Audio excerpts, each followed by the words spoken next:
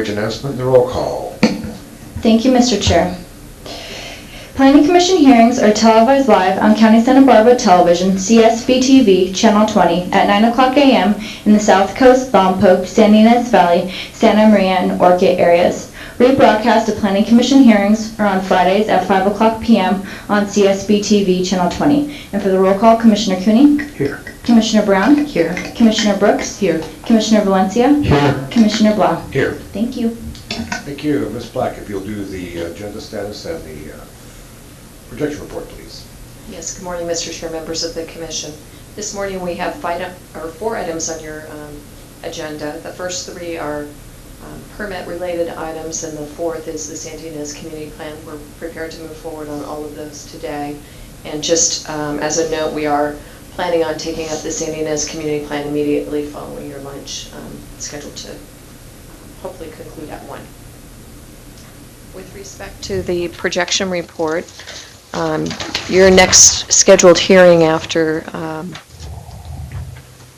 today will be on August 5th, I think. Yeah, that's correct. July 29th is a 5th Wednesday, so we won't be meeting that day. August 5th, we will be taking up the Botanic Garden item, and we expect that to last the entire day. August 12th, we have a number of items scheduled for your hearing up in Santa Maria. August 19th, at the moment, we have nothing scheduled for, nor do we have anything scheduled for September 2nd. My recommendation is that we leave those meetings open at this point in time because we may need a continuance date for the Botanic Garden, but it's quite likely we will cancel one of those hearings. So I just wanted to let the Commission know. September 9th, we have one item on the projection report for our Santa Maria item hearing, and I do expect other items to come on that day. September 16th, we have one very small item in Santa Barbara, so I'll be monitoring that agenda as well. And then we've got a 5th Wednesday scheduled for September 30th. We don't have anything scheduled for October 7th, and I know that there's some interest on the Commission to cancel that meeting, and so I will indicate that that's at least potentially canceled for now so that staff can plan around that hearing date. So that's as far as I intended to go at this point in time in the projection report. All right, thank you. And this is the time of the meeting where we allow for public comment for items that are not on today's agenda. I have no speaker slips, and I see no one rising from the audience, so I'll assume there isn't any. So with that being said, we'll go to the Planning Commission information reports. Do we have any of those? I see no lights, so we'll go to divisional briefings. Mr. Chair, there's no divisional briefings this morning. Great. In that case, the next thing we'll take care of is the minutes of June 29th. Move for approval, Mr. Chair. I'll second. We have a motion and a second. Is there any discussion? Not hearing any. Ms. Oppmann, we'll do the roll call. Commissioner Cooney? Aye. Commissioner Brown? Aye. Commissioner Brooks? Aye. Commissioner Valencia? Aye. Commissioner Blau? Aye. Vote carries 5-0.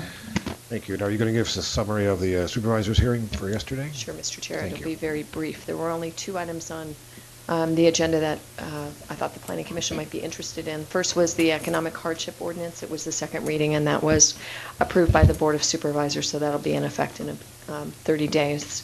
The second item was the High Meadow appeal, which your commission heard quite some time ago, and that was not heard yesterday. It will be heard at the board's hearing on August 25th. And the board is going to be taking a 4-week break. This was their last meeting for 4 weeks, so they won't be meeting again until August 18th. Okay. That's it. Thank you. All right, Ms. Oppmann, if you'll read the first item into the record, please. Thank you, Mr. Chair. The following is the hearing on the request of Juan Beltranena, agent for the owner, County of Santa Barbara, to consider the following. A08 DVP20, application filed on June 3rd, 2008.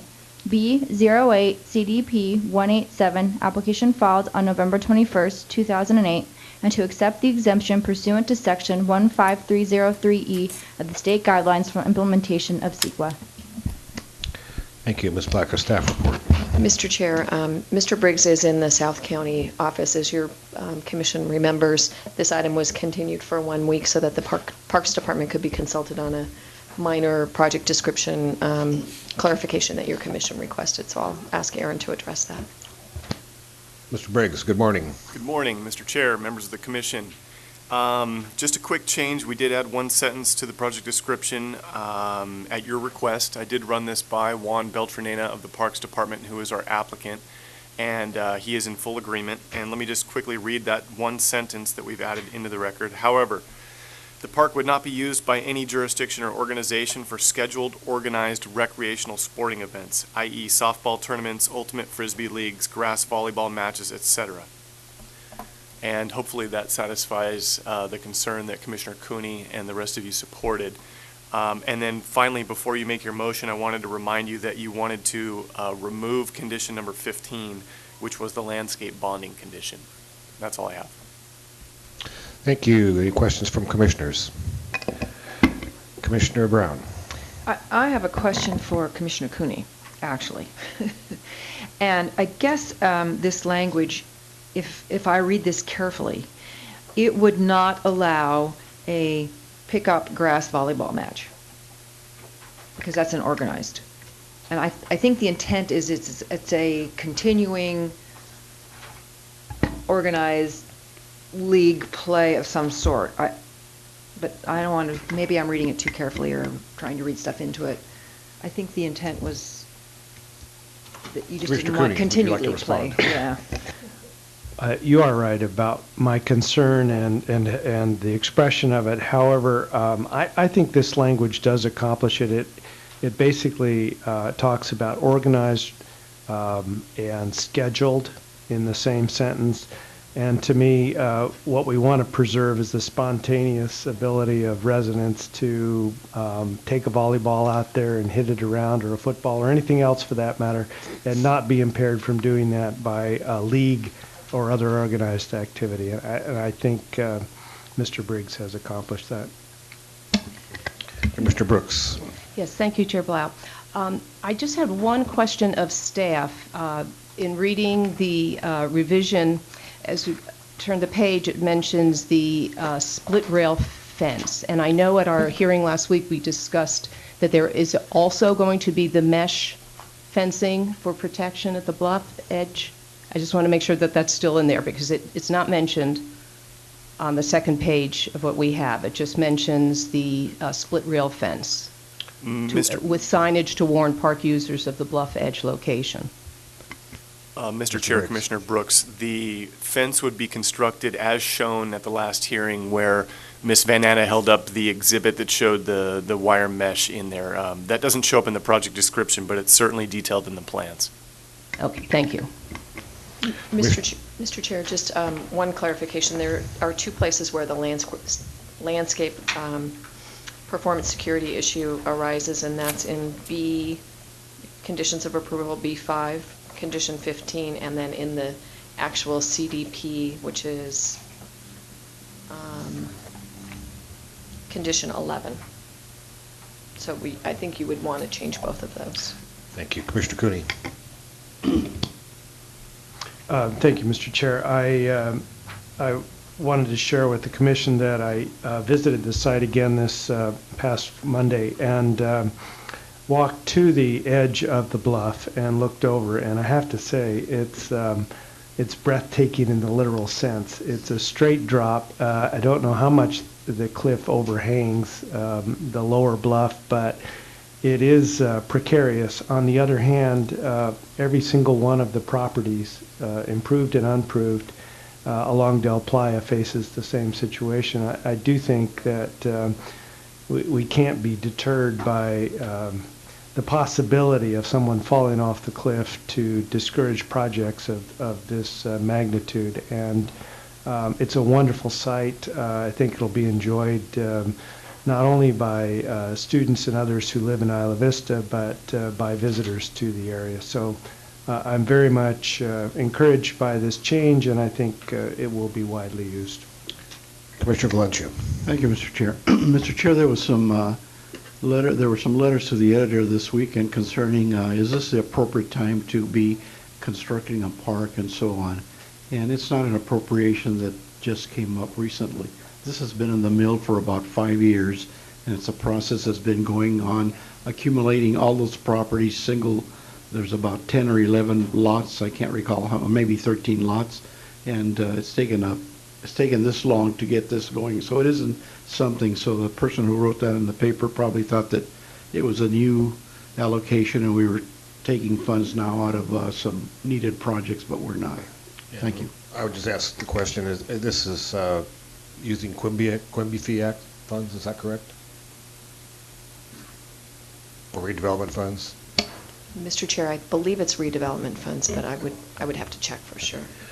So just so people understand, once those funds are collected, their use is restricted. It's not like we could use the money to solve other county financial problems. It's not allowed by law. So, that being said, this is a third district item. Commissioner Thank Brooks. you, Chair.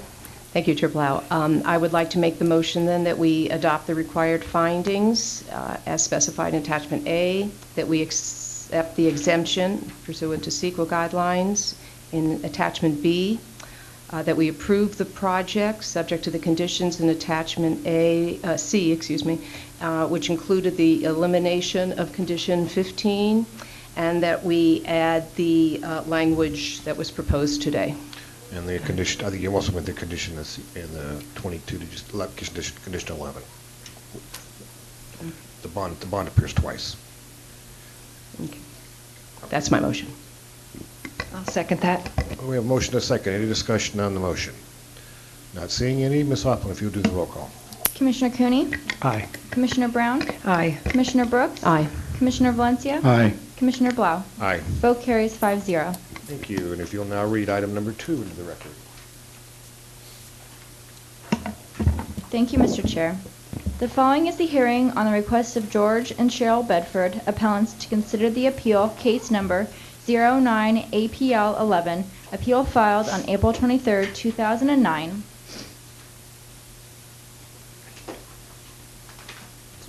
And to accept the addendum to Environmental Impact Report 06 EIR 4 pursuant to the state guidelines for implementation of CEQA. Thank you. And we have a staff report.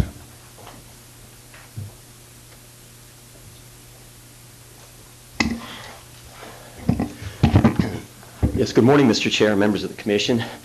My name is Kevin Drude. I'm an energy specialist with the Santa Barbara County Planning and Development Department Energy Division. I'm going to be doing the introduction today. The bulk of the presentation will be handled by John Day, the project planner. Also assisting us today are Bill Dillon, County Counsel, and in the audience we have a representative from the applicant, Acciona, Harley McDonald. We also are expecting the Bedfords, the appellants, to be here today. I don't see them in the audience as of yet. Perhaps they have an agent representing them. So when John completes his staff presentation, we will then look to the appellants, the Bedfords, George and Cheryl Bedford, to make their appeal presentation. That would be followed by the applicant's presentation by Harley McDonald. She has indicated to us that she has a very short presentation this morning. Recommend then we go to a public comment period. Then there would be a chance for both the Bedfords and the applicant to present their rebuttals. At that point, staff would try to address any comments that your commission may have, and then we would look to your commission for your deliberations and actions. So with that, I'll turn the presentation over to Dr. John Day.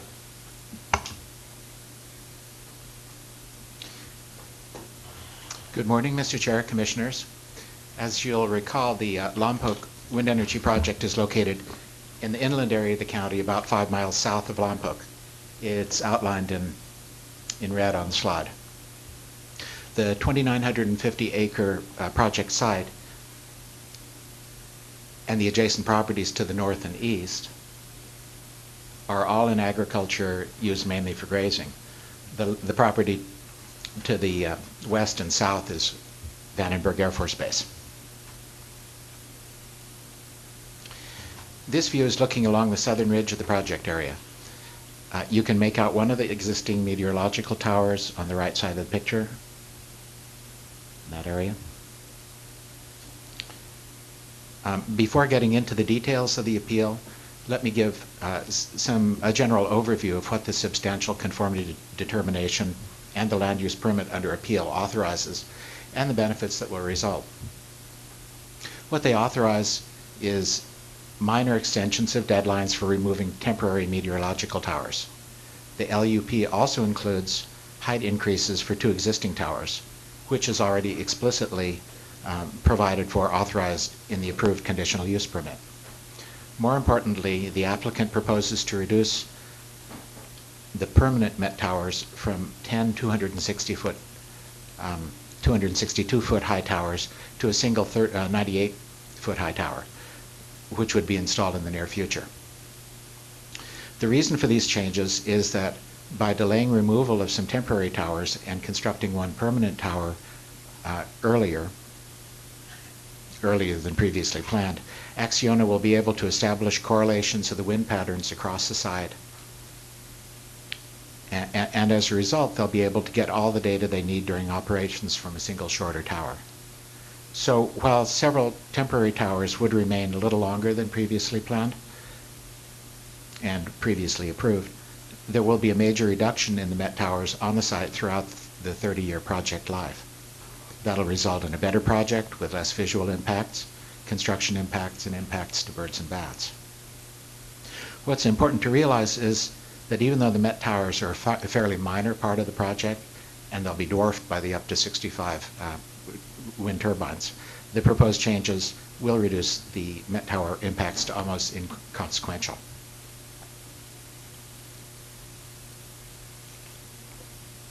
So, now let me discuss the LUP and the appeal, starting out with a little background. The staff report goes into a lot more detail. Your commission certified the EIR for this project and approved the conditional use permit last September 30th. The project was appealed to the Board of Supervisors by George and Cheryl Bedford, who own and reside on property adjacent to the project site. The board denied the appeal, certified the EIR, and approved the conditional use permit on February 10th. In addition to this appeal, the Bedfords are challenging the project approval in Superior Court with a CEQA lawsuit. A hearing is scheduled for December.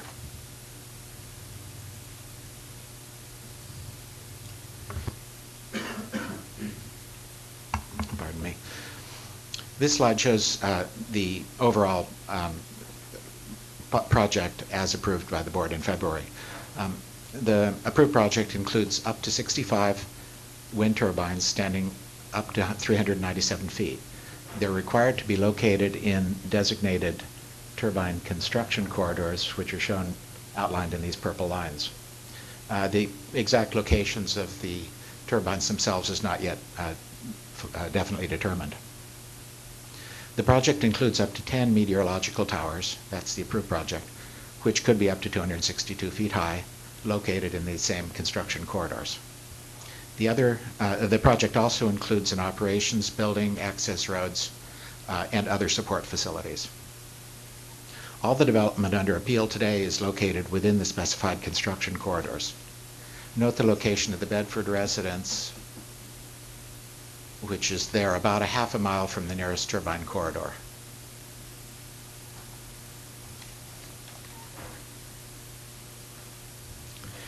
Acciona submitted an application on March 3rd for a substantial conformity determination and follow-on land use permit to allow work on the meteorological towers. The work involves some minor deviations from the approved project description. The application was found complete on March 30th. Substantial conformity determinations, or SCDs, are intended to allow the P&D director to authorize minor project changes that do not involve any new environmental impacts or permit conditions. The Land Use and Development Code requires approval of a land use permit following approval of an SCD, and the land use permit is appealable.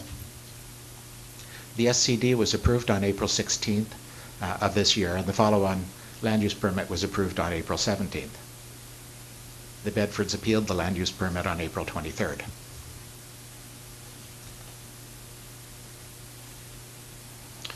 Here's the gist of the LUP approved on April 17th.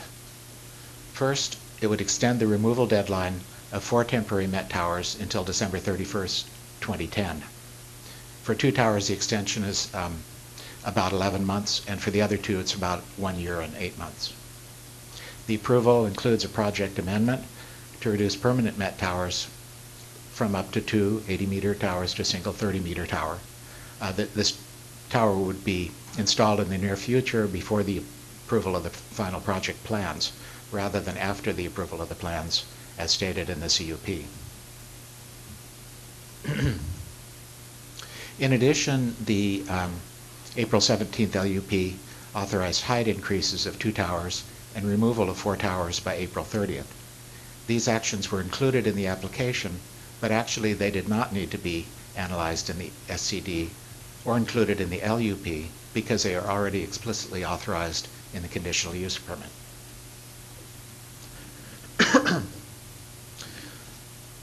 The appeal states that the work authorized by the LUP is a significant alteration to the approved EIR, not minor alterations, requires further CEQA analysis, and this is not what was approved. No other details or arguments were provided in the appeal.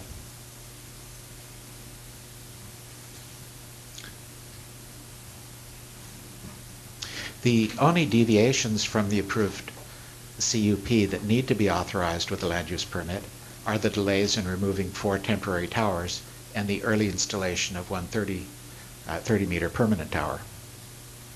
As discussed in the staff report and supported by the SCD analysis, these are minor changes that do not require additional environmental analysis or new permit conditions. Thus, it is appropriate to approve the changes through an SCD and an LUP. On the other hand, as I emphasized at the start, the reduction from 10 80-meter towers to a single 30-meter tower will result in a better project with reduced long-term impacts. Fewer birds and bats colliding with the towers, less ground disturbance. And although the Met towers are a minor visual impact compared to the wind turbines, the reduction from 10 80-meter towers to one 30-meter tower will clearly reduce visual impacts. Here's one of the existing 60-meter temporary towers. This is one of the 2 that will be allowed to remain 1 year and 8 months longer than originally approved. It's difficult to get good pictures of these towers because if you get far enough away to show the whole tower in normal perspective, the towers disappear into the sky, especially if there's any haze. This is an 80-meter tower similar to the 2 project towers that will be extended to 80 meters. 2 towers like this one will be left up for 11 months longer than originally approved. To put the whole thing in purely visual terms, here's a simulated view of the project. This is a figure out of the EIR. One of the existing 60-meter towers is barely visible over here on the left side.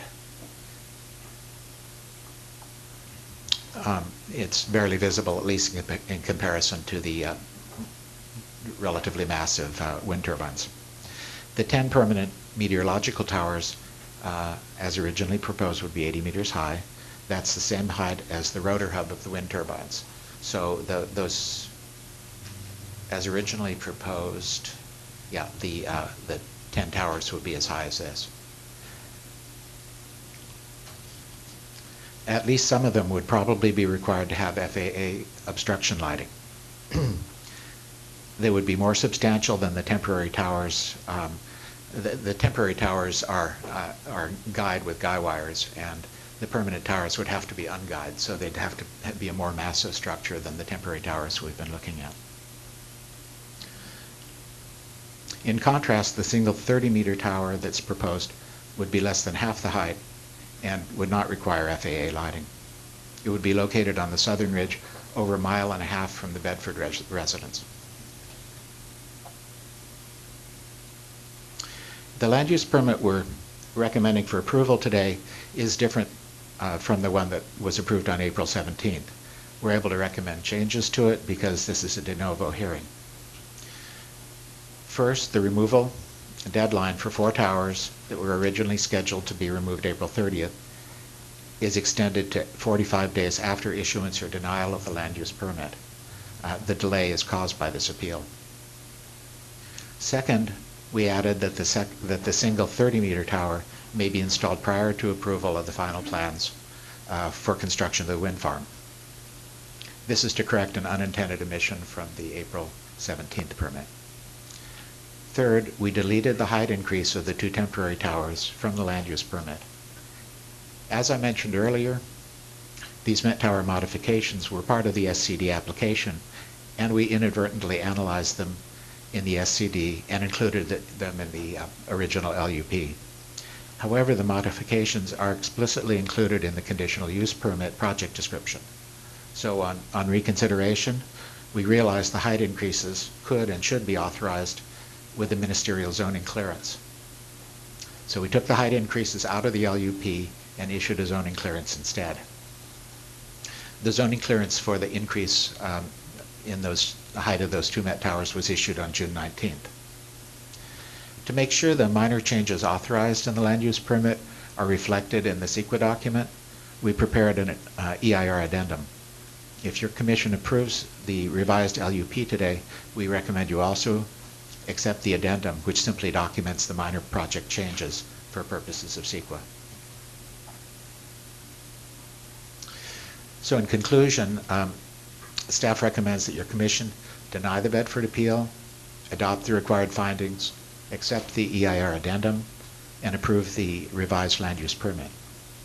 Thank you for your attention. And Mr. Chair, that's the end of my presentation. I do have an extra slide showing the locations, the exact locations of the Met Towers. If you want to go into that kind of detail, I can put that slide up at some point. Mr. Chair, I'd also like to note that the Bedfords have joined us in the audience. I see them. Thank you. Okay, questions from the commission of staff? Not seeing any. Mr. Bedford, it's your turn to address the commission as the appellant.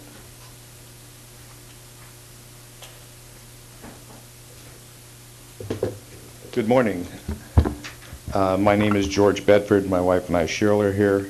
Our concerns with the land use permit were the raising of height of the towers, the added guy wires, and now the addition of lighting. I don't think we've looked fully at the impact that's going to have on the species that live and survive up in that canyon. I think we've understudied their concerns as species up there, the birds, the owls, the bats.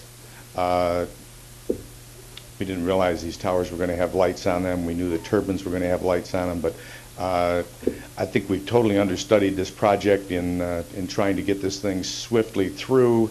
And our major concern is later on, Lompok's going to be held up as what we did wrong when the next project comes up. And 5 years from now, I don't want to be sitting in Lompoc having Lompoc being held up as a poster child of what we did wrong when we allowed these turbines to come into the county.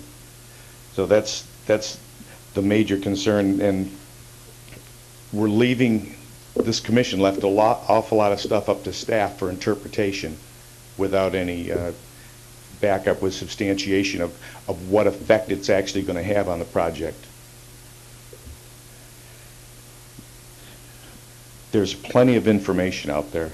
In fact, I'm gonna just read one. It's from the Department of U.S. Fish and Wildlife, and it talks about the Fish and Wildlife Service Branch of Conservation Planning Assistance working in collaboration with the divisions of migratory bird management, law enforcement, and other service personnel to develop a set of voluntary guidelines for the siting, construction, operation, decommissioning of communication towers. The guidelines were developed for research conducted in several eastern, midwestern, southern states and were refined through regional review. The voluntary guidelines are designed to assist tower companies in developing their communication systems in a way that minimizes the risk to migratory birds, threatened and endangered species. The tower site evaluation form was also developed to assist in the collection of proper information, be included in requests for consultation to streamline the review process.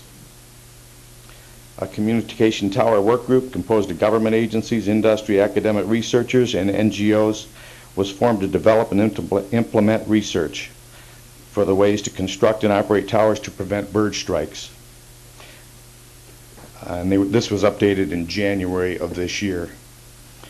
Tower facts. Construction of communication towers, including radio, television, cellular, to microwave, in the United States has been increasing at an estimated 6 to 8% annually since development of the cellular phone, and construction continues at the rate of approximately 1,000 towers per month. The Federal Communication Commission currently estimates the total number of towers at approximately 120,000. Loss of migratory birds at communication towers is estimated at 4 to 5 million annually. Potential impact resources include 90 bird species that are threatened or endangered and 124 non-game species of management concern. Lighted guy-wired towers taller than 199 feet above ground level are particularly hazardous to migratory birds, especially night migratory songbird, while lighting for towers taller than 199 feet AGL is required by the Federal Aviation Administration to avoid aircraft accidents. Certain types of lighting may attract birds to the towers. Lighted towers are particularly hazardous during periods of poor visibility caused by low cloud ceiling, which we have up there, rain, snow, or fog. Fortunately, we don't have a lot of snow, maybe every 6 or 7 years. Documented cumulative losses of birds since 1955 at over 1 million, just because of towers. And obviously back in 55, there weren't a lot of towers around. Now we're putting them up in a very remote area and allowing a project to move forward. This project has been on a fast track since it started. I think we need to just slow it down a little bit and look at the impacts we're putting on all those species up there. So I'll cut my time short, and I've got this handout if anybody's interested in it. But these projects have been going on for a few years. They're starting to get some data out there that all of us need to be aware of. So thank you very much for your time. Thank you. And now we'll hear from the applicant.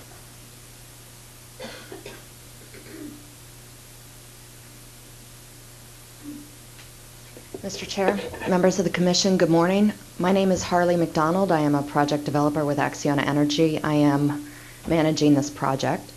First of all, I would like to thank the staff for their report.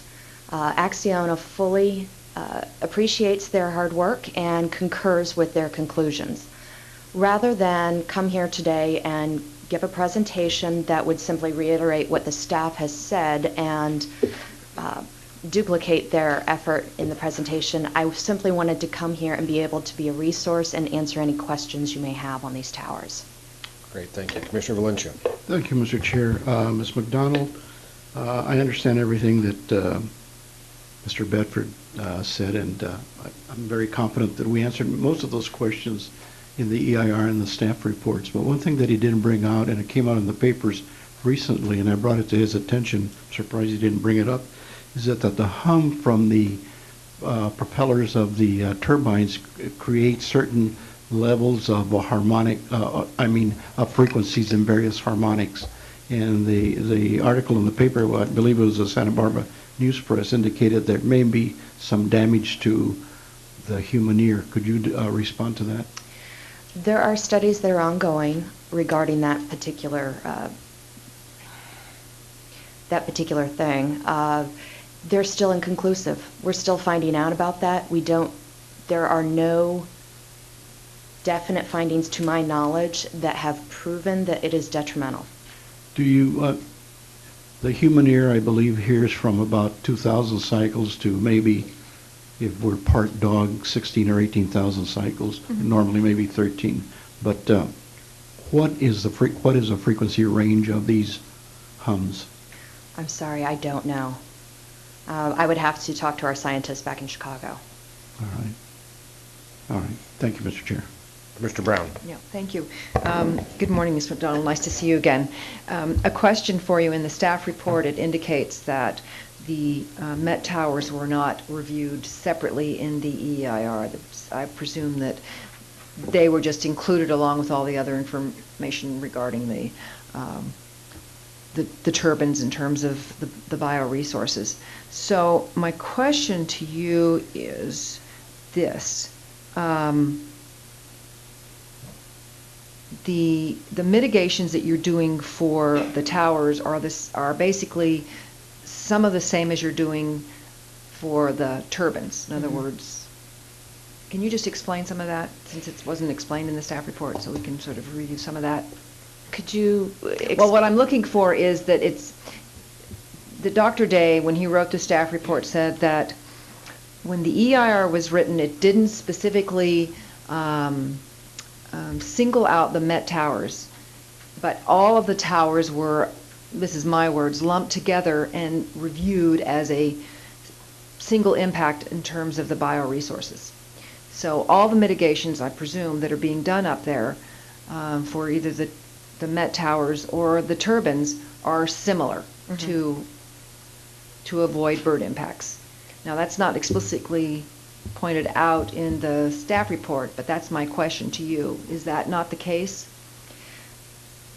That is the case. The Met towers are going to have a much less impact on birds and bats than the turbines are. Right. And also the guy wires that we are required to use will have bird flight diverters. Right. And those have been proven. We haven't really had much discussion about bird flight diverters, but you use those on other projects? We do, and with success. Okay, and there's scientific evidence to point out that they work, that there's less bird strikes with them than without them? Yes. I mean, wind farms are still relatively new in the United States, but they are not so in Europe. And my company, being a Spanish company, has had much experience with this overseas. And this is what they found? They use the bird diverters on the guy wires? Yes. Okay, thank you.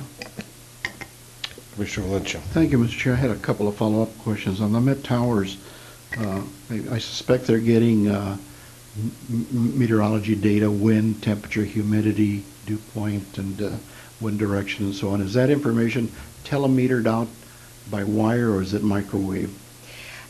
It is, there's a computer box at the base of the tower, and once a month we go out and change out the computer chips, and then they're sent to our meteorologist in Chicago, where it's downloaded into a...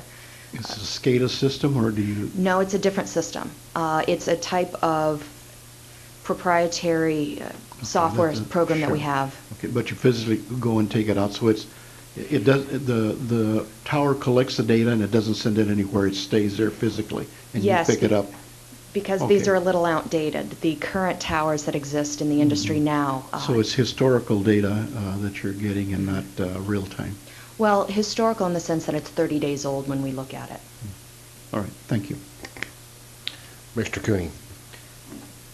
Thank you, Mr. Chair. Hi, Ms. McDonald. Welcome back.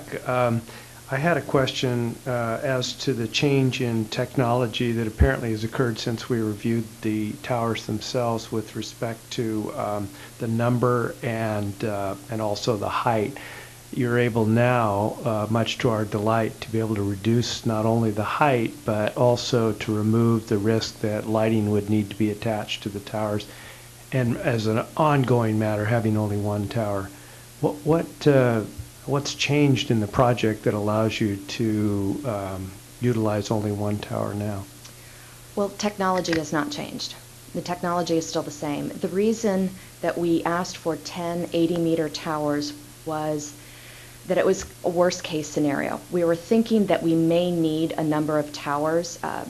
On some of our other wind farms in the U.S., because the terrain is flat, say in Oklahoma, in North Dakota, one tower may be sufficient to characterize the wind at that site. Lompoc is an incredibly complex terrain, and we thought that we would need a number of towers in order to adequately characterize what was going on. Our meteorologists have since decided that, based on the information we've received over the past 5 years, that they could reduce that number to 2 towers, 2 80-meter towers. The reason we need 80 meters is we have to find out what's going on at hub height. It's also very important for financing. No one's going to finance a project if you don't know what the wind is doing at the height that your turbines are. And then by using the Met towers that are already in existence now and keeping them up a little bit later, we can overlap that data with the 80-meter towers so we get a correlation to see what's going on. Finally, what our meteorologists have decided is that rather than having one 80-meter tower or 10 80-meter towers permanently after the project is built, there's simply not enough room. The turbines are going to be spaced in such a way that any 80-meter tower that you have out there is likely going to be influenced by the rotating blades of the turbines. And there's not enough space to place an 80-meter tower. So rather, they wanted to shorten the tower to get the wind below the rotor-swept area and place it in a position that would be as far away from the turbines as possible, yet not off the edge of the ridgeline. And it's nice that it does reduce the impacts as well. The reason then for the change and the recommendation to us today is to really refine the data gathering process. And you've got one situation before the towers are installed in terms of the need to determine exactly where to put the towers, but a second issue as an ongoing matter. Is that essentially it? Correct. Thank you. Thank you very much. Thank you. I have one speaker slip on this, Mr. Scolari.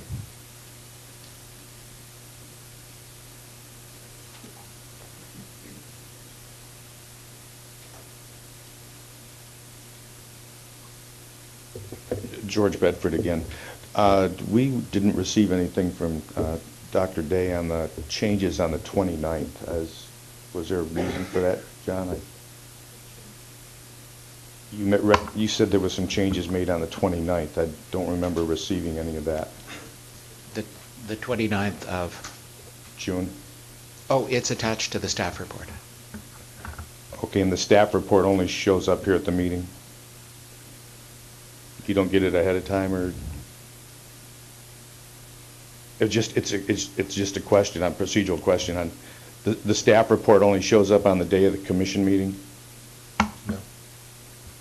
We get it a week ahead. Mr. Chair, typically our staff reports are available online at least a week in advance of the meeting, and I don't know if the staff report was provided to the Bedfords or not.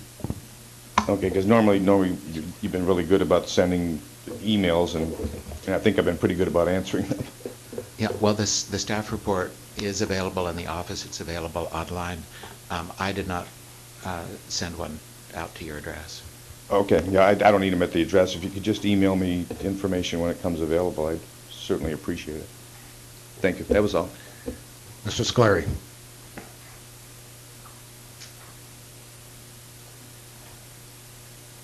Good morning. I'm Leroy Scolari. I'm one of the landowners.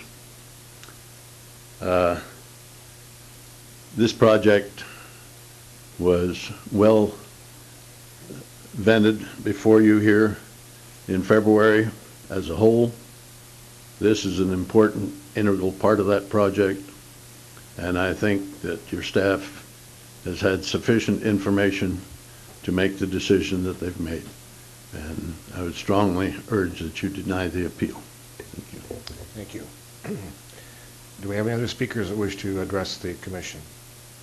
Seeing none, I'll go back to the appellant. You have an opportunity to rebut if you so choose.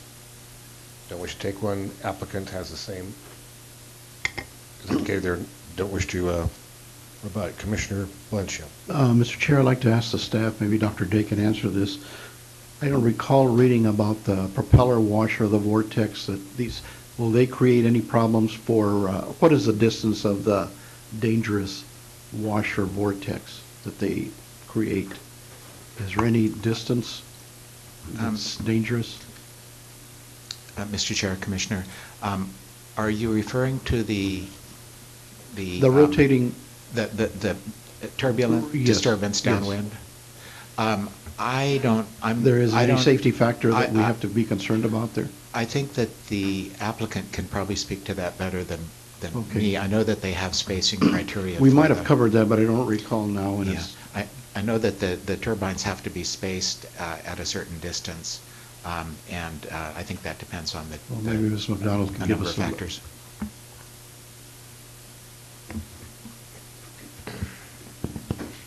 The turbines, when they when they are turning, do create turbulence in the air, but that doesn't extend much beyond the tips of the blades. So certainly there's no safety factor to anyone on the ground or anyone, a couple stories up. To the actual distance from the edge of the blade out, I can't answer that. I know it's not that far. If somebody's 20 feet away from them when they're rotating, there wouldn't be a problem or something like that? No, in fact, there are, I think you can even go online and see videos of it. There are people that will stand, technicians that are doing maintenance on the turbines, they will stand on top of the nacelle. They're harnessed in and the blades will move. And you can see that it's windy, but it's not a safety issue. Thank you. Thank you. Any other questions of commissioners?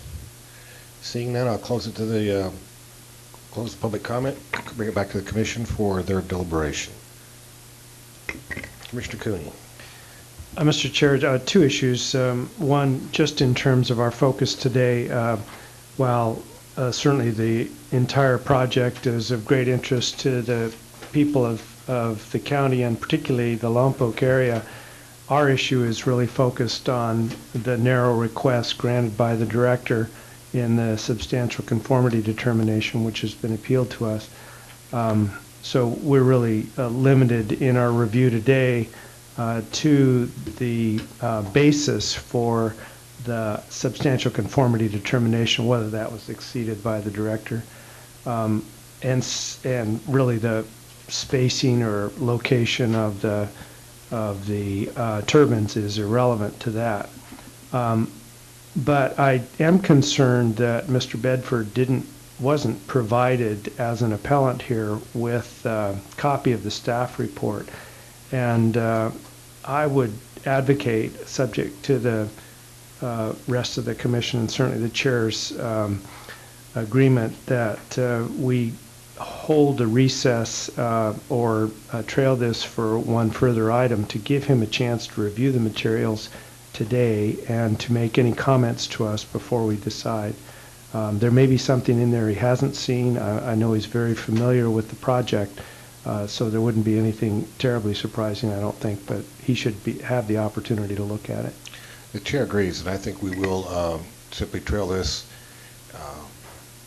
and do it after item number 3 it is now, I believe. Okay, so that being said, we're going to go ahead and read item number 3 in the record. When it's concluded, we'll come back to this item, and I'll give Mr. Bedford a chance to read the staff report and the letters that he was concerned with. Pardon?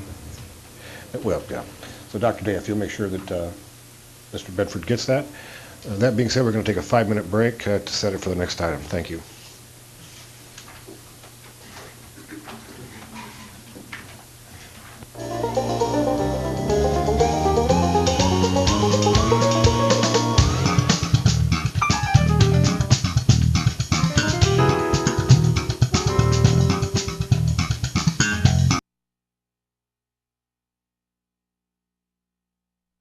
For initiation of a general planned amendment, case number 09GPA4, application filed April 15, 2009, to change the comprehensive land use designation from residential 8.0 units per acre to residential 20.0 units per acre. Thank you. Mr. Zorovich, are you going to, excuse me, before I do that, I'll ask my fellow commissioners for ex parte and site visits. Commissioner Brooks. Yes, thank you, Chair Palau. I did make a site visit on Monday. Thank you. Commissioner And Brooks. I visited the site also, Mr. Chair. Thank you. Commissioner Cooney. Mr. Chair, I saw the site when we first considered this matter back in February. I did not revisit it. All right. Commissioner Brown. And I have been by the site in my previous tours of the Orchid area. And for myself, yes, and I did have a long lunch with the applicant several months ago, but it was after the last hearing, I believe. So that being said, Mr. Zorovich, if you'll give us the staff report. Good morning, Mr. Chair, members of the Commission. Today is a request of Carol Florence, representing the Orchid School District, a request to initiate a general plan amendment for Keysite, a portion of Keysite 17. I prepared a staff report with today's date on it. That's the information from staff. I think some other comment letters have also come in from the members of the public. Just to get into the presentation, the site, I know I've discussed this a little before, but I'll just go over it quickly, is a portion of Key Site 17. In general, it's located south of Clark Avenue, south of Old Town Orchid area, the commercial area, just north and west of Highway 135, the Orchid Expressway, and just north of Rice Ranch Road. Here's a little closer view of what the site looks like.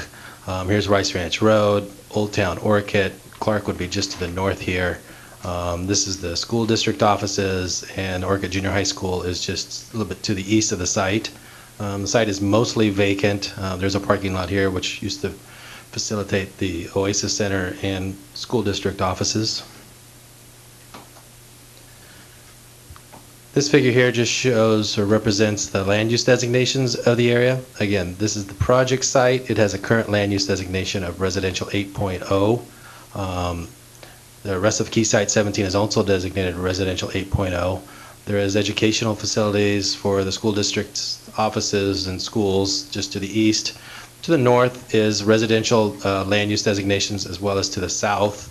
Up a little bit further to the north is general commercial for the Old Town Orchid area. Quick look just at the zoning map, just to give you an idea. Again, this is the site. This would be the parcels. They're zoned SLP, small lot planned, with some residential immediately to the north and south, professional institutional to the east for the schools, and then some general commercial allowances for the Old Town Orchid area. Proposed project before you today is a request to change the land use designation from residential 8.0, its current land use designation, to residential 20. Also, the applicant has submitted a request for proposed text amendments to Key Site 17 policy and the development standards. Staff felt at this time it's not appropriate to go into detailed analysis of those. However, if your commission decides to move forward and initiate the general plan amendment, we'd certainly give you a more thorough evaluation when we come back through the amendment process. Just a little bit of project background. Your commission conceptually reviewed a project, 08 PRE3, earlier this year. At that time, the school district had given it several conceptual plans, site layouts basically, a couple ideas of what the architecture may look like, which was for a senior housing project, 100% senior housing project on 13 acres. So it comprised a couple other parcels of the Key Site 17. Now they've only focused more on the interior parcels, the 9.5 acres. Ultimately, it could provide 262 residential units. However, because it was a 100% senior housing project, it would be eligible up to 35% density bonus. So there was possibility, the concept of developing up to 354 units on that site. Your commission reviewed it, and again, as part of the conceptual review, individually gave comments and favored the project. If you also recall, there was pretty much overwhelming support for the project. I think 20 people spoke, 18 of them were in favor of it. And so with that, there was an encouragement for the developer to come back, and that's what's before you today. I have a question, probably for Ms. Van Mullen, but did I misunderstand the change in the law? I think it was a year ago, January, where you're not allowed to designate zoning for seniors. In other words, if I don't think you could do a 20-unit per acre project and make it a senior project. Am I correct? And if you need to research that, get back to me. That's fine as well. Mr. Chair, let me take a look at that, and I'll get back to you. Yeah, because I know for example, in the city, they had senior overlays on certain projects, and that was later determined to be invalid by a law that occurred January 1st a year ago, I believe. I'd understand that you could do the 35% density bonus if you restricted it to seniors, but that's approving the project, not the particular zoning itself.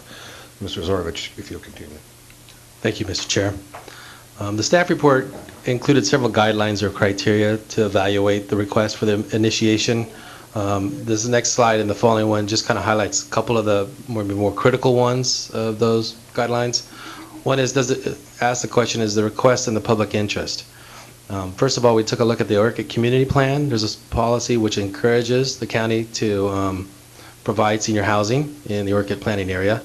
And then more specifically, there's a specific action for Keysite 17, which if an application is submitted for a 100% senior housing project, the county should consider redesignating the parcels to residential 20. So in the initial request for that first kind of criteria, the request would be, staff feels consistent with that public interest. Another one was, would the request set a negative precedent? Well, first of all, the project is consistent with what we could find mostly with the OCP goals and policies. The project could also provide what we feel is a basic need and address a shortage of senior housing. If you recall, in the hearing in January, there were quite a few people spoke and said there was a shortage of housing for their family members, aging family members, and that they were looking and welcoming an area in Orchid where they could house them. And then also for a negative precedent, obviously, as I showed in the previous slides, the residential 20, it is a higher density than the surrounding area, but it is in an area which does have housing. It is in an area which has close to the Old Town Orchid commercial area and restaurants. So for that, with all those combined, staff feels that it would not set a negative precedent. Mr. Brown. I'm sorry, Mr. Zorb, I just was hoping to ask a question when you finished your presentation. But Okay. Continue, I'm sorry.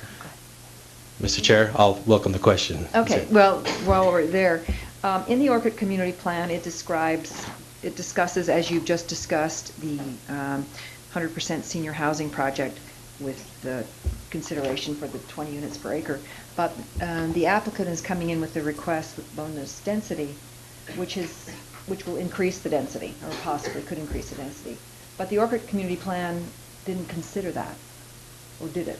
Or I guess what I'm looking at is the Orchid Community Plan was written with one thing in mind, yet, and I'm not sure under the rules at that time whether or not they could have come in with a bonus density, which would have really meant an increased density. But now the rules allow them to do that.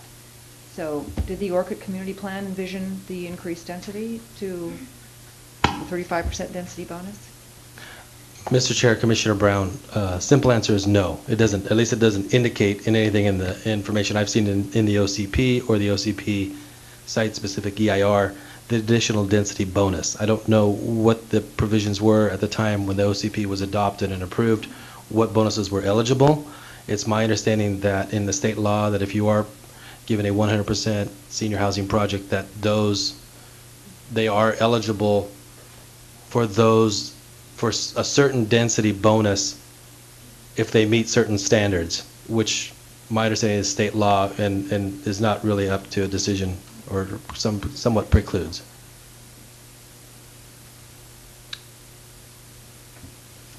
Mr. Chair, I'll continue. Thank you. Lastly, the other guideline I just want to touch upon is the request inconsistent with recent board actions.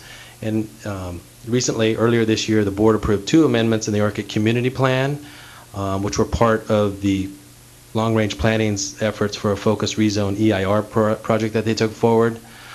In both instances, they allowed or approved an adoption of an amendment to put 20 units per acre. Those would have been on Keysites 3, which, just for your brief, is located here in kind of the southeast Orchid off 101, and then Keysite 30 was an area where they approved 20 units per acre. On this site, it was roughly 8 acres, and on this site, approximately 10 acres. So as far as would it be something that, if you were to decide to go forward, would it be inconsistent with the board? Staff believes that it would not be inconsistent, that it would be something that would follow what the board has done earlier this year. To conclude my presentation, staff feels that the request is to initiate a general plan amendment is consistent with some of the recent actions that the board has done and makes sense. And so therefore, staff has recommended that the Planning Commission approve the request to initiate the general plan amendment due to the consistencies with the broader goals and purposes of the county's Orchid Plan. This concludes my presentation. Thank you. Questions of staff by the commission. Commissioner Brown. Thank you. Mr. Zorovich, you've just indicated what the board did in approving the change of densities to those other projects. Now, in those other projects, the density is probably not going to be more than 20 units per acre. Is that correct? Will it be? Mr. Chair, the proposal, we have development proposals right now actually for both those key sites. It was kind of an interesting process, and both of those are staying relatively close to the 20 units per acre. However, the area that was rezoned on Key Site 30 is contemplating a senior housing project in that area. So I would think that they could, if they wanted to, ask for an additional density bonus if they wanted to, similar as to what the school has looked at. But it's not for the whole site, it would be for a smaller portion of the site, of the Key Site 30. Mr. Chair, Commissioner Brown, that's correct. It's only, and on that site, it's only 10 acres of a 78-acre site. Mr. Brooks. Thank you, Chair Blau. That leads to my question. One of the letters that we received mentioned that a possibility of another senior housing complex, within the plan area. What is it, the stage and the status of that particular project? Because then we might have 2 senior housing projects within the plan. I don't know if that was information that the community had at the beginning. Mr. Chair, Commissioner Brooks, the proposal on Key Site 30 is that, as the board adopted it, and maybe you're familiar with it because it did go through the Planning Commission first, was, and I think there was some concerns, is that is a development through the specific zone district, the MRO zone district, which allows it to go by right. So essentially, that project could come forward if the developer were to submit an application to the county counter office, and if it was found consistent with all the requirements, the design requirements, that could go forward. They're not doing that right now. It's been bifurcated in an odd way, that we're still processing the rest of the development on the project site.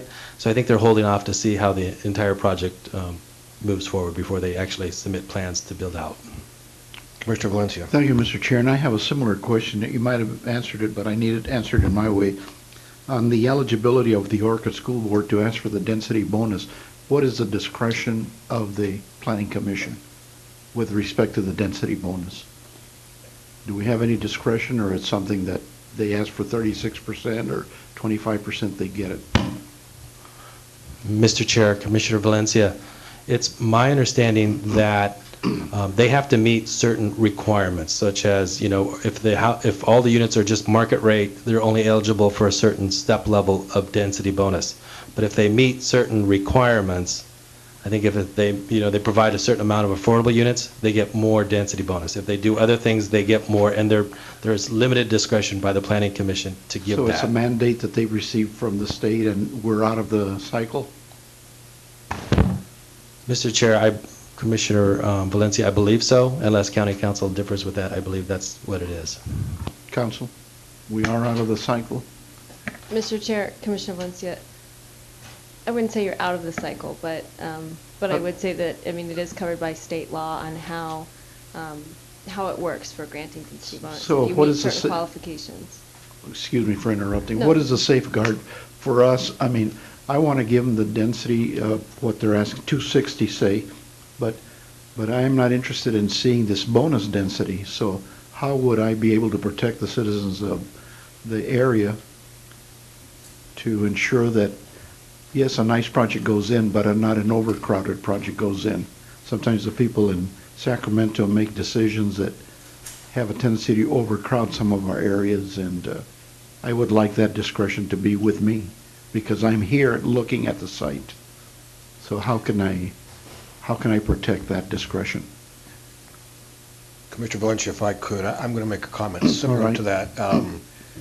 I think I have somewhat the same concern. I think when they did the Orcutt Community Plan, what was contemplated was if this were a senior project that would have a maximum of 20 units to the acre. I think there's 2 ways to get there. One is if we take the 20 units and divide it by 0.65, I believe it'll be something like 14 units to the acre, and if they get the bonus density, it'll get up to 20. So I'm not sure that we have to actually go to 20. We could go to something less than that, I think. But having said that, I'll tell you there's one of the little problems that I could foresee.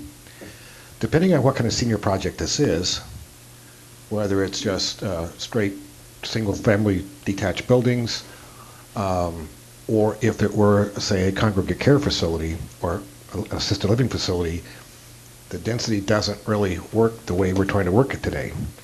You know, for example, I can take the Merrill Gardens project. When the city took a look at that, we did it based on bedroom count, because you've got 73 bedrooms in one building, but only one kitchen, only one dining room, only one library, that sort of thing. So you could end up with literally 300 bedrooms or 400 bedrooms in this, and it would have no more footprint than 20 units per acre. So I'm just concerned that, you know, we create ourselves a difficulty in here if we don't give ourselves some flexibility in how the project is built. So, and I'm not sure how you change that or what you do today. I will say that this is an initiation process for everybody. Right. This is only the applicant coming forward and getting permission from this commission to process this project for the next several months, or more likely several years. So we're not going to make any decision today, I don't think, as to what the unit count is, or whether it could be used for the botanical gardens or anything like that. All we're doing today is giving staff permission to collect fees from people to start this very lengthy process. There will be many more public hearings that's going to occur here, lots of decisions to be made, but we're not going to make any decision today except to give staff permission to collect fees, start collecting documents and processing it. So I just want to make that clear to everybody that we're, you know, it's like, I know I have a lot of speakers here today, and I see the petitions for the botanical gardens, and that's great, but I got to warn you, today is the wrong day to do that.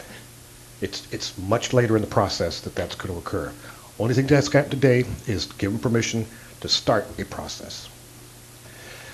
So that being said, Ms. Van Mullen, do you care to respond to my comments and Commissioner Valencia's? Mr. Chair, Commissioner Valencia, we do have limited discretion when it comes to density bonus. And you're correct that here today what we're doing is initiating the general plan amendment, and we're not approving the project. That will come back to your commission to decide on the number of units and so forth. And when you come back. Or even the use. It could very well be that when the EIR is complete, they're going to look at no project, they're going to look at this project, maybe they'll look at the botanical gardens. All that will be analyzed over a period of time. That's correct. So even though we initiate today, we're not saying that the initiation is just for this particular zone change. I mean, this commission could make a determination later on that the zoning is not appropriate, we do something different to it. So am I correct there? That's correct. Thank you. Mr. Brown. A question for Mr. Zorovich on some of the text amendments that the applicant is requesting as well. Is it the case that those amendments would just be swept up into analysis as if the initiation were approved? How does that work, the text amendments? Mr. Chair, Commissioner Brown, staff did not go into, like I said, a thorough evaluation of the text amendments just because we didn't know if you were supportive of the amendments or of the request. So if your staff, if your commission decides to go forward with it, we would, as part of the amendment process, look into also those that are proposed for changes that the applicants proposed, and we could provide recommendations for supporting or not support of those. We could give you alternatives to those. Obviously, they're for Quayside 17, so they apply through the site as a whole. And this might give the staff and certainly your commission an opportunity to kind of relook at Quayside 17 once again, because the amendments are for the entire site, most of them. But the amendments would be analyzed in the EIR as well, because there's the thing about parking changes and some of the other things which would affect certainly. Mr. Chair, Commissioner Brown, yes, they would be looked at through the environmental document. But let me ask you, what other sort of unintended consequences are there in terms of these text amendments, looking at them at this stage? See, I guess my concern is, and I guess I need to lay that out to you here, is that the applicant presents this to us and it would not give the Planning Commission flexibility to make changes at a later date, or to say, no, we don't think it's appropriate, parking standards, there should be other parking standards for a senior housing project, you need to add number of employees or whatever. So how it just seems like there's one course here rather than allowing other courses that need to be analyzed, because this is all the applicant is presenting. Mr. Chair, Commissioner Brown, certainly that is what the applicant is proposing right now. If you look at many of the other development standards in the Orchid Community Plan, it doesn't break down into the specifics of how much the parking should be and all that. It leaves it really some of the details of how a project will be built out to the overlying ordinance. And staff has had discussions with the applicant about considering whether they wanted to give that much detail to the development standards or allow the ordinance to prevail. And that'll certainly be up to the Commission's consideration when they look at the text amendments. So then why would the applicant propose it at this time then? It just seems to me that it's a very forward, and maybe if that's their intent, it seems like it's very forward, and it should just be up to the EIR to make the analysis or the ordinances to set the standards. Sorry. Commissioner Blau, or Chairman Blau, Commissioner Brown. That's a good question, and maybe that's one best left to the applicant about why they propose now. Okay. I think in my discussions, they wanted something a little bit more than just a request to change the zoning, but I believe, again, they may want to verify this, that they were also looking to see, based on what they kind of have conceptually as a senior housing project, what would help them get to what they need to do as far as, maybe height and parking. And I think they decided now they wanted to offer those up instead of wait. Okay. Then, Mr. Chair, I would like to ask that question of the applicant when it's appropriate. Great. Other questions of staff from the commission? Okay, not hearing any, we will now hear from the applicant.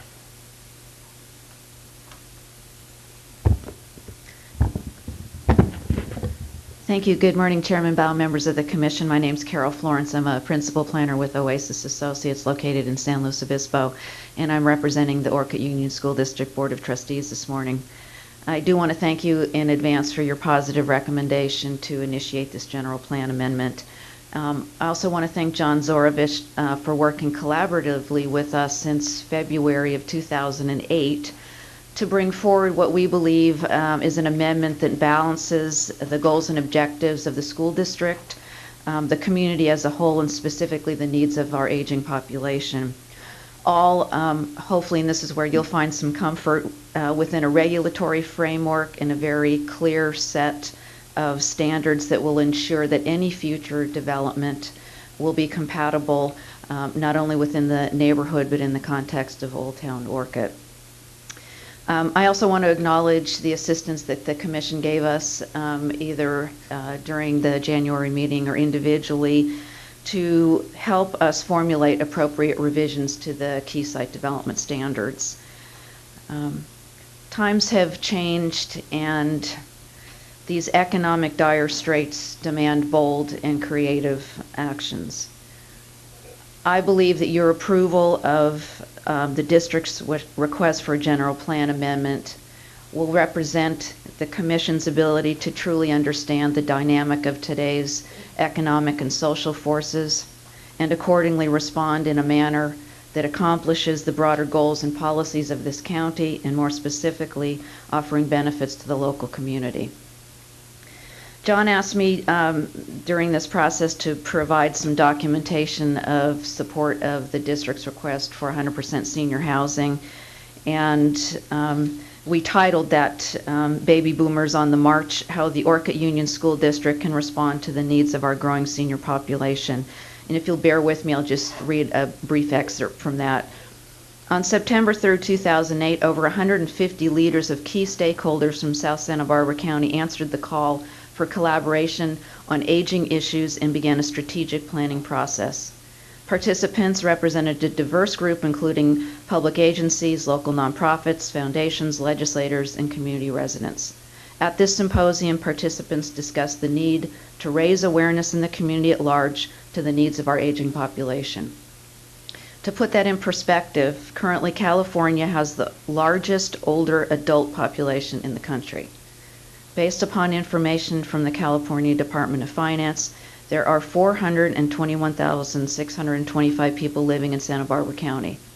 Of these, 64,922, and that represents 15.2%, are over the age of 60. It is estimated that by the year 2030, 25% of California's population will be over the age of 60. In closing, I do appreciate the opportunity to represent the school district and the opportunity to participate with staff, certainly the Planning Commission, and ultimately the Board of Supervisors on what I believe to be a very important project. Before I sit down, I know the commissioners wanted me to address a few things, and if I could do that at this juncture before I introduce Marisha O'Hay, who's the Assistant Superintendent of Business Services, to say a few words. Regarding density bonus, I just wanted to bring forward again that the intention of the Board of Trustees is not to really be the developer of this project. The intent was to take it through the entitlement for the sole purpose of making certain that whatever future project is built on this property, that we can all be proud of our accomplishments to bring that forward. I suppose that the Board of Trustees, through the Education Code, could have easily sold the property and left it up to someone else to take care of it, but they knew that they wanted to take an active and participatory role. As lengthy as this process has been for them, I think that they are a stakeholder in this community and felt compelled to make certain that they were involved in this process. So when it comes time to density bonus, yes, by California law, a future developer would be able to request that. And I'll go back to the regulatory framework. The conditional use permit is still a discretionary permit. So when a future developer comes before the Planning Commission, you have the ability to review that project as well. Of course, I'll leave it up to your legal counsel to advise you on the specifics of that, but I believe that there is some discretion on your part at the end of the day. And realize as well, after we've analyzed the physical site constraints and attributes of this property, the land will only allow a certain amount of development based on all of the other requirements, parking, open space, the parks, etc. So I think at the end of the day, there's some built-in assurances based on your own regulations and your own discretionary powers to come up with a project that I believe the community will find appropriate. Regarding the question why we were so specific about the key site standards, I thought it was important to bring forward at this juncture so your decision would be based on our desire to clearly identify what we believed not only would give the district and ultimate developer a clear set of guidelines, but certainly the Commission and the Board of Supervisors an understanding of what we believe to be appropriate development standards for the project. So I apologize if that seemed forward, but we were just trying to be as specific as possible without flying in the face, if you will, of existing ordinance that clearly spells out certain things. With that said, I'm more than happy to address any of the Commission's questions or comments at this juncture. Mr. Brown. Thank you, Ms. Florence. The question does come back to these specific development standards in that they may limit you, they may provide less flexibility than what you think by setting standards at the outset. Had you considered that? Commissioner Brown, this probably, I don't know what iteration that you're seeing now because we've gone through quite a few, and John tried to warn me that I was being much too specific. And so I appreciate that, and hopefully with the initiation today of the general plan amendment, we will have another opportunity to revisit that and to attempt to build in some additional flexibility, but I appreciate that comment. Correct me if I'm wrong, but this is, as this process goes forward, we'll be reviewing lots of development conditions. These are just some that you're bringing to the forefront that you want considered during the process. Is that a fair thing to say? That is a fair thing, Great. Chairman. Okay. And I wouldn't consider it forward. It's informational as far as we're concerned right now. Thank you. Thank you very much.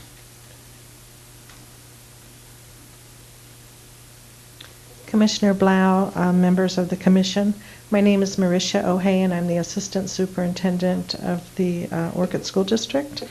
And as a good business practice, the school district did an extensive facilities analysis and an asset management review As part of this process, we recognize that this is an opportunity for us regarding Key Site 17 that could benefit the community and the school district and, of course, our students. We would be taking an underperforming asset and turning it into an opportunity for the students and the community. The vacant parcel on Key Site 17 was originally purchased to accommodate new growth, and we'd anticipating putting a school there. However, continuing declining enrollment and increased class sizes due to the state fiscal crisis further deteriorates any possibility that a school will be needed on that site. The district can benefit from receiving an ongoing revenue source beyond state and federal funding, and at this time they are considering at one time, or the current law is that monies that would be received through a lease for the district would have to be used for facilities. However, currently they are relooking at that because they recognize that districts need to be very active in finding ways of having money, and because right now we're in such a crisis, the legislature is looking at allowing us to use these monies for programs that are very much needed for our students. The taxpayers benefit from having improved facilities and programs without requests for additional monies, and the community benefits from senior living options. And I just think that this is really a win-win for the community and a win-win for the district. At the point that the district recognized that we would be looking at something like this, we re-looked at the property, and we at that time had a mitigation agreement to put in a soccer field because we thought there would be a school built there. But at the point that we recognized that we were declining enrollment, we went forward. We talked to the Planning Commission, and we talked to Mr. Tony Wells, and we re-looked at the mitigation agreement, and on behalf of the board and district council, we redid the mitigation agreement so that they would not be obligated to build the soccer field for the district since we would not be having a school there. And we took an additional dollars, those dollars would be going toward a future detention basin. That was basically the agreement that we came up with. So that the district, in the interest of being good stewards of public dollars, directed me to work toward rezoning the vacant property to the highest and best use, which is senior housing. And of course, we then contracted with Oasis Associates to help us through this entitlement process. So I'm looking forward to support of this project on behalf of the school board and the students of our district. Any questions? I don't see any. Thank you.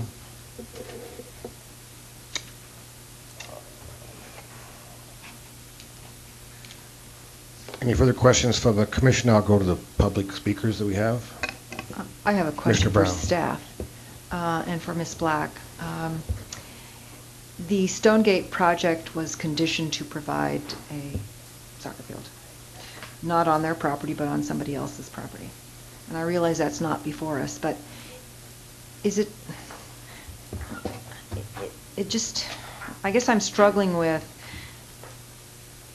in looking at a general plan amendment, that somehow a previous project had a condition which would have benefited the public, yet now the project to be was on this applicant's property, which is now no longer. There's no longer going to be that project.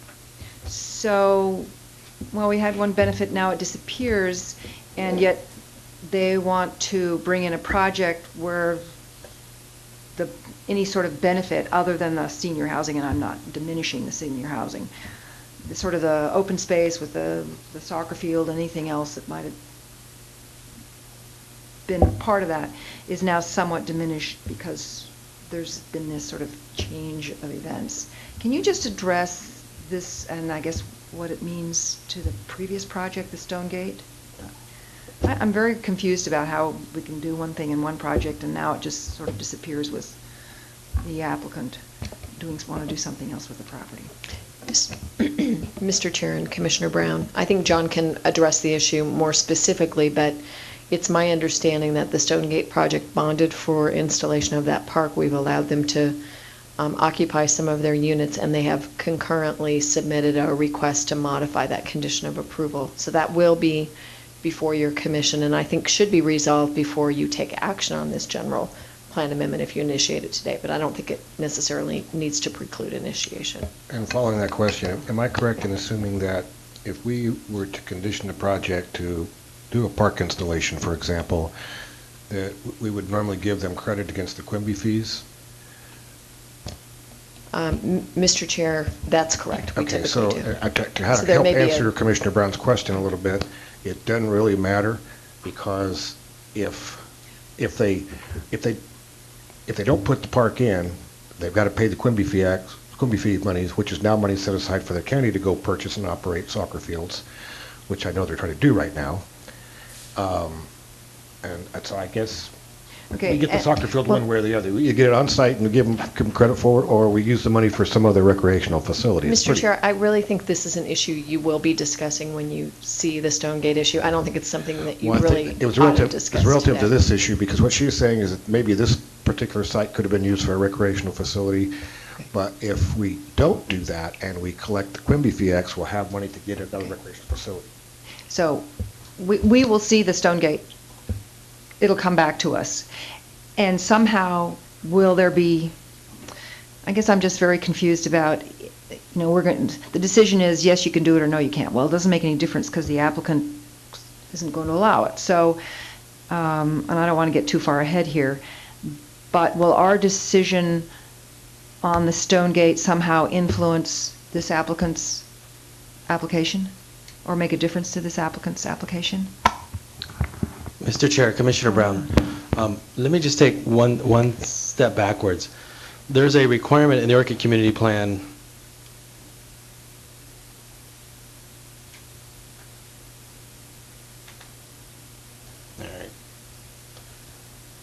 This is Quayside 17 as it is now in the Orchid Community Plan.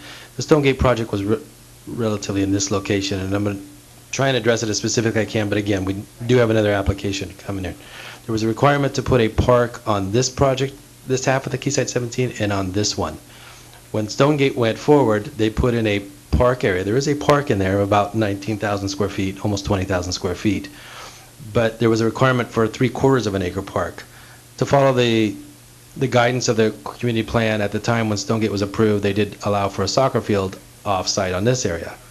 As this project goes forward on its own merits, there still is the requirement to place a park on this site. Now, the school district has indicated sometimes that it may not, or has indicated maybe they don't want it contiguous this area, they may relocate it. That would be at your discretion at a future time. The requirement for the park does not go away with the initiation. It's just that you'll have an opportunity when there's more of a specific plan. Commissioner Brooks. Thank you, Chair Blau. I would just like Commissioner Brown to know that I was asking that question when I went on my site visit, what happened to the soccer field? So it's in my notes also. Thank you. Okay, now we'll hear from the public. Mary, Joe. Thank you. I'm never embarrassed to get a last name pronounced wrong because mine gets that way all the time. Okay. My name is Mary Jo Silbernagel. I don't know any of you folks other than meeting you today, and I appreciate being able to come and speak in person. I did write you a letter in the January issue. I am a homeowner. I own a home a block away from Site 17. I have not lived in that home for the last 17 years. From 1982 to 1992, I became involved in a grassroots project for Old Orchid, and I was the architecture review chairperson until I left the state and moved to Hawaii. My daughter lives in our home on Pinal Avenue. Okay, that's a little of the past. This is deja vu for me. I received a letter in 1982 that stated that they were going to build a 30 apartment buildings on one unit of property right across the street from me. And I went, how in the world can they do that? And it turned out that Old Orchid had been zoned that way somewhere in the past, in the development and the organization of land use, the only other area that had that high of density was Isla Vista. Well, a group of us got together, and it was all people from Old Orchid, some planning commissioners, Nancy Johnson, Olga Howard, and we set forward to try to preserve Old Orchid.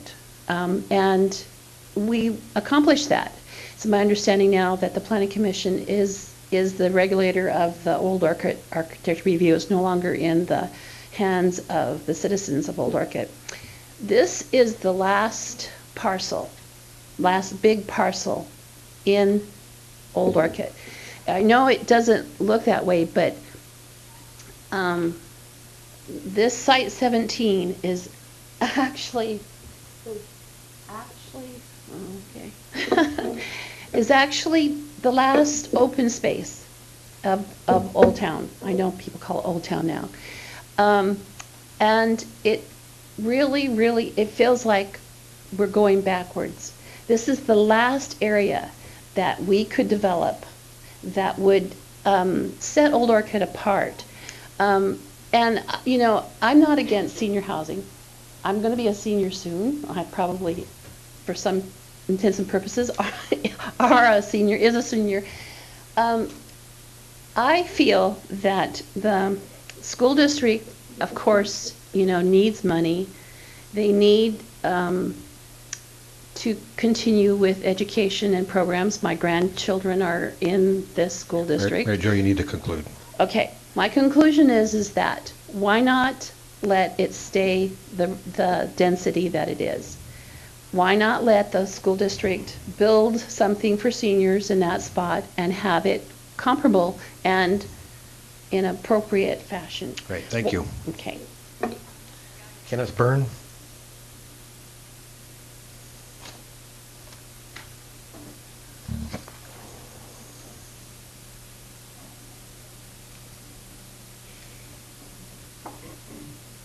Hello. I'm not used to addressing a panel like this. My name's Kenneth Byrne. I'm president of the Friends of the Santa Maria Valley Urban Botanical Garden. We're a nonprofit that's been formed for about the last 5 years. And about 2 months ago, I was notified about this. And even though we've been told there's been overwhelming, maybe 75% at the last hearing in support, frankly, the numbers are pretty small. And so at least some people would much prefer to see Key Site 17 become a botanical garden in the Old Orcutt area. It's something that we think the North County needs desperately. It's 70 miles to the Santa Barbara Botanical Garden. It's approximately 40 miles to the San Luis one, which is mostly bare ground right now. And so absolutely, the North County and Santa Barbara needs a botanical garden. And if the people of Orcutt that had contacted us think that this is an appropriate alternate use for this, I would really like to see it considered by the Planning Commission. If there's anything we as the Friends of the Orcutt, Friends of the Santa Maria Valley Botanical Garden can do to help, we'd like to be involved and help in any planning and discussion with that. Thank you. Just a comment from me. It seems to me you need to go make a deal with the school district and buy the property. Well, again, there wasn't much we knew about this until it came up after the January meeting with you gentlemen and ladies. And so this is the first we've heard about it. But I really appreciate that you'll take these comments. You've already told us this isn't the appropriate place to bring all this up. But I want to make sure that it's on the table somewhere. And I will ask, how do we know when the appropriate time is? Thank you. Oh, if you notify staff of all the public hearings that are going to occur, they'll make sure that you're notified. And you can track this on the internet real easily. Okay? Thank you. You're welcome. Ann Byrne, followed by Marilyn Peterson.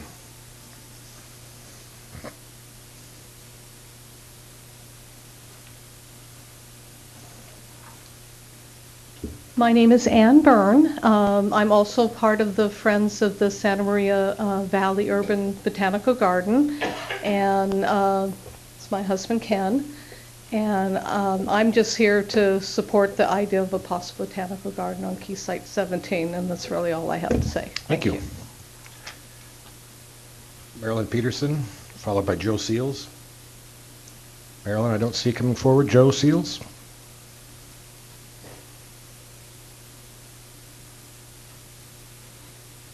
Good morning, Mr. Chair. Good morning, Commissioners. My name is Joe Seals. I'm a designer, teacher, and consultant in Santa Barbara and San Luis Obispo counties. And a few years ago, I came up with this idea of a botanical garden in Santa Barbara County. A nonprofit organization was formed. Ken and Ann are part of that. And he's ahead of me. I put together a short presentation, which I can do possibly in 2.5 minutes. That's it. The Central Coast deserves a botanical garden that is practical and useful, not just academic and vicarious. One that is real life, real size, and appropriate, yet imaginative and inspiring. One that provides displays, demonstrations, and education suitable and appealing to the needs and wishes of the greater community. And before I go on, I wanted to say, Mr. Chair, that I respect and appreciate your comments about today is not the day, we're going to make decisions, and what you said about the process. I truly respect and appreciate that. A botanical garden that provides for exhibition of the newest plants and the most modern state-of-the-art products, materials, and home garden engineering. That is the ultimate living museum and classroom. Mr. Seals, maybe I could interrupt and save you some time. Since you have the slides up on the screen, we can read that just about as fast as you can. Maybe you can highlight it, what you want us to see as it goes. I'll do that in the next 1 minute and 40 seconds. Thanks. Go back up to 2 minutes. You get a little extra time because the commissioner's time is doesn't charge against you. When we interrupt you, it's our time. Okay. You have 2 minutes. I'll read this to myself, and when I'm done, I'll point to John. I think one of the key words in here is classroom. More than anything else, this is the entire botanical garden is an educational facility. I'm part of the education community of both counties here, and that's my key wish, my key goal here is education. And in fact, that sounds synergistic to what the goal of the school district is. Next. I wrote this proposal some years ago. I didn't know about Key Site 17. When I saw it for the first time a couple of months ago, I thought it was absolutely perfect in size and situation. Next. It's going to be a working botanical garden, not some vicarious, beautiful plants from all over the world all around. It's going to be a real working educational facility. Next. An education center, number 1. A nursery and gift shop, profit, a library, more education. Next. Mostly self-supporting, self-maintaining. You all have the long proposal text version. It goes through many pages of how we will maintain, support ourselves financially. Next. Focus, education. Next. More education. Next. And more education. Next. Primary purposes. I think there's several here. We can jump through at John's pace, whatever he wants here.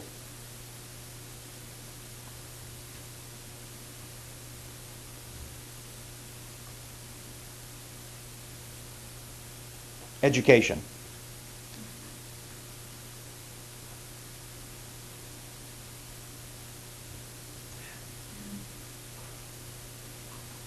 There's a nonprofit organization that was formed. Ann and Ken already spoke. They've had several plant sales to raise money. Next.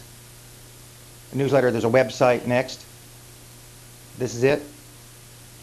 The word education is in there several times. And this is kind of the generalized, stylized concept proposal here. Thank you. Thank you very much. George Pierce, to be followed by Julian Hampill.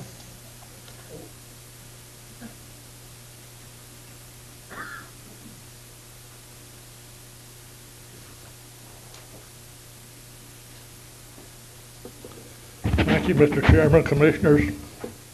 My name's George Pierce. I live at 1411 Stubblefield Road in Orchid. I oppose this scheme.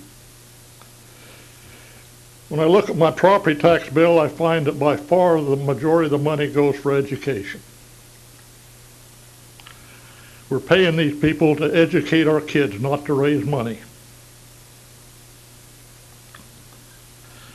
They don't have a money problem, they have a management problem. I understand this to be a 50-year lease. To bring it up to question, what about property taxes? School property isn't taxed. Going to be no property taxes. What about the Orcutt Community Facilities District? That started out at $600 a year, 2% raise annually several years ago. They're going to sneak out from under that too? The justification is they don't need it. In the future, they will need it. Everybody thinks about the 3,600 houses or whatever it is under the Orcutt plan. The Orcutt plan really called for 7,145 houses. And they will be authorized in 2017. They'll be needing it. So please, forget this scheme. Thank you. I have one question for council. Am I correct that once we go past 35 years, it's considered a conveyance and that would be property taxes assessed on the property regardless if the school owns it or not? And if you don't know the question now, it's a good question to answer later. Mr. Chair, I'll take a look at that as well. Okay. Julian Hemphill, to be followed by Chuck Williams.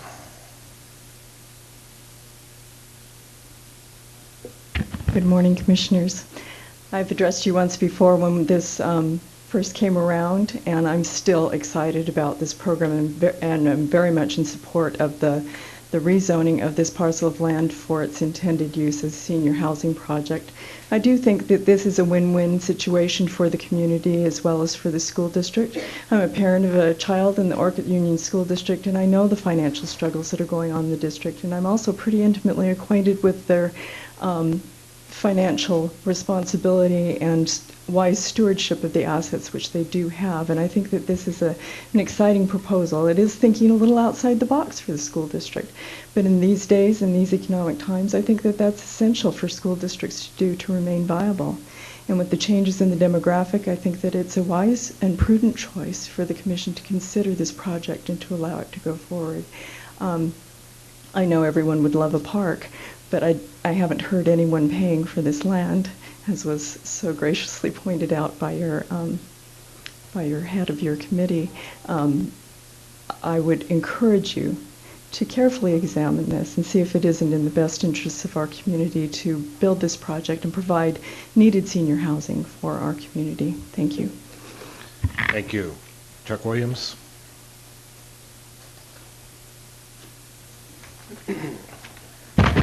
Good morning, Chuck Williams, Old Town Orcutt resident.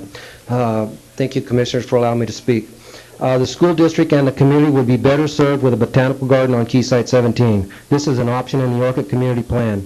The Education Code makes it possible for surplus property to be used for this purpose. Orcutt Community Plan, page 18, action OS-0-6.3. The Parks Department shall commence upon adoption of the action and complete 36 months thereafter the OCP Parks and Recreation and Open Space Plan, and identify how specific elements of that plan will be accomplished. A botanical garden is an option.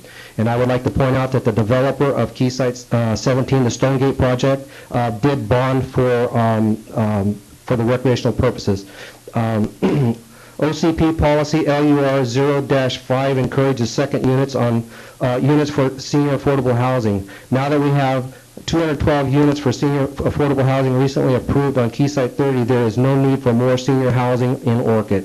The Education Code expresses concern for loss of playgrounds, playing fields, and recreational property by the surrounding community. Education Code 17485 was enacted to allow school districts to recover investments in surplus property while making it possible for other agencies of government to acquire the property and keep it available for playground and playing fields or other outdoor recreational and open space uses. Education Code Section 17489, 17490, 17486 are directives from the state legislature and reads as follows.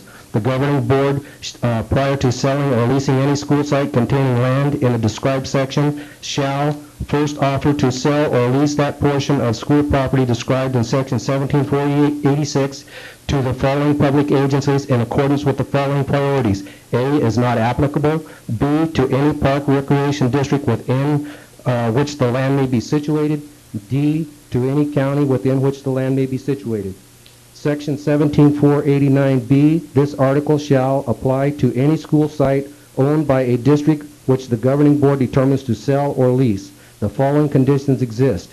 A, either a whole or a portion of the school site consists of land which is used for a school playground or other recreational purposes, and open space land particularly suited for recreational purpose. And B, please see Government Code 65560B3, the code defining open space. I would like to again point out that the Key Site 17 is appropriate for this, and the county has recognized it, and the developer has bonded for it. What really is at issue here is, will the proposed project enhance or detract for the character of Old Town Orchid? As Commissioner Cooney commented during the January 28, 2009 Planning Commission meeting, it is doubtful that this project's high density is best for this community. Thank you. Thank you. Donette Korchischer? And I know you'll correct that pronunciation for me when you get there, right? Hi. Good morning, Commissioners. I'm a resident of Old Town Orchid, and I'm just going to summarize a few points. A lot of them have already been made. Key Site 30 has been approved for 234 senior units, 20 units per acre. So I'm not sure if anybody has actually looked at how many senior units we need in this area. There's already some approved. 3-story buildings are not appropriate to Old Town Orchid, although height is at the discretion of the Planning Committee. The general rule is 38 feet from existing grade level with a 10% variance. I'm not sure if this has been addressed. The estimated cost to the public transportation, which would be the SMAT system, to serve Rice Ranch Road and maintain the service on Clark Avenue through Old Town Orchid would be close to $2 million, which would be the cost of 2 buses northbound and southbound, as they now must be hybrids. The property was purchased for playing fields. We talked about that. Botanical Garden would be on site as a teaching tool, History of California told by plants, and would be an amenity to the Stonegate occupants. State Education Code applies as the property has already been designated by the county as playing field, with bonding for the approximate 2-acre soccer field in the northwest corner of the property by the developer of Stonegate. I think that's it. Thank you. Thanks. Kathy, Meisener? Meissner, thank you. Good morning, Commissioners and Chairman Bob. I'm the current president of the Orchid Union School District Board of Trustees, and was here in January also to talk to you about this project. I hear a lot of new concerns. I think the underlying considerations that the district has been through to get us to this point still hold. The district is looking at this land. When we purchased it originally, it was the intent, if we thought we were going to need to build a new school at some point. With declining enrollment, we know that is not going to be the case. In the situation where we might actually get additional housing built, there will be new pieces of property to build a school on at that point. The Rice Ranch property, there was a donation of land from the developer to us to build on, which would give us the site there if we need to expand. There never have been playing fields on this piece of property, so there are some of the considerations that have been brought up are not really valid.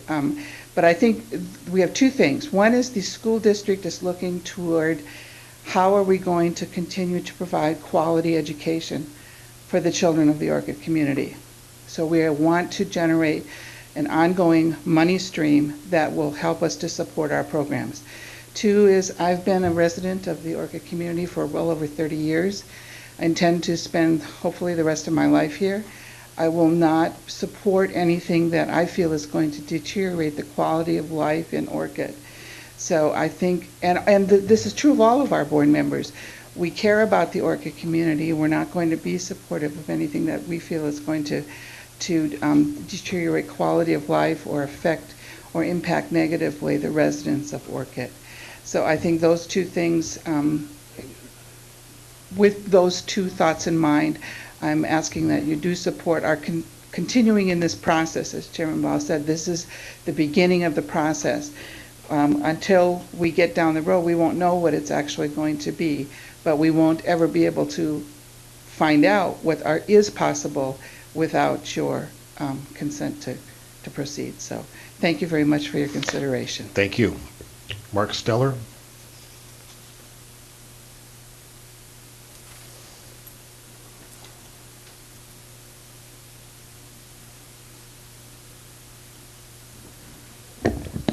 Good morning, Commissioners. I've never addressed a hearing like this before, so please bear with me. My name is Mark Steller. I'm the owner of Old Town Market in Old Orchid, and I come to you with other hats as well. I'm a lifetime resident of Old Orchid. I graduated from all the Orchid schools, and so have all my kids, and my youngest daughter is going to be an 8th grade cheerleader at Orchid Junior High, so I'm very proud of that. I'd just like to applaud the district for being proactive in a state of an economy where the 8th largest economy in the world can't seem to find enough money in California to pay for education. It's a travesty, but it is a reality. As a business owner in Old Orchid, I know that Old Orchid is a very unique community. I've seen it evolve and devolve over the last 46 years.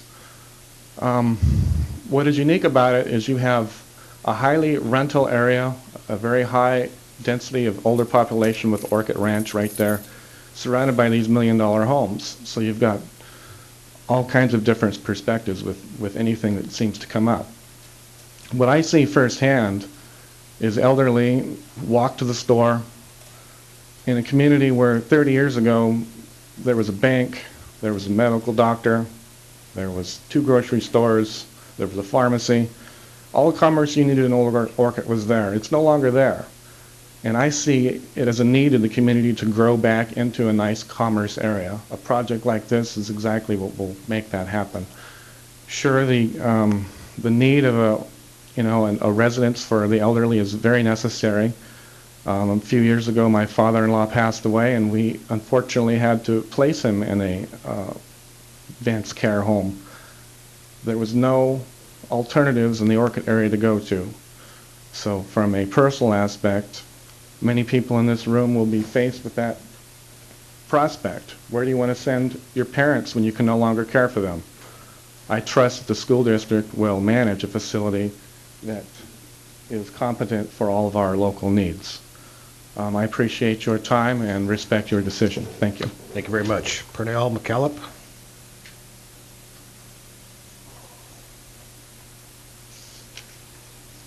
Good morning.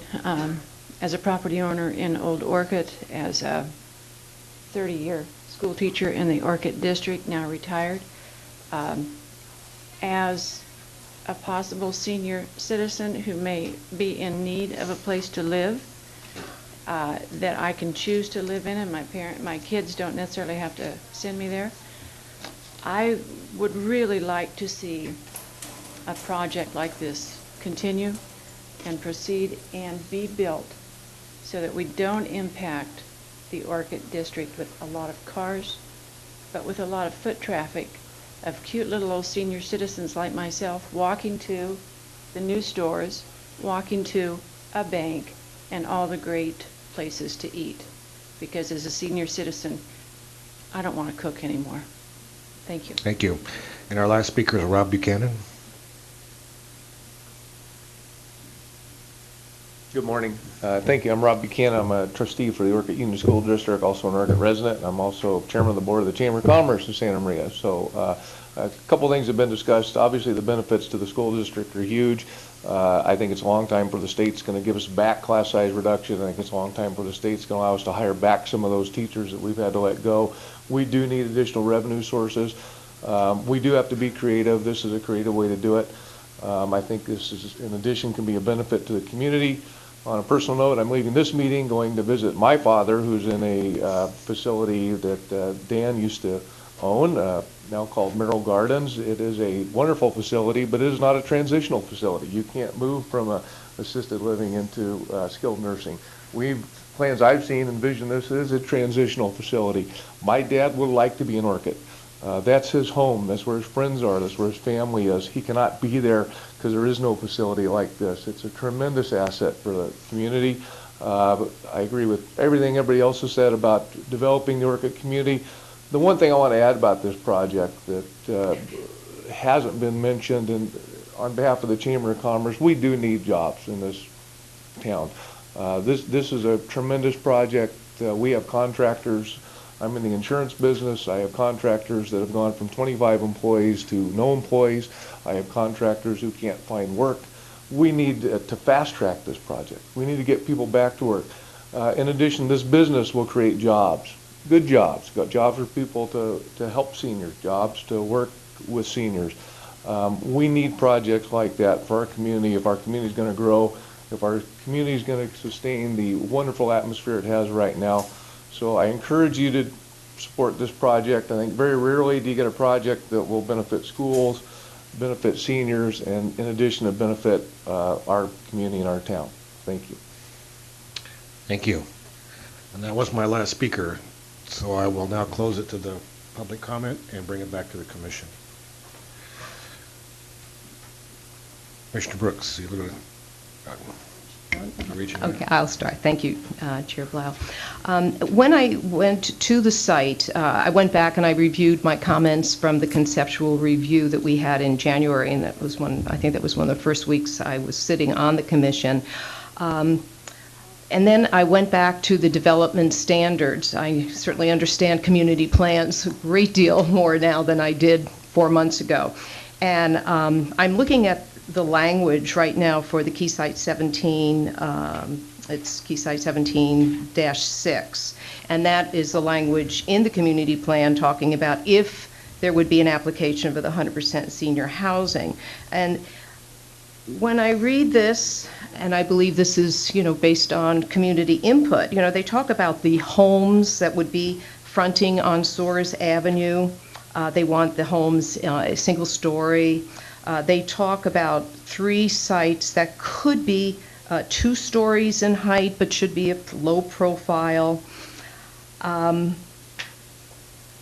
don't think what we saw at the conceptual review matches, the language, that I have in front of me here. Then I go back to the proposed amendments that we'll be looking at today in Attachment A. And again, they have changes to that Keysite 17-6. And they have eliminated, any reference to single-family homes. And I realize what they're looking at is, much more density. And one of the other issues with that's mentioned in the community plan is to preserve the view looking out to the south. And I believe we have received a letter from the owner of that property, who expressed concerns that, this might be, 300 and some odd units, within the proposed project. Again, it's all conceptual, I understand that. But I'd like to hear from, other commissioners, about the other concerns. And that's my concern there on the density and the fact that if we are going to, vote on this amendment, are we going to honor the wishes of the people of the community? Thank you. Commissioner Brown. Thank you. I appreciate the applicant coming forward with this. I'm sure that you've taken on board the comments of the community and know that perhaps the difficult road that may be before you in bringing forth a project. But aside from that, I was just looking back at the comments I made at the meeting in January. And it was my first comment was that my preference is that the project adhere to the Orchid Community Plan standards. And that's always going to be my consideration because there was a huge community process that took place. They envisioned certain things, the standards were set out, and now the applicant comes forth sort of ignoring everything that has gone forward in that community process. And I know that having been on this commission for a while, that the Orchid community is quite an adherent of their community plan. In fact, I've always been very impressed that many members who were involved in that original process continue to show up at our meetings, advocating for those standards to be maintained. And it would be my preference to see those standards maintained. Now, that doesn't mean that once those standards are put down on paper, and it was in '97, I believe, is when the Orchid Community Plan was approved and the document published, that there can't be changes. But my concern is that some of the changes you want to make are really so far out of what even somebody could have imagined back then. Doesn't mean that a project couldn't be designed and fashioned onto this site. But again, as I think you heard my comments, that even some of your proposals for the new standards are a far departure from what was ever envisioned. And I am somewhat concerned about some of these standards. Now, I realize that should the commission approve the initiation, that Mr. Zorovich will incorporate not only what you want to do, but do a thorough analysis, as will the EIR. But this is very difficult, and general plan initiations for me are just not something that happens, that just should happen. I think there should be great consideration about the initiation. It's all about your wants and your desires, and somehow the community needs to be considered in this as well. I think, excuse me, in our meeting in January, I told you that I live near a senior complex in Goleta, and while it's a very lovely one, I know that it doesn't meet the needs of everybody in the community. It's very, very expensive. It's exceptionally expensive, and it's out of the capability of many in my community to even live in that because of the cost to live there. We have no assurances that it's going to provide the continuing care that you may envision now. I'm just wondering, and we don't know what kind of financial analysis you went through to get there, but it may have been better just to have sold the property and let somebody else come forward. I'm just concerned that it's just a long road for you to take and to devise a project that would meet, I think, the very high standards of the community. I'm going to be for this, but if I'm on the commission, you know my skepticism about these and what my standards are, I think, concerning parking and open space and compatibility and the view sheds. So, I'm for letting you do it, but it's a very long road and it's going to be a very expensive one, and I think you know that in terms of bringing forth a project. Mr. Cooney. Mr. Chair, it sounds like we're in deliberations. That's the chair's intent. Yes, sir. And in that case, I would just like to make sure it's okay with Commissioner Valencia that we give our ideas. Please, I'm very interested. Okay, thank you. Commissioner Valencia and fellow commissioners, I too have a great deal of reluctance to initiate a general plan amendment where there's been such intense work by a broad segment of the community, as is the case with the Orchid Community Plan. But the fact is that in this case, the Orchid Community Plan specifically envisioned this amendment and advised us some 10 years before that if an applicant comes forward with this senior project for this site, we should consider initiating the general plan amendment. And so I think we're in compliance with the Orchid Community Plan to initiate the general plan amendment. And from there, I think all bets are off, and I understand the school is guided by wonderful leadership. I'm very impressed that Ms. O'Hay has come up with this method of utilizing this property in a way that can benefit the district far more than it does as open space now. But the road will be long, and I imagine we'll participate, this commission will participate at several stages. And I expressed in January and want to repeat now my basic feeling that the proposal is too intense for this particular site. But I am anxious to have a complete study and evaluation done with the participation of those neighbors who live close, as well as the broader community. There's no, I think it's good for the community to debate these, and hopefully the community, both supportive of the project and supportive of alternative uses and open space, can come together and come back to the commission with a uniform voice as to what size will work for the community. So notwithstanding the fact that there is another senior project proposed, to me, this is a far better location, and I would like to see this built, whether the other one is or not. I think all of us who have achieved seniorhood already and those to come will appreciate having a choice of places to place ourselves and consider. So my feeling is we should move forward with the initiation. I think that's all we need to do. I don't think we have to propose that the new development standards be any more than the applicant's additional proposals in connection with the application. Thank you. For myself, I will tell you, I really think we're taking the wrong path to get to where the school wants to go. If they were proposing to do single-family houses and sell them, I would understand why we're going through this rezone. But from what I've heard so far and what I've learned so far, that's probably not what's going to happen, that this is going to be land that the school district is going to lease.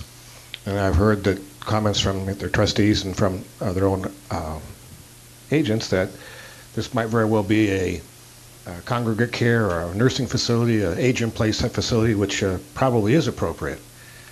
But I don't know that making the rezone to 20 units per acre does it.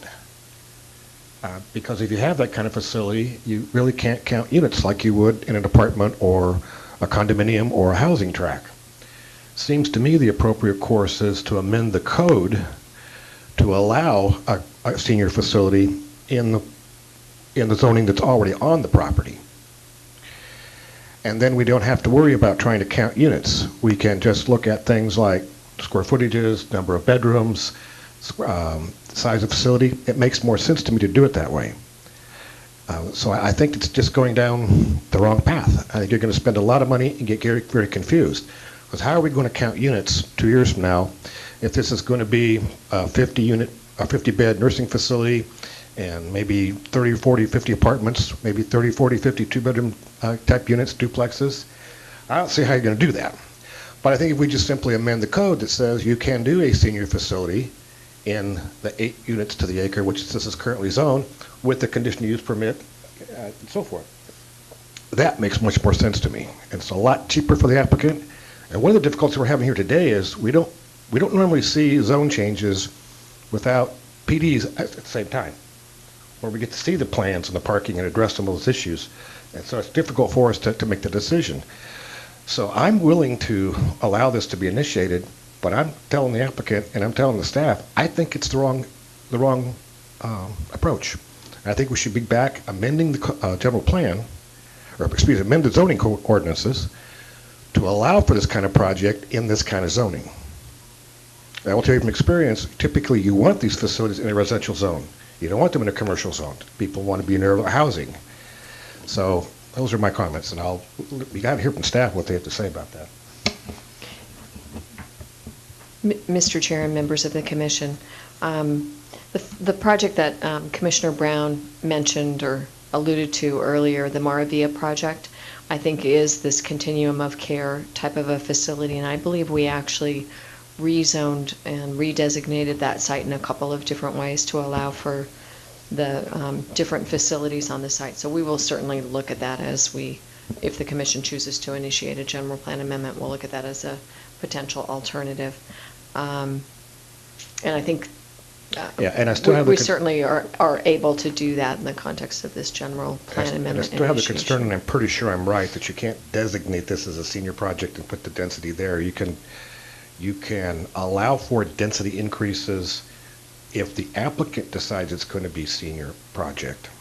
Things like parking, and I know in a lot of cities and counties, there is, outside of the state density bonus, there is a bonus given if it's senior only. Makes sense. You don't need as many cars, you don't need as many garages, you don't need as many square footage. So for me, if we were to do this, I would like to see this zoned at a maximum of 15 units per acre. We'll give them a density bonus if it's senior to allow them to go to 20. But the 35% in the state has to do with affordable issues. I don't think it has to do with just the fact that they're seniors. I mean, if it's senior market rate, I don't think you get a density bonus with the state. But I'm not positive about that, but I don't think so. But at any rate, I think you're going down the wrong path, and I really would appreciate the staff, before they initiate this and take their money, make sure that there's not a better way to do this to accomplish what's the true goal of the school district. Mr. Chair, I certainly take your point. We will be looking at alternatives. We'll be looking at alternative ways of reaching the goals of the school district site, both in the context of the ordinances, the general plan, and the CEQA review. When this project is processed, we will be having a companion rezone case with it and development plan if that's required as well. So you will see a more complete project when this comes back to you. This is just the very beginning of the process, initiating the study of the site.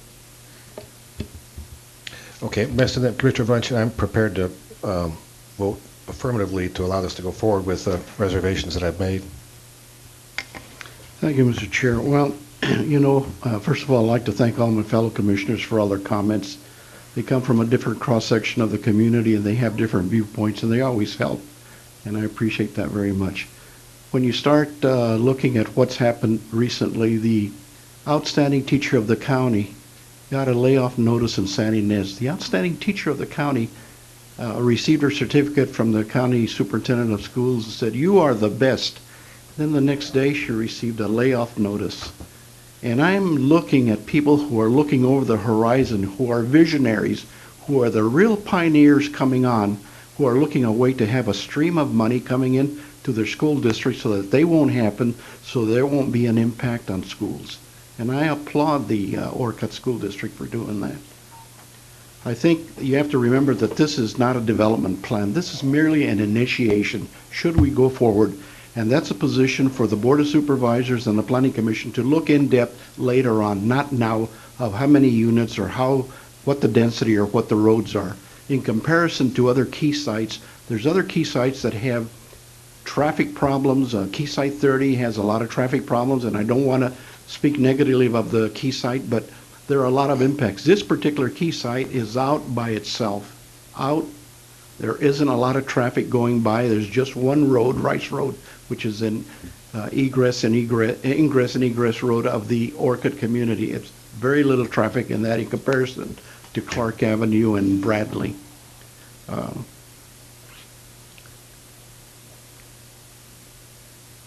The question is, should we go forward with this? Well, this is a risk that the school district is going, because they don't know if what they're proposing is going to prove or not. They are willing to take a chance, and it's a risk.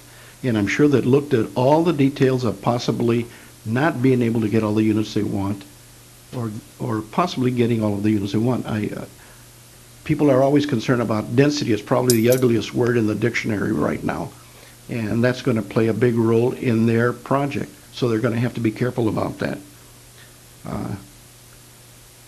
I think that this plan is going to provide something for the school district.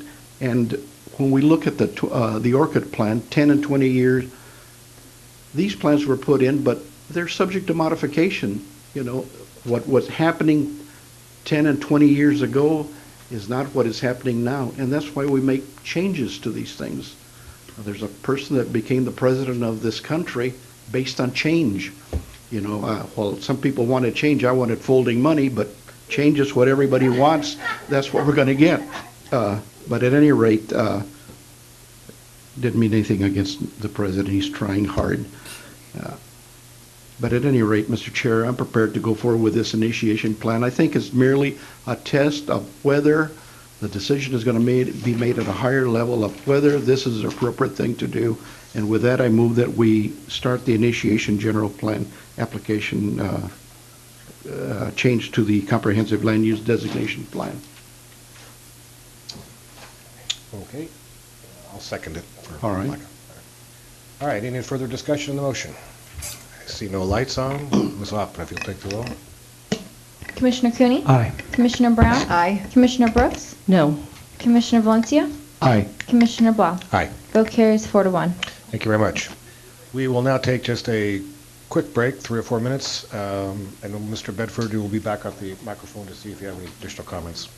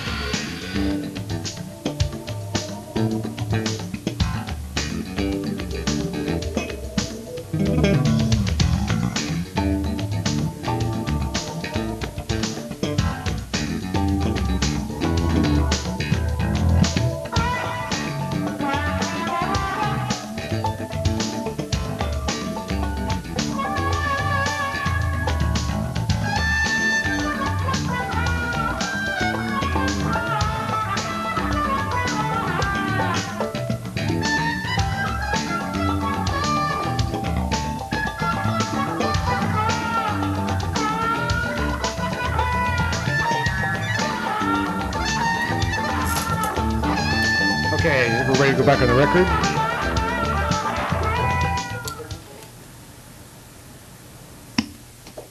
Thank you, and we're going to return to item 2. Mr. Bedford, have you had a chance to read those documents and wish to comment on them? Mr. Chair, if I may, bring this all back together for all of us. I think we benefit. Just summarize what's going on to this point, make a couple important points, I think, and then let Mr. Bedford ask his questions, and I'd be very glad to try to answer them. Chair agrees. First, if I may, my sincere apologies to the Bedfords for not getting them the staff report. It is and should be our practice to get the appellant the staff report. After all, the applicant and even the applicant's agent received it. Mr. Bedford and Mrs. Bedford, my apologies for not getting that to you, and that won't happen again. It is our typical process to send that out, and it didn't make it into the mail. I do hope Mr. Bedford and his wife have had time to review the information. If you do have any questions, John and I would certainly be very happy to try to answer any questions for you. Let me pull the project back together, what's before you today. The land use permit before your commission today that followed a substantial conformity is authorizing the extension of 4 metrological towers for some additional distance into the future. It's also reducing the final number of metrological towers that would have been on the site from 10 possible, as the applicant indicated, to just one 30-meter tower. The applicant indicated the reasons that they're doing that are logistical for them. However, staff, in reviewing their request, saw it another way. We thought reducing the number of towers, which would have been much higher with blinking lights, to one that wouldn't have blinking lights, would add great benefit in reducing impacts possibly to colliding birds, to bats. Visual resources, although they would be mixed in with the larger towers, they're still there, they're still in the air. You wouldn't have blinking towers, so you wouldn't see them. One other change that has happened in the land use permit that's before you today is that we have taken out the height increase that we originally had approved for those 2 temporary towers. Upon later review, we determined that that was already approved in the conditional use permit that was before your commission and ultimately before the board on appeal and then approved. So since that was already envisioned, included in the approval, we issued a zoning clearance on that particular modification. And that ends my comments at this time. Thank you, Mr. Bedford. Kevin, thank you very much for your comments. Cheryl and I both appreciate them. A couple of things that occurred when I got the information. I now see we have a zoning clearance that was approved on the 29th of June, and that is not appealable by anybody. So that went flying through with no comment. After looking through and perusing through, obviously I'm not an attorney. I don't know all the legalese that was in that document that we had on the staff report, and not having a whole lot of time to go over it, but I do appreciate the time you gave us to just peruse it. And just a couple of I really don't have any questions. I just have a couple of statements referencing attachment D, dated the 26th of 09. We feel that these changes are substantial and need public review. We feel the county is trying to piecemeal changes to an approved EIR after the fact, and it's just contrary to CEQA. And that's basically the quick and short of it.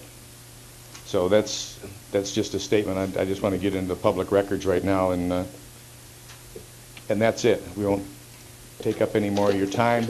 You have all the documents before you to look at, and then that's your determination. Thank you very much. Thank you. Commissioner Brooks has a question. Yes, I have one question of staff. In reviewing a letter that is dated April 16th, 2009 to Ms. McDonald, on number 5 it says remove all other existing temporary Met Towers by April 30th, 2009.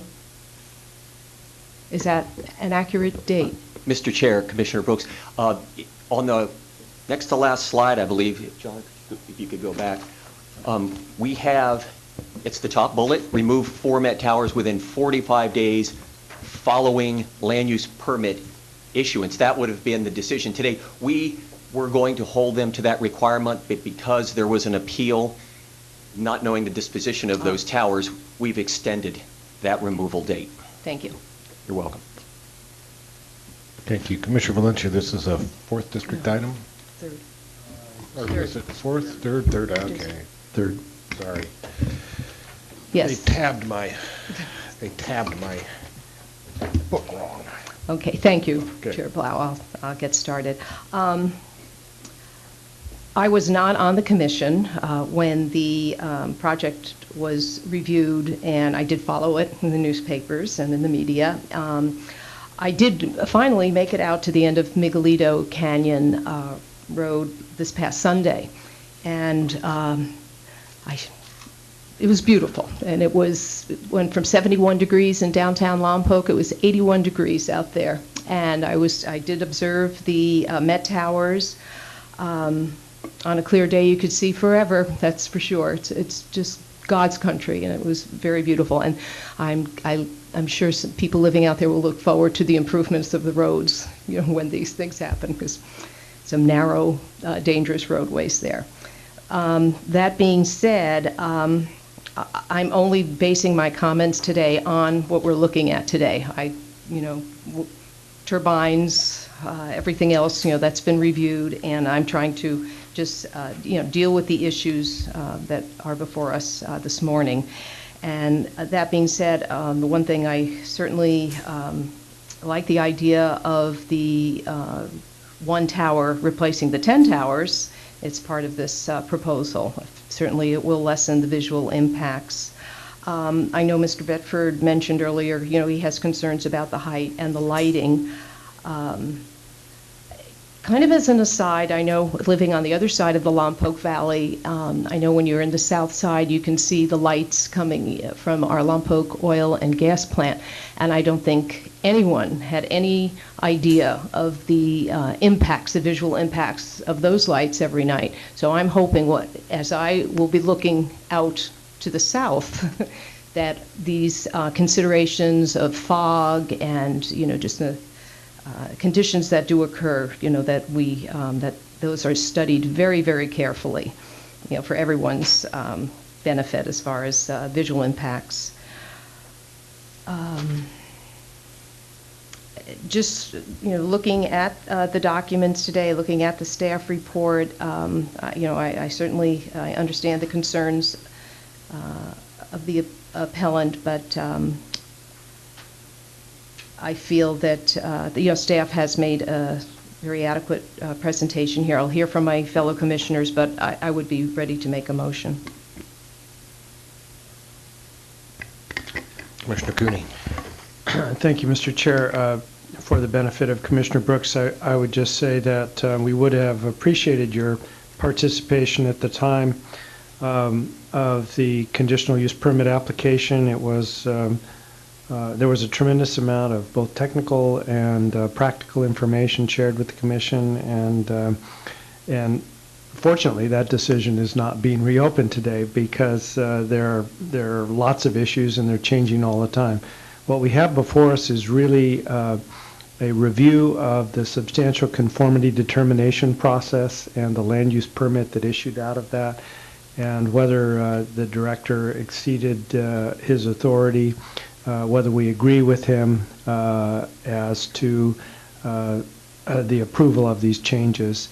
And I would just note the irony of a couple of these extensions is that they're being extended by staff as a result of an appeal that the Bedfords filed. And so, in fact, the towers are staying up Not that the Bedfords shouldn't have appealed. They have every right to do that. They have every right to seek court clarification of the environmental process.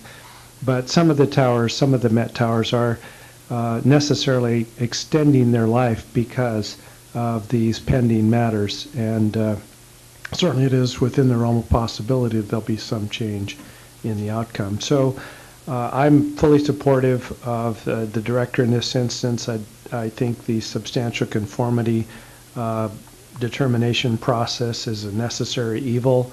I'd always rather have a public hearing and an opportunity for a body like the Planning Commission to weigh in on changes. But I look at them very carefully in my district and certainly at this one, and I think we can follow staff's recommendation and uphold the original decision and deny the appeal. Mr. Brown. Thank you. As has been made mention, that we're looking at a very narrow issue today, and it is about these Met towers. I believe that the director made the correct determination. I understand and appreciate the concerns of the Bedfords, certainly the biological issues involved with the Met towers and the guy wires and other things. I think, as I recall during our hearing, I sought a lot of information about the impacts and the mitigations based upon not only the towers, but all of the equipment that was going up into the atmosphere, because they do all affect the bird and bat issues. But I do support staff's recommendation to deny the appeal, because I just don't think that there's much, although I'm always concerned about biological issues, that there is much merit in the appeal. So therefore, I would vote to deny the appeal. Mr. Valencia. Thank you, Mr. Chair. Mr. Chair, this also, to deny the appeal is difficult for me, but I know I have to do it. Bedfords have been acquaintances of mine for many, many years, and I've served with Mr. Bedford on the city council. He was a councilman in the past, and they're very nice people. They were just recognized for being outstanding citizens by the community here last week, and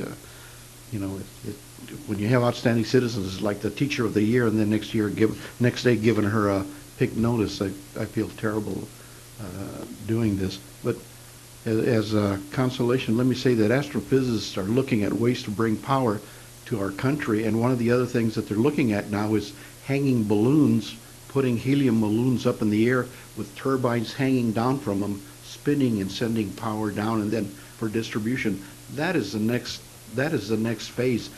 If you think these machines are ugly, those will be the ugliest thing, and they're going to be they're just going to be all over, because they'll be portable, and they'll be able to be moved all over, and that's coming. So I'm sorry that you have these things in your view shed. Thank you, Mr. Chair. Thank you. Commissioner Brooks, you go ahead and make your motion, please. Okay.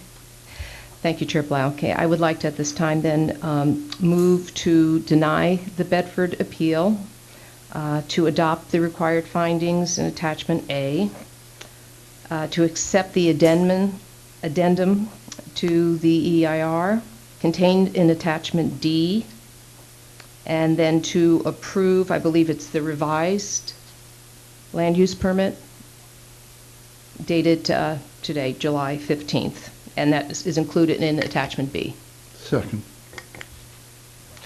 Any further discussion? Not seeing any. Ms. Oplin. Commissioner Cooney? Aye. Commissioner Brown? Aye. Commissioner Brooks? Commissioner Valencia? Aye. Commissioner Blau? Aye. Vote carries 5-0. Great, thank you. That will conclude this morning's sessions. We will be back at 1 o'clock.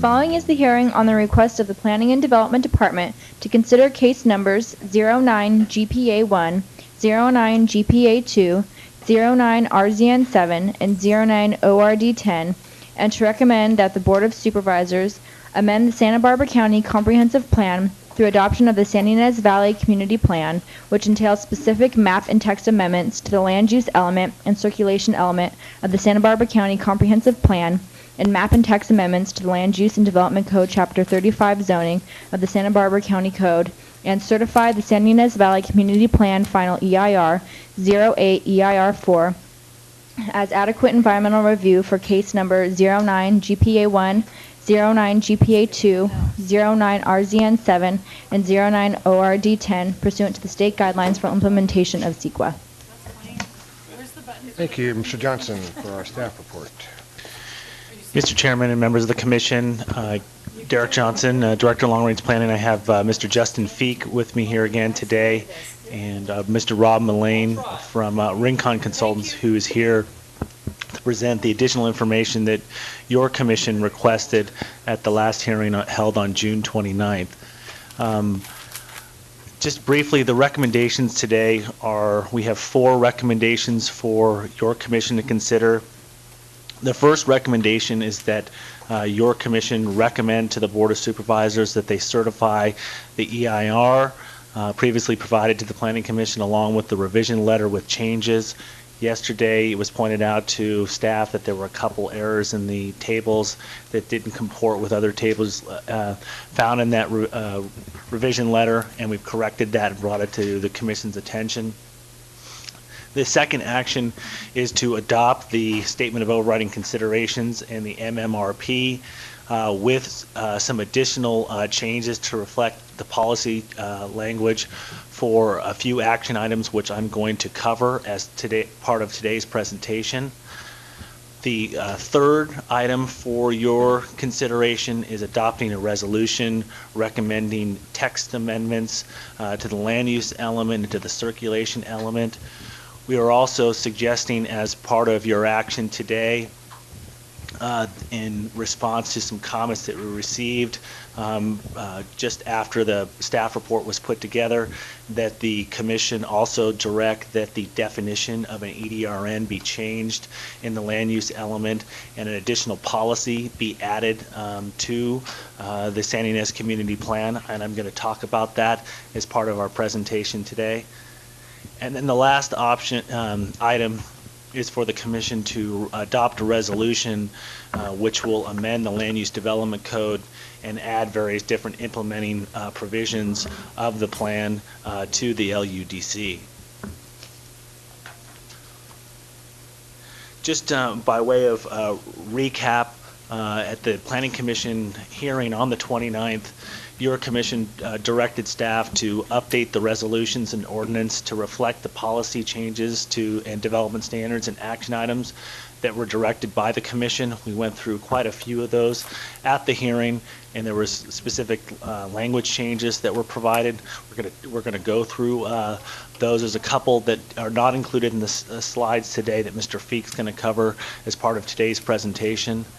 Additionally, your commission had asked that staff prepare an updated overview of the existing parcels identified as the downzone alternative, which was directed to be studied by the board and is recommended by staff. And then the third item was an amendment to the D-Design overlay to address properties along Alamo Pintado Road, Grand Avenue, and Highway 246 between the city of Solvang and the commercial core of Santa Ynez. And we've got an updated map to reflect those specific changes. I'm just going to kind of run through these policy items fairly quickly today. There was a slight adjustment to the action item that was made at your last commission meeting to specifically spell out the provision for creating standards for scenic roadways, and specifically including the portion of Santa Rosa Road within the planning area. Okay. And just to keep this going smoothly, if any commissioners have any concerns about any of these language changes, please bring them up as we see them on the board, and that way we'll be done with them when we discuss them. Commissioner Brown. On this first, I just wonder why, when this action policy was devised, you said should, the community should, rather than shall? Is there some sort of distinction between should and shall? There is a specific distinction, and if you want it to be something that's a mandatory requirement, to strengthen this language, you would want to change that operator to shall rather than should. But isn't an action item, isn't that going to be incorporated in long-range planning's list of things to do, whether it's should or shall? Commissioner Blau and Commissioner Brown, that's correct. Eventually, we bring forward action items back to the commission and the board for their incorporation in the work program. All right, thank you. The next item that was raised by, I believe, Commissioner Cooney was the language that was found in the action item having to do with the confidentiality of traditional cultural, historical, and spiritual locations. And the language was felt was just could be cleaned up a little bit, and we've now, I think, strengthened the language into effect that it's related specific to the location of those particular resources. Moving on to land use township policies, there was some concerns that were raised about the specific nature of some of the development standards, particularly on 154 and Highway 246, that in some cases irregularly shaped parcels could be impacted negatively as a result of the specific standard that's spelled out relative to landscape buffers and setbacks of structures from the right-of-way. Your commission did receive a letter from Ms. Tamura, and she has provided some development standards for the commission and for your review. Staff has taken a preliminary look at those. We think that some of those standards certainly have merit, but given that they were provided to the commission and to staff fairly close to the hearing, we didn't have time to incorporate any of those changes into the Planning Commission report. However, we think that certainly the language that we've added here, the conditional language, certainly will provide the commission into the future the discretion to adjust those standards up or down based upon particular site constraints, locations, and whatever other issues may come up in the course of reviewing a particular project. Staff would suggest to the commission that we be able to work with Ms. Tamura between now and we go to the board, and if there's any additional standards that we feel should be incorporated into the document, do so and forward those to the board for their consideration. And I have one comment on that. It always bothers me when we create hard and fast rules, and where we've seen many times in the past. My best example I can give is Orchid Community Plan, where there was no 3-story buildings allowed, and yet we saw some architecture where, because of the size and scale of the project, it demanded it. I mean, to have it not be have an element would have looked, in my opinion, terrible, and we ended up approving it. So I like to see language that's someplace in here that, if the architecture or the site design is superior and approved by the Planning Commission, that we not have these artificial thresholds, if you want to call it that. Do you know what I'm saying? This area is maybe going... the next one's maybe a better example of when we talk about the setback, so I'll wait till that one to finish that. And this is the one I'm talking about, where it says the minimum 35 feet. Now it says unless precludes reasonable development. Well, I'm not sure it's reasonable development as much as it is superior design. I mean, if there's an element of the front that they did that encroaches on 35 feet, but it's very attractive, and it's the kind of thing that you would want to see, and want the commission to have the ability to approve it. Mr. Cooney. Commissioner Blau, I'm afraid you're at the top of a slippery slope in terms of the specific feet for setbacks, for example, because they're replete, as you know, throughout our code. And what any applicant who is interested in building closer to a setback line has the option of doing is incorporating the request in their application. And what I like about staff's introduction of flexibility is it doesn't give the decision maker down the line the feeling that it has to be either the 35 feet or the world's going to come to an end. It basically opens up the door to be flexible. So where I think we need to have 50 feet in some places, 35 feet and so forth, as long as we have some door through which people can apply those rules reasonably, I think we're in good shape. And I guess what I was hoping to maybe add to this is just say, unless it precludes regional development or creates exceptional design. I'm just concerned that a future commission might say, well, no, there's a way to develop it that's reasonable with a 35-foot setback. So we're keeping the 35-foot setback when that project might be better off not having that kind of a setback. Are you with me? Yes, absolutely. And I see it often in the case of design standards where for example, 3 stories is used as something that isn't normally available, but for example, the Board of Architectural Review has the option in the Toro Canyon area of designing for more height in exchange for a better site design. They have that flexibility built in, but the height standard is still there for the general case, and it gives you a starting point. So the question is whether those words alone are sufficient. And I would say with regard to what we're talking about there, setback from a highway right-of-way, reasonable development or it's going to give enough flexibility without losing the benefit of the standard. Well, it's in the public record now. We can refer back to it if it becomes an issue, so I'm satisfied with that point. Mr. Chair, I think that we need to leave discretion to the Planning Commission. There's an example right now. There's a building project on 246 right in the city of Buellton, and it's right on the sidewalk, and it looks terrible, and it's almost 3 stories. It's 3 stories. They're apartments, and I think we need some setbacks. Continue on. Moving to the next slide, in response to some commissioner concerns about agricultural farm stays, we again adjusted the language. I think that just still as an action item that indicates that the county shall consider an ordinance, and that would be another work program item. And that item, should it be funded and directed by the board down the road, would look at all the requirements for such a farm stay.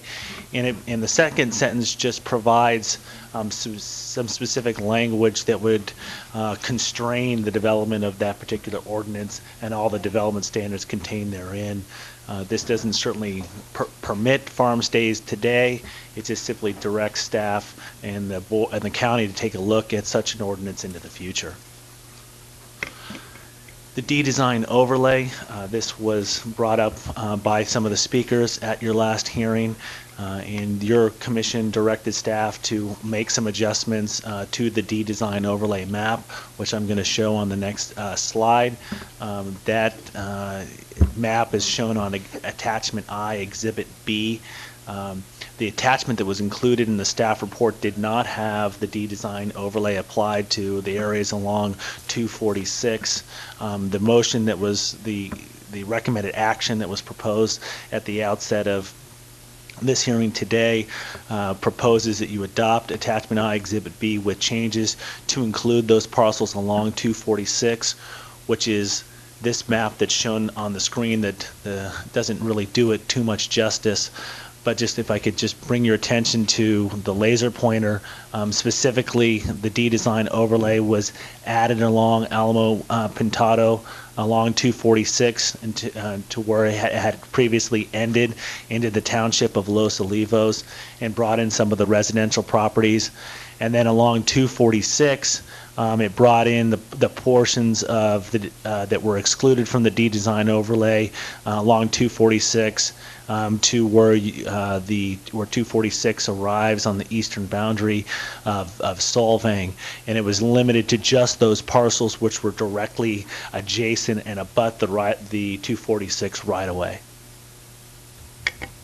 Commissioner, thank you. Yes, Mr. Johnson, could you just tell us what the D-Design overlays mean? Chairman Blau and Commissioner Valencia, the D-Design and Overlay is a requirement under the Land Use Development Code that would require design review of projects within that overlay. So if they are residential projects, for example, they would need to go, in this case, in front of the Central Board of Architectural Review, and there are specific findings that are required under the Land Use Development Code in order to advance those projects through the permitting phase. Currently, they're exempt, is that right? Chairman Blau, Commissioner Valencia, that's correct. Okay. Well, Chairman Blau, Commissioner Valencia, maybe just let me qualify that statement. There are some parcels in there that are commercial. Some of those commercial properties would be subject to design review. It's any residential, solely residential, that would be subject to design review that are exempt today. Moving on to some comments about the mitigation measure related to Tahiguas landfill. We had some conversations with our colleagues in Public Works Department, specifically about the concern about a fee for mitigating impacts to Tahiguas landfill, and they expressed concern that that fee should be applied to the whole county if that's the case, and not just to Santa Ynez. And we had a chance to talk to Public Works. They felt that in this case the mitigation measure was not needed. They are currently looking at technologies today for the Tahiguas landfill that may ultimately mitigate the long-term impacts to that facility from all development in the county. Nonetheless, they operate as an enterprise fund, and to that extent, the fees that they collect from anyone who participates in bringing waste to that landfill looks at operating the landfill and also long-term planning needs to, if they should have to, siting new facilities. Nonetheless, the impacts to solid waste generation were concluded to be Class 1. So if you were to strike and remove this particular mitigation measure, which staff and Public Works and planning staff is proposing be done, then it wouldn't impact and change the residual levels of significance. Additionally, since your last hearing, it's come to our attention through some projects that have been moving forward in the Santa Ynez Valley that the language for requirements for parking in the mixed-use overlay could be strewed in a manner that provided that a sole commercial project could take advantage of the parking benefits under the Land Use Development Code. And we've tightened up the language to the extent that projects that come in that are solely mixed use can take advantage of the 50% number of parking space requirement. And so that it became clear that a sole commercial project, like a store, a salon, would need to fully comply with the requirements under the Land Use Development Code. And that is largely due to the fact that we think that through conjunctive use and through shared use of parking spaces, that this specific provision makes sense and should be restricted to mixed-use projects. Just a comment from me. I'd rather see that language changed to up to 50% of the number of spaces, because I can envision some mixed projects where that would not be appropriate. And the best example I could give you would be a hair salon and a lot of apartments on top of that kind of a building, because they typically have to, or maybe medical. I can just see where some may need more than that. Mr. Chairman, I think that seems appropriate. Certainly then would retain the discretion of the commission to adjust it as appropriate and not give the impression that they're entitled to 50%. So we'll go ahead and make that change as well. Everyone else agree? Great. Thank you. As I indicated as part of the presentation and the recommendations that the staff is suggesting for your recommendation to the board, we are recommending a change to the definition of an existing developed rural neighborhood. Recall from your review and the staff presentation that in the case of the downzone alternative, there are 2 single parcel EDRNs that are proposed to be downzoned and have the EDRN designations removed. It has been in the past. Toro Canyon is example. The Ordinance 661 project is another example where the county has rezoned EDRNs in a manner, in the case where it's taken them out of an EDRN and placed them into an interrural zone or into a rural zone. Certainly the interpretation of the county in the past has been we can rezone EDRNs for the purpose of downzoning them and putting them in the appropriate place, whether it's interrural or rural. In some conversations that we've had internally, we felt that given the particular instance related to the two parcels that are being considered as part of the downzone alternative, that it would be wise to add some additional language to that definition of existing EDRNs, and the rural area shall retain existing zoning unless allowed by a community plan. And then specifically to add a policy to the community plan that indicates EDRNs may be rezoned to lower densities within the planning area. We believe that, and we're recommending that those two specific text amendments and that policy addition be made should the commission decide to move forward on those two specific EDRNs.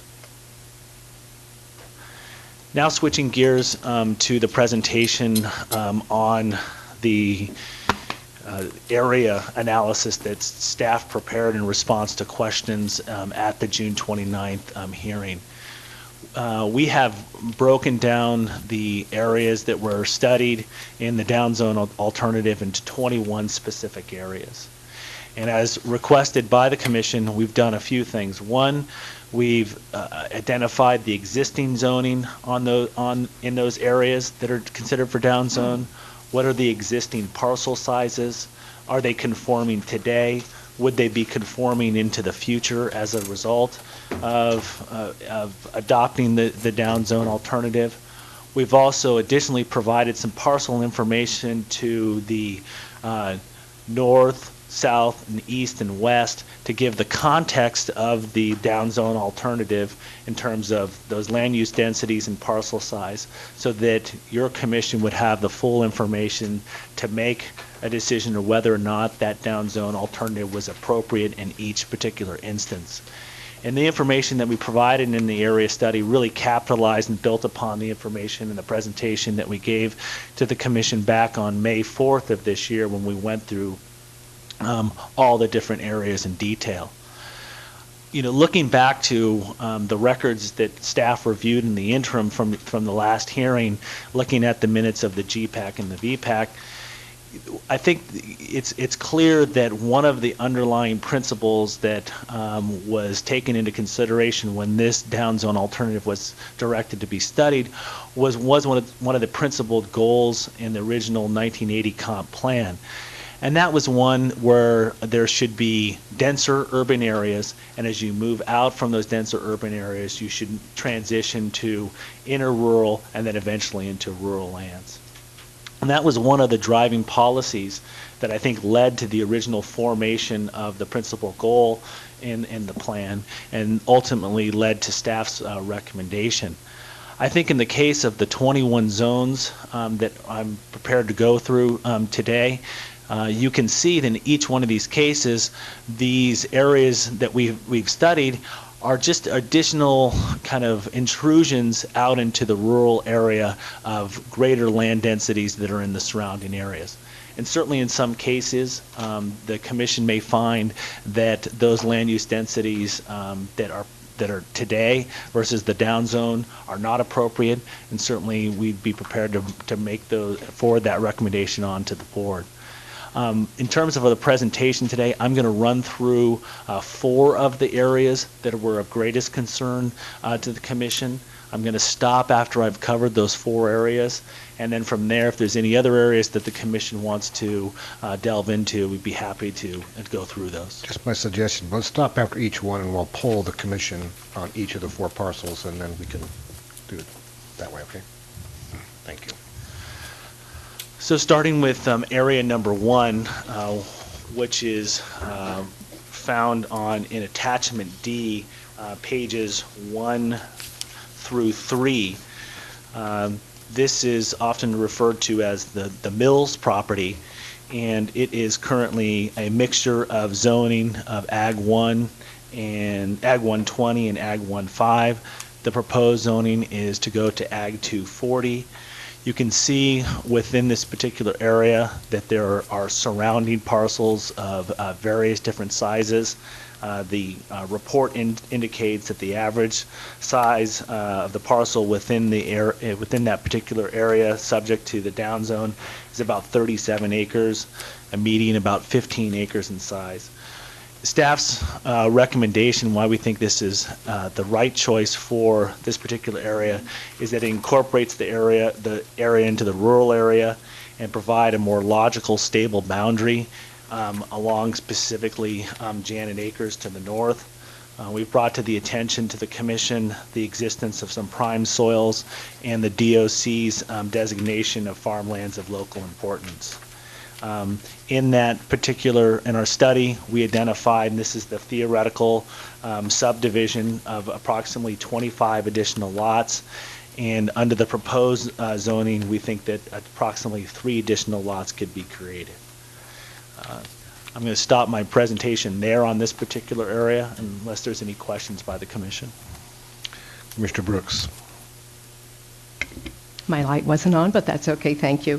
I just want to say that I do support the staff's recommendation on this, and I don't know, is this how we're going to go with all 4? Just, okay. Yeah. All right, and I do hope that, as we go on, we do remember that, today's will be a recommendation, and there will be some appropriate time, for other work to be done on these, but that's all. Commissioner Brown. I support staff's recommendation on the parcel. Commissioner Valencia. Thank you, Mr. Chair. I don't support it. Right across the street, 246, there's Ag 110. There's several, and there's Ag 15, so it's right adjacent to that. I don't support that. Okay, and for myself, I don't support it either. I mean, you've got these 15-acre parcels in here, and all you're doing is you're not allowing this one to be subdivided, and it's the one that's adjacent to the Ag 15s. It just doesn't make sense to me. I mean, if you don't want these to be Ag 15, maybe I could get convinced, but not when it's adjacent to it over here. So, Commissioner Cooney, we need to hear from you. Mr. Chair, just as a matter of process, I know we have at least one speaker on this one, and perhaps on others. And since this is in the nature of deliberation, I at least would like to hear from any members of the public that would like to comment on these. I think that's appropriate. My plan was to open up the public comment, but what I think we'll do is we'll limit the public comment to this particular issue, I believe. But I will give you a chance to come back up and comment on any issue that you want to talk about at the conclusion of the meeting. So, if those of you that wish to speak to this particular item will just come to the microphone, tell me your name, and I will. We can't be seen. And I will call you probably again at the end of the meeting to comment in general. Would that be fair? Great. Mr. Chair, that's very fair. I've provided another exhibit. I don't know, Derek, if you have it available. For this one, it's not all that different from the one that you have that staff has provided. On one of the others, I'm going to comment in particular on the issue of existing legal parcels, but I'm going to just, if I can, quickly generally comment. The information on existing legal parcels is readily available from the assessor's office, and in fact, I found the comp plan map that exists for the county's comprehensive plan for the San Ynez Valley, and it generally shows existing legal parcels as opposed to APNs. So again, that information is available, and I think it is really important for your consideration. I believe the chair noted, and I'm going to just note it again, this parcel, to the north of this parcel, there are some Ag 15s. One's actually owned by my client. There are some Ag 110s in there. Most of those are because in 1980, the property owners owned those and agreed to downzone those. In 1976 it actually happened. This property really should be what you're looking at. I just think that the way this has been presented is inappropriate. To drag in these properties here, which are already zoned 20-acre parcel size, where only one of them can actually be subdivided in order to make it look like you're looking at a larger area, again, I think is inappropriate. This is the one that's been targeted. The property owners are the same property owners who agreed to the down zone from 1E1 to Ag 1-5. And unfortunately, they didn't die. And I shouldn't say that because I like them very, very much. But if they had, their family probably would have gone through the subdivision process. They've held this parcel for family planning purposes without subdividing it, and now they're being punished for not subdividing it. I would urge you that in this case, putting Ag 2 next to these 1E1 parcels is entirely inappropriate, entirely inconsistent with the planning concepts, I would say, throughout Santa Barbara County, and in particular, what has created the Santa Ynez area. And again, the effect will be, you'll have all of these, if I heard correctly, the median size is 15 acres in here, and then you got a bunch of 5s here. So you got a bunch of 1 acre parcels here, some 5 acre parcels here, some 5s and 15s here, and then you're going to keep this one piece from being subdivided. Again, to me, that just is inconsistent with all appropriate planning concepts. Thank you. Thank you. Mr. Chair, if I may ask a question just on something that Mr. Wolbrandt has on the sheet that he gave us. At the bottom of the page, it says GPAC recommended and Board of Supervisors originally approved excluding parcel from downzone consideration. I wonder if we could have staff comment to that. Chairman Blau and Commissioner Brown, and my knowledge of this has been with the assistance of Mr. Wolbrandt and Mr. Field and other GPAC members. And there was a time when this property was considered for downzone. It was taken out, it was put back in, and eventually, when the board initiated the plan for study back on September 26th of 2006, it was in the plan that was forwarded by the VPAC and initiated by the board. Mr. Chair, if I may, and it's why I was clear in saying GPAC. GPAC reviewed and said that this was not an appropriate one for downzoning. There then was a number of years in between the 2004 Board of Supervisors action and then the 2006 or 7 when the board finally initiated for environmental review. In that interim period, the concept of heritage sites came up, and this one got stuck back in so that there would be, what I was told by the supervisor, enough potential heritage sites to fully analyze the heritage site concept. This one, if you were analyzing the heritage site concept, which everyone thought you were going to analyze, as I note, it's not visible from any public road, it's not a gateway parcel, and development of the property will not contribute to townships growing together. So all those things that were supposed to be analyzed to see whether it would be an appropriate heritage site, you would have found no.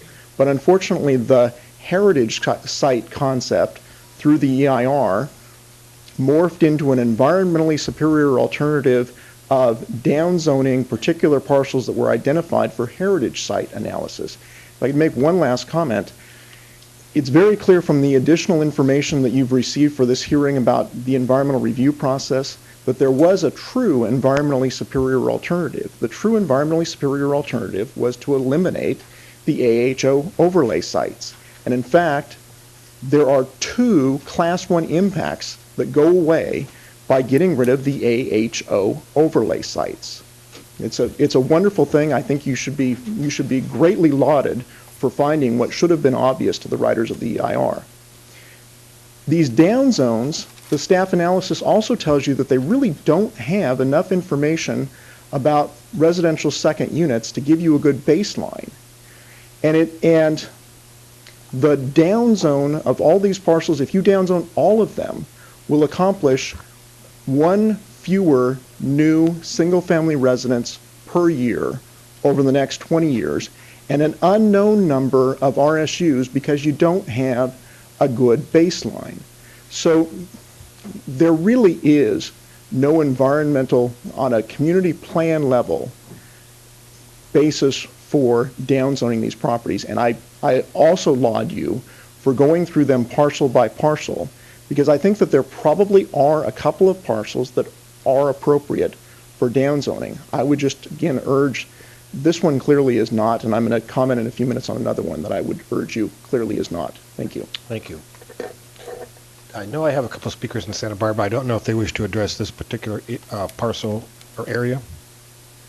I see no one coming to the microphone. Anybody in this audience? And I'll bring it back to the commission. I have not changed my position about it. So I will look to Mr. Chair, we heard everybody's position except Commissioner Cooney's. Right, and this will be an indicator of where I am for other parcels as well. It's taken a great deal of study to really understand all of the objectives of the downzone proposal and then to apply it parcel to parcel. But I will say this last staff report did an excellent job, in my view, of clarifying the issues for me. And they're different for different parcels. If, as Mr. Woolbrand indicated, we were looking at these parcels as gateways, for example, with regard to heritage site analysis, you might have one result. The downzone, as an alternative, has as one of its objectives to make somewhat consistent determinations as to where the rural boundary line should be and not have odd outlying parcels around the perimeter of the plan area. And it's in that respect that I look at this rezone proposal and see, with the parcels not above it, but the parcels to the side and below it, that it does make sense, or at least I could defend the rezone of this parcel to Ag 240. So in this instance, I do support staff's recommendation. Moving on. Mr. Chairman, now moving to Area 3. I'm going to be skipping over Area 2. I've got that at the latter part of the presentation, should the Commission have any questions about those particular areas. The next area that was for discussion had to do with which has been called the Shepherd property, which is just to the east of the San Ynez Township. In this particular case, we have a parcel that is surrounded on four sides by Ag 2-100 that is proposed to be rezoned from Ag 110 to Ag 2-100, and the removal of the EDRN designation. And in this case, this parcel size is 80 acres in size, so it would become non-conforming as to size should the downzone be enacted by the board. As I've mentioned in previous presentations to the Commission, we looked at roughly how many parcels were in the entire county that were non-conforming, about 18,000 out of the 46,000. In the case of the Valley, there's approximately 1,400 out of the 3,900. So there's a rough proportionality today as compared to the rest of the county in terms of non-conforming parcels. Just to kind of reemphasize the point that staff and council have made in the past, is that when a parcel becomes non-conforming, the issue becomes that the parcel cannot subdivide. And that's really, it can do everything else that any other parcel can do, conforming or not conforming, within the restrictions provided under the Land Use Development Code for that particular zone district. In the case of this particular parcel, which is in the case here, this 80-acre parcel, the reason staff believes that this is a good recommendation is it provides for zoning consistency with the surrounding properties, which are all in Williamson Act. It protects prime ag land consistent with the surrounding zoning of the remaining lands, and it would provide for no specific subdivision potential on that particular property. Thank you. I'll ask again if there's any speakers on this particular property.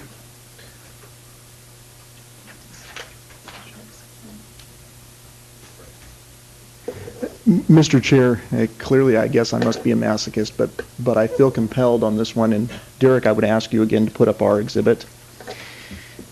And this one, again, I've appreciated being able to work with staff, but I've just been flabbergasted by the absolute unwillingness to show you legal parcels and the argument for instead using assessor parcels. And I'll tell you that it simply is incorrect. The information on legal parcels that have certificates of compliance is readily available from the assessor's office. And again, your own existing comprehensive plan map shows in this area the existing legal parcels with CCs. I could have shown you a map that makes this argument even more, because the assessor also recognizes that there probably are additional parcels out there based upon the Cañada de los Pinos map that will probably come in someday for additional CCs. And those, in this instance, actually, this property up above the Shepherd property here has Cañada de los Pinos 20-acre blocks throughout it. That map was also the basis for this subdivision. Again, one property away from the Shepherd property are 10-acre lots. And these 10-acre lots continue out here. Here you have 5-acre lots.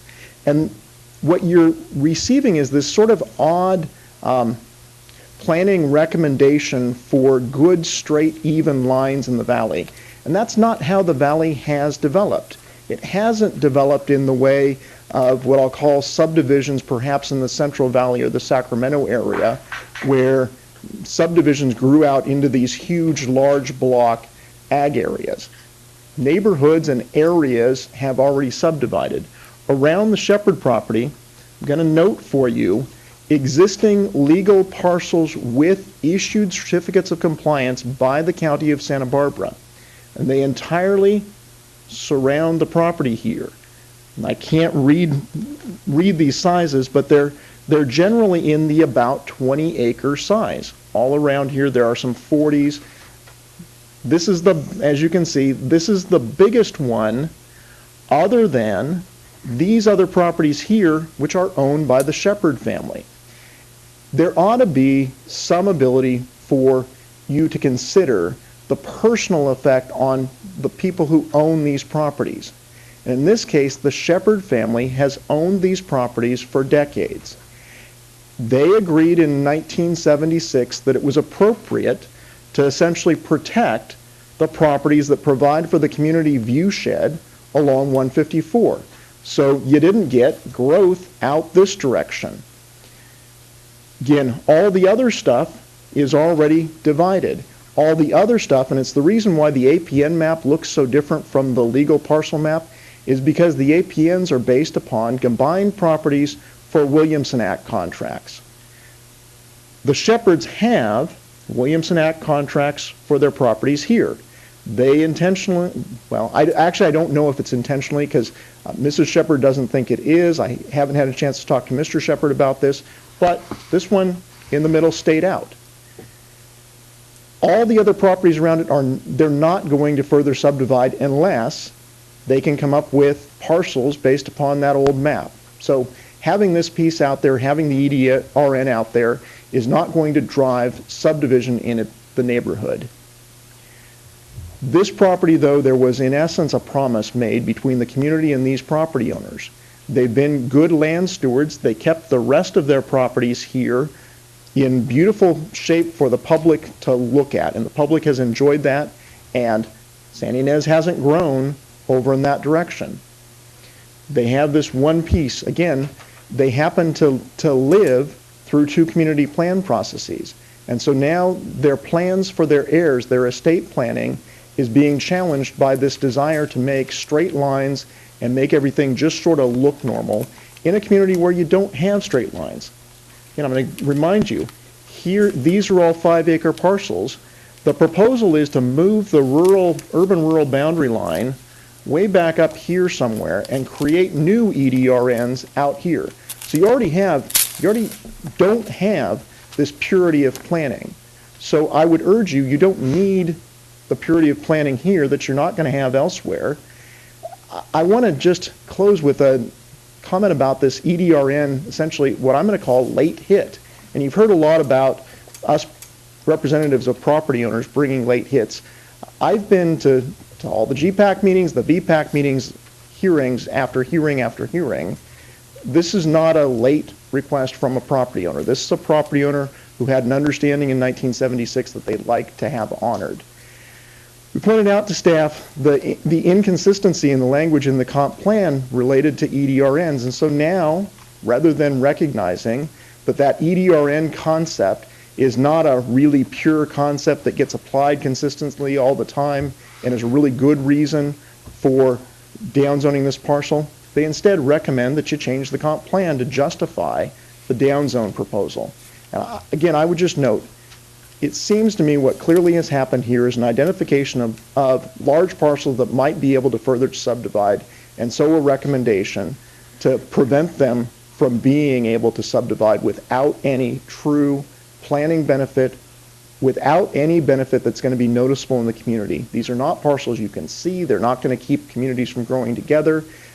Those were the original reasons for looking at downzoning.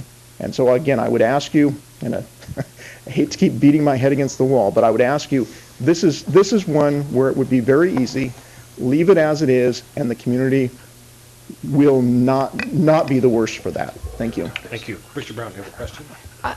Yes, I do. Mr. Wolbrand, you, based upon your map, your argument is probably better for downzoning this to like Ag 120 or Ag 220 than keeping it as it is, only because of what you're saying with all these other legal parcels. Yeah, I would note there's certainly no logic to downzoning it to Ag 2 100 when only one parcel anywhere in the neighborhood will end up being consistent, and that parcel probably has a bunch of underlying legal 20-acre parcels that somebody's going to come in.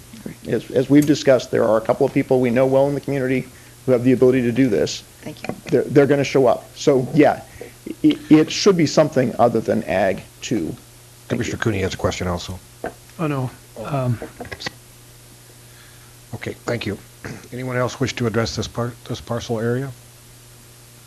Okay, we are back to the, I will make a statement that I am a little disappointed that we don't have maps and Mr. Chair, we do.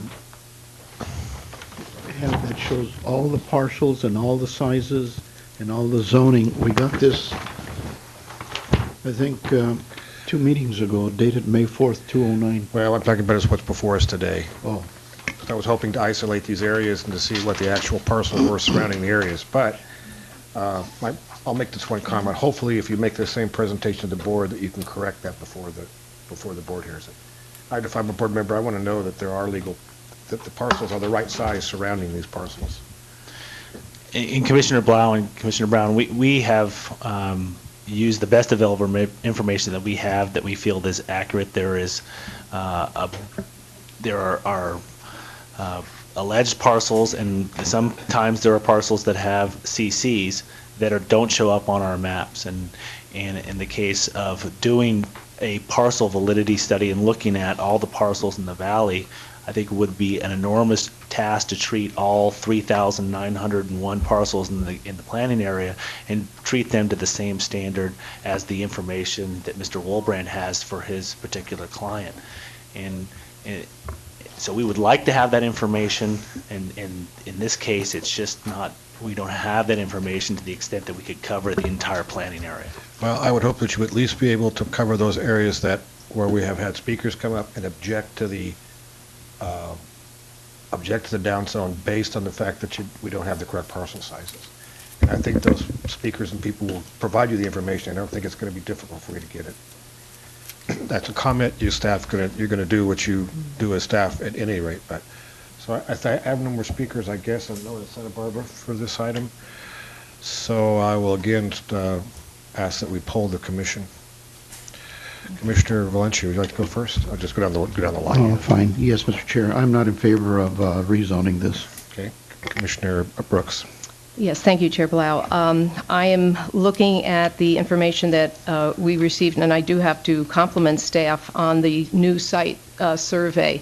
After we had our meeting on June 29th, I went back home and I pulled out my presentation from May 4th, and I spent several hours looking through some of the maps that you had given us on that at that very early time. And much of the information that I see here was in fact back here. What I did appreciate very much this time was, the planning issues. And I'm trying to stay focused on those planning issues.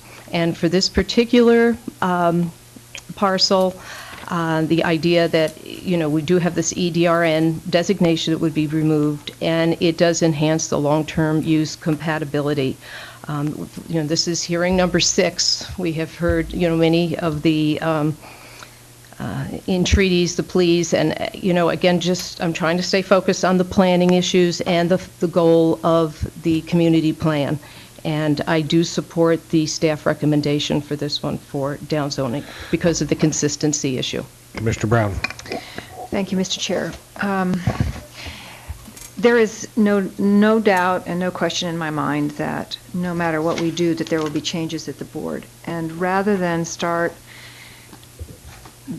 dicing and slicing here, I would prefer to support the staff's recommendation based upon the analysis that they've done. And also, I guess for me, in this particular parcel, I think that removing the EDRN designation is very important because it doesn't sort of make any sense being applied to this undeveloped property at the moment. And while there's one staff recommendation, I probably could come up with others. Mr. Wilbrent comes up with one. And so rather than make these changes, I'm just going to support this in the broader vision of the larger issue of what the community wants to do with their community plan. So I support the staff's recommendation on this. Mr. Cooney. Mr. Chair, I disagree with my friend and fellow Commissioner Brown. I think the purpose of today's meeting, and the reason at least I felt it was appropriate not to reach a conclusion on the 29th, is so we could analyze these sites individually, and it's difficult. And we might have different views than staff, and we're different from each other, and quite likely, as Commissioner Brown acknowledges, different from members of the Board of Supervisors. But I do think they're entitled to the benefit of our thoughts on these. And so I have done that for each of these parcels, and for better or worse, I've come to my own conclusions. And in this case, it's easier for me to support staff's recommendation, acknowledging, and I think we should put this up front, that there have been lot split decisions made throughout the valley in the past that likely would not be made today. And one of the reasons that we have received such a strong message from the community that we try and preserve the quality of the valley is that there has been some hopscotch lot splitting and intensification of development. So far in this particular area, development has not occurred, even though, as has been alleged, there have been some subdivisions created. So I think if we don't include this parcel, we're really asking to have an island of much greater development there, and this is an easy one for me to support staff's recommendation. Okay. Mr. Chair. Excuse me, Mr. Valencia. When we started, I thought we were going to say a nay. I didn't think that we had present argument back and forth, and I'd just like to say that in the proximity of this site, within a strong stone throw, there are about 20-some sites that are 10-acre, and there's about another 15 sites that are 20-acre, and there's about 50 sites that are 5-acre parcels. So it isn't like it's an isolated island. There are surrounded by a multiple sites that are very small, and so to me, leaving it, they've already gone from Ag 1.5 to Ag 2.10. Now to further go to 100 is not fair. It's easy for me to count. I'll just say that I have to think that Mr. Wilbrandt's arguments were very compelling. I'll leave it at that. Next item. Now shifting the commission's attention to area number 4 in the study that was presented, and this has been referred to as the ETAM properties. There was some letters that have been submitted to your commission on these particular properties. In the case of this area number 4, the proposed zoning would shift from Ag 120 and Ag 140 to Ag 240 and Ag 2100, and this is largely to adjust the rural boundary to incorporate that area number 4 into the rural area. In the analysis that staff provided to your commission, the main planning issues that staff identified was that issue of moving the rural boundary in this particular instance. Furthermore, was reducing the potential future subdivision in this particular area. We identified the potential for subdivision of up to 46 additional lots under current land use and zoning. And under the proposed zoning, that subdivision potential would be reduced down to 6. The other environmental issues we identified had related to the preservation of prime farmland that was designated by DOC, and that specifically that it would provide, and additionally, it would minimize the future subdivision to the extent that it would provide a better transition between the rural and inter-rural area. In the presentation and the information that was provided to your commission at the last meeting, it was noted relative to the ETAM properties that there are 6 parcels today. The county is currently reviewing an application in which there's a proposal to subdivide those ETAM properties into 12 lots. Our conclusion is under the alternative that was proposed by Ms. Petrovich in her letter and attachments at the last meeting, that the subdivision potential is approximately 8 lots. Of course, any of this subdivision would have to undergo individual project review, as is the case with the current application that's pending with the county to subdivide the 6 lots into the 12.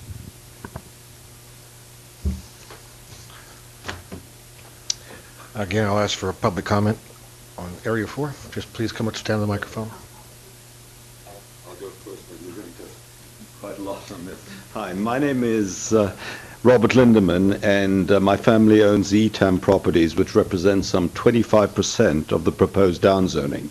Just for some historical perspective, we bought the property in the mid-70s, and the attraction was the quality of life in the valley. Shortly thereafter, the property was downzoned from Ag 1.5 to Ag 120, and we were super supportive of that because we felt that this would preserve the attractiveness which had drawn us here. We subsequently developed the ranch with an 80-acre vineyard, and most of the rest is used for cattle grazing. And some 4 years ago, my son went to UCSB, my other son's at Stanford, and my daughter's likely to go to UCSB, so we're quite committed in this area. 2 years ago, therefore, we asked Tish Beltranama of MNS to work out a subdivision plan so that at some stage the whole family could get an attractive plot. We gave her the following instructions. First of all, not to try to get the maximum number of parcels consistent with the Ag 120 zoning, and really to make sure that the parcels that she suggests are of sufficient size and location so as to not cause a nuisance either to the neighbors, either on or off the property. We also said we wanted to preserve the large 425-acre parcel for cattle grazing. And after a substantial amount of work, Tish identified 12 potential parcels out of the 6 legal parcels which were suitable for subdivision and met the above criteria. Tish designed a plan, and this was accepted by the planning staff as consistent with the Santa Ynez plan then in existence. The downzoning alternative was then proposed by the long-range planning staff, and I was very disappointed that an attempt was made to sidetrack our planning application by putting in some spurious reasons to delay sending us the letter of completeness. This was after we spending some 2 years and spending several $100,000 complying with all the requirements. We hope, though, that this has now been sorted out. At the last meeting, which was attended by my brother, a question was asked as to how the sites were selected for downzoning. we're told either to create neat boundaries or in parcels such as ours where no subdivision had taken place over the years. That is punishing those who'd been slow to subdivide in the past. This is spot zoning at its most blatant, and I'm advised by Susan Petrovich, our attorney, this is illegal, and we will, if necessary, litigate to protect our rights. However, we hope this won't be necessary. We asked by staff to make a compromise proposal. And basically we've done that, and with the exception of two 20-acre legal parcels, we are willing to accept Ag 140 and Ag 100 for the rest. And this would result in 93% of our property being downzoned. And I hope you'll agree that this is more than fair. On a positive note, I'd like to say that I'd like to thank the commissioners for their very fair approach to this most serious matter. A number of them have made site visits to fully understand the situation, and I'm grateful for their time. All of them have been willing to look at this with an open mind and have been receptive to new information. For that, thank you. I'd also like to mention the staff. I know I've run out, but could I have another 10 seconds? I attended the June 13th meeting and was most impressed by Derek Johnson's presentation of the plan as a whole, although of course I could not agree with his recommendations of the downzone alternative. At that meeting, very cogent arguments were brought up by residents of the siting of affordable housing. Staff agreed to remove this from the plan, and I hope they'll take the same sensible approach to this very important issue of downzoning. I understand that they are under a lot of pressure, both in terms of manpower and budget, and I sympathize with them for these difficulties. To conclude, I would like to say that I very much hope that we'll be able to come to a conclusion which is fair and equitable to all the residents of the Valley. Thank you very much. And I will tell you, we always allow extra time when you compliment the staff of the commission. Commissioners, my name is Tish Felton, and I'm here also representing the ETAM Inc. properties.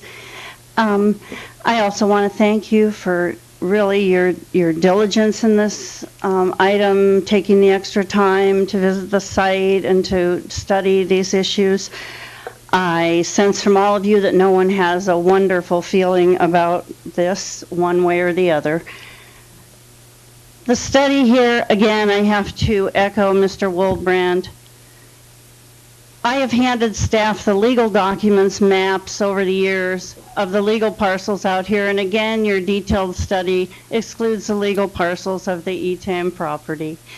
If the calculations had been correct, then it would say that 12, not 6 lots become non-conforming.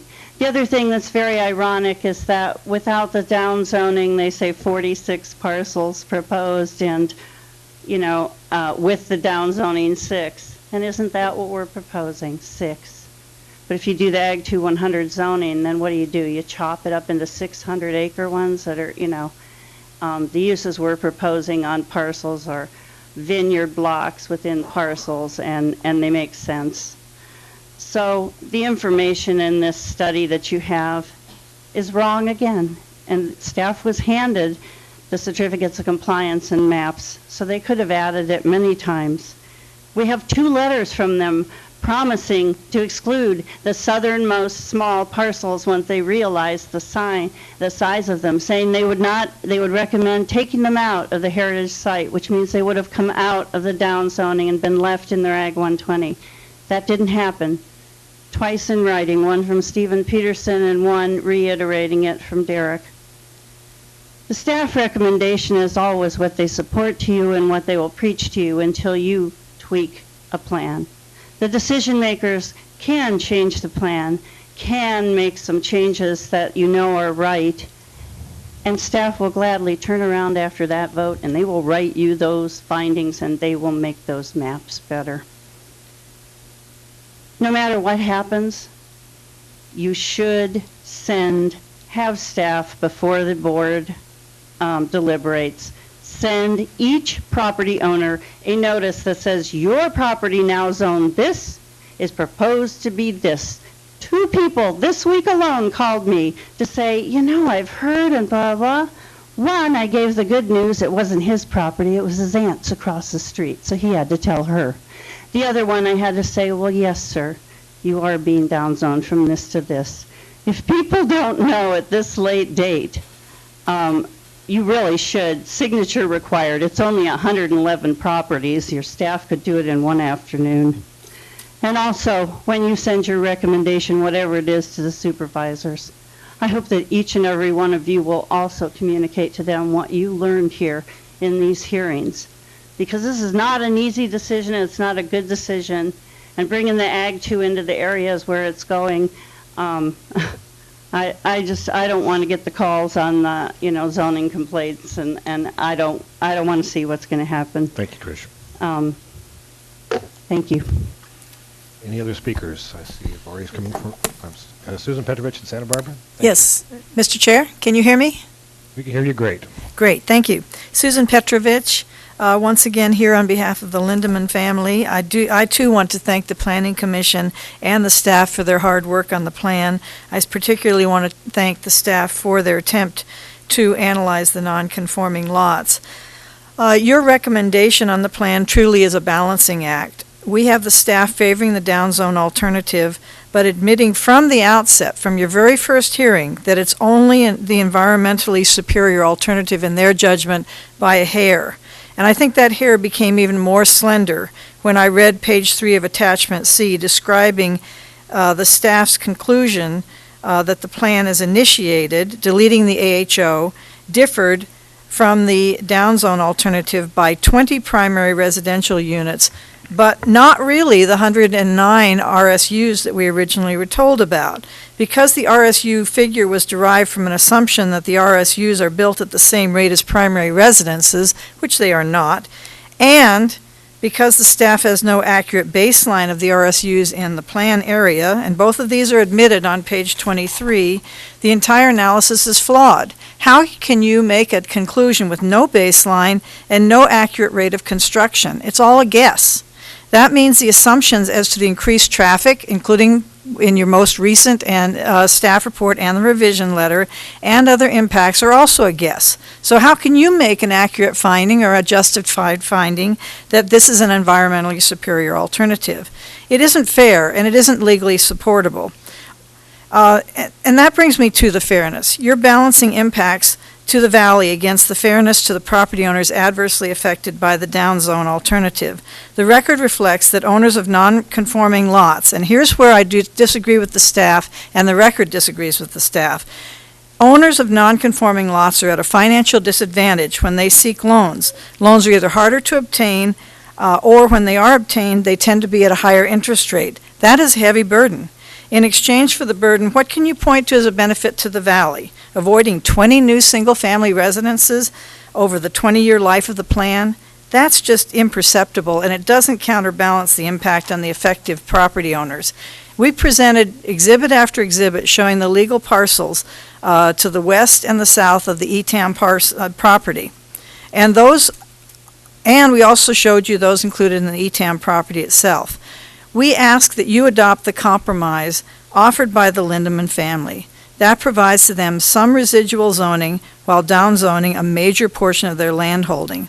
The staff has said that they'd like information regarding these legal parcels. As Tish pointed out, they have that information. You have it too.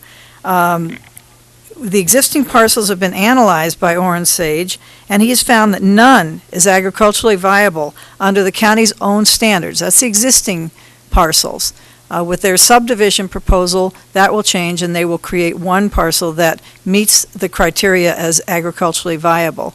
So you are accomplishing nothing by downzoning this property, and we would ask that you accept the compromise and ask that Commissioner Brown reconsider her slicing and dicing approach, and in fact, that you do slice and dice as to this particular property, because it represents such a substantial part of the land holdings that are impacted by the proposed downzone alternative. Thank you. Thank you, Thank you. Ms. Tamoro.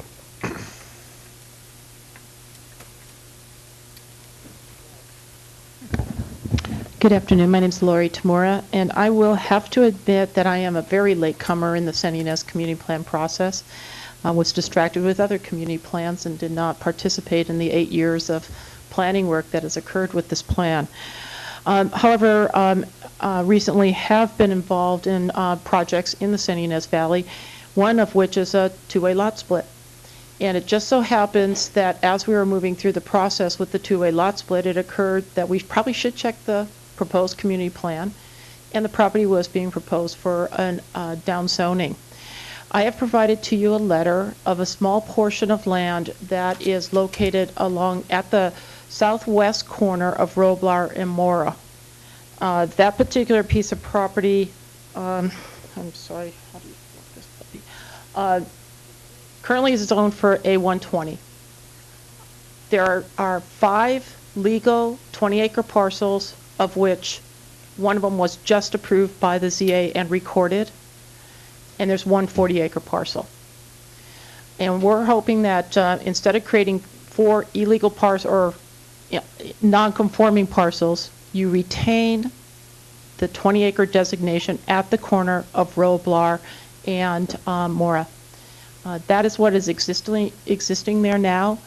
To the south of it are 2 40-acre parcels that are zoned A140, and those are in ag preserve.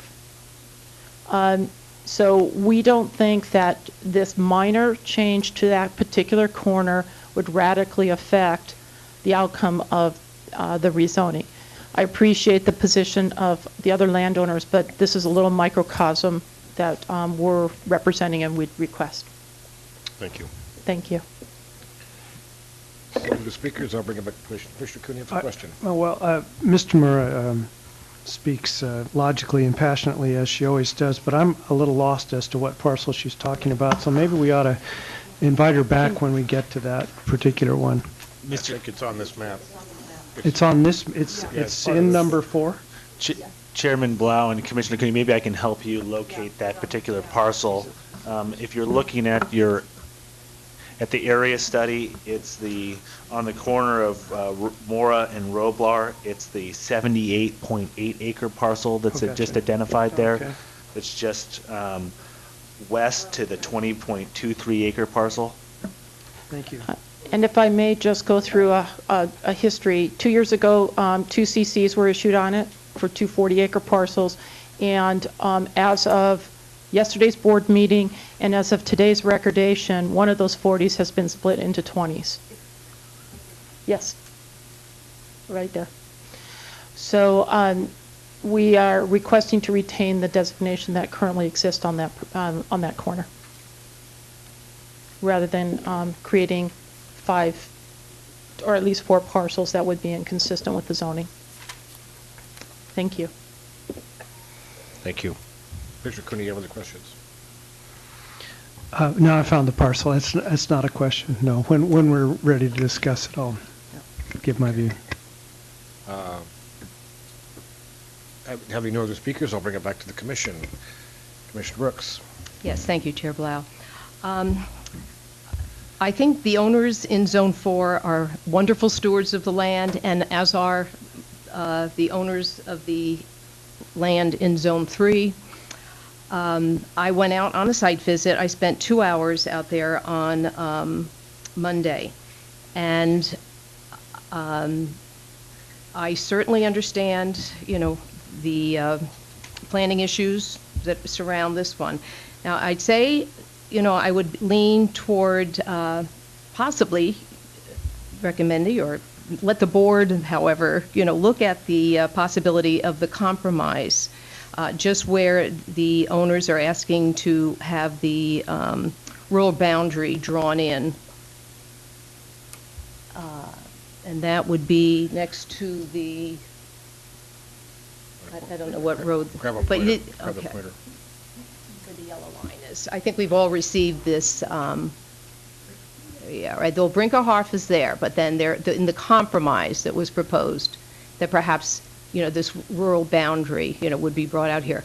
Okay, and I think that, maybe, perhaps this would work. I do think that this needs to be looked at, not today here, but again, as it goes, as we move this plan onto the board. Staff needs much more time, to look at the proposal with the compromise. It certainly has a lot of possibilities. It makes sense as far as the ideas that the property owner has, for the land and what they have looked at so far. But I would say, for today's purposes, I am supporting the staff recommendation. But I'd say of all the zones, this is the one where I would be leaning toward I'm sure that the Board of Supervisors would give this, some consideration, and staff, would have to look at it much more closely. Thank you. Mr. Brown. Thank you. There's no question that Zone 4 has the most interesting issues. We've heard from now one property owner, we've heard from the Lindemans before, and now from an agent about some of the issues. And I know that Ms. Beltranena has spoken quite eloquently about the change from an Ag 1 zoning to Ag 2. So there's lots of issues inherent in this particular zone. And rather than start addressing each one of these separately, because I think that staff has heard our concerns, they've heard the public's concerns, and I think that it needs to move forward, for me, as it is, with the concerns, and there's many of them here, I'm not going to list them all, the public has spoken quite eloquently about it, and move it forward to the board. It is about this rural boundary, and there are many issues in the particular type of zoning from either Ag 1 or Ag 2, and I think I spoke about that at a previous meeting. So I'm, the PACs have looked at the zoning. I do want to support the community, although there are probably other considerations that need to be made. But certainly, as I look at this entire area, I think it needs much closer study and scrutiny, and I'm sure that the board will do that. So I'm not, again, there's many, I could go and make all these little decisions, but I'm not going to. I'm just going to want to move it forward, and I'm going to support the recommendation. I know that staff is going to present the board with many options and considerations for this Zone 4. Commissioner Valencia. Thank you, Mr. Chair. Well, I listened to the arguments and I read the letters from Tish and Susan Petrovich. We've been bombarded with letters, and they make good arguments, and I understand their situation, and I support the position, that they should. And Mr. Lindeman is willing to make a compromise. I mean, he's the first one to come through and say, I'm willing to preserve some of the property in that, and I think we need to give him consideration. And I'm not in favor of rezoning this property at all. Thank you. Make it short. For myself, no, I'm not going to send this package to the board the way it is. I think it is our obligation and our job today to go through this and to try and perfect it as best we can. So if we've got a zoning designation that the commission feels inappropriate, we should change it. And I am impressed by Mr. Fields' comment, I believe, at our last meeting. There seems to be this theory that the PAC got consensus and brought this down zone to us. And if I remember his testimony, that's not what happened. The PAC did not agree or have consensus on the down zoning. The reason that we're looking at the down zoning as the description of the property is because they picked that for the EIR to go forward. So it is not accurate to say that the community has spoken and this is what they want. In fact, what happened was the community met and discussed it and didn't come to consensus, but wanted to go forward so that this body could make the decision to send it to the board. So I'm in favor. I mean, to me, the compromise makes sense. I mean, if we take the big parcel that the current owner wants to retain as a 400-acre parcel and zone it Ag 2, if we leave the rest of it Ag 110, it's surrounded by 10-acre parcels. I mean, and the buffer to the Ag 1 to 100, he already owns. So I think it's a perfect situation. I can't imagine this one where we want to go create 9, 12, or however many non-conforming parcels. Mr. Cooney. Mr. Chair, I don't think any of the parcels are zoned Ag 110 now. They're all Ag 120. And so I think that's our starting point, unless you meant to upzone. No, I did not. I meant for the zoning. What I was looking at was I just see some 20-acre parcels and 17s up along the top of the ridge, and then I see some 110s on the bottom down there. And I'm saying that the other,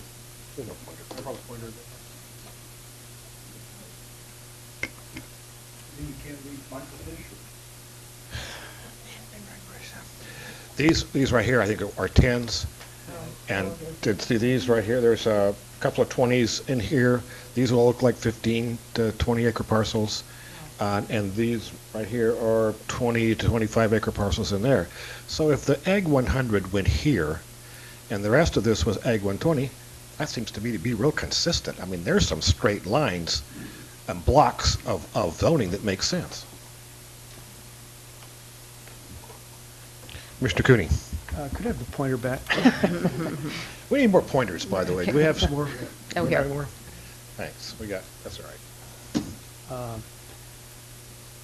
All right, thank you, Mr. Chair. Here's where I was when I came in the door today. I am in agreement that that this particular set of decisions is on the boundary line, and that what we're really talking about is should that line for the rural boundary be pushed in to this side of all these properties.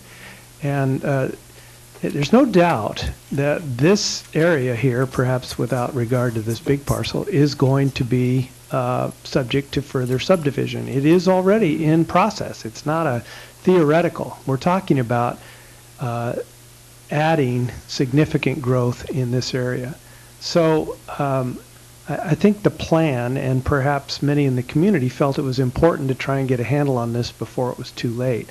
So I have a reluctance to stay with Ag 120 for all of this, but I do believe we could have some Ag 120 down here and cut across like this. These two parcels here are 66. I was just looking at this. And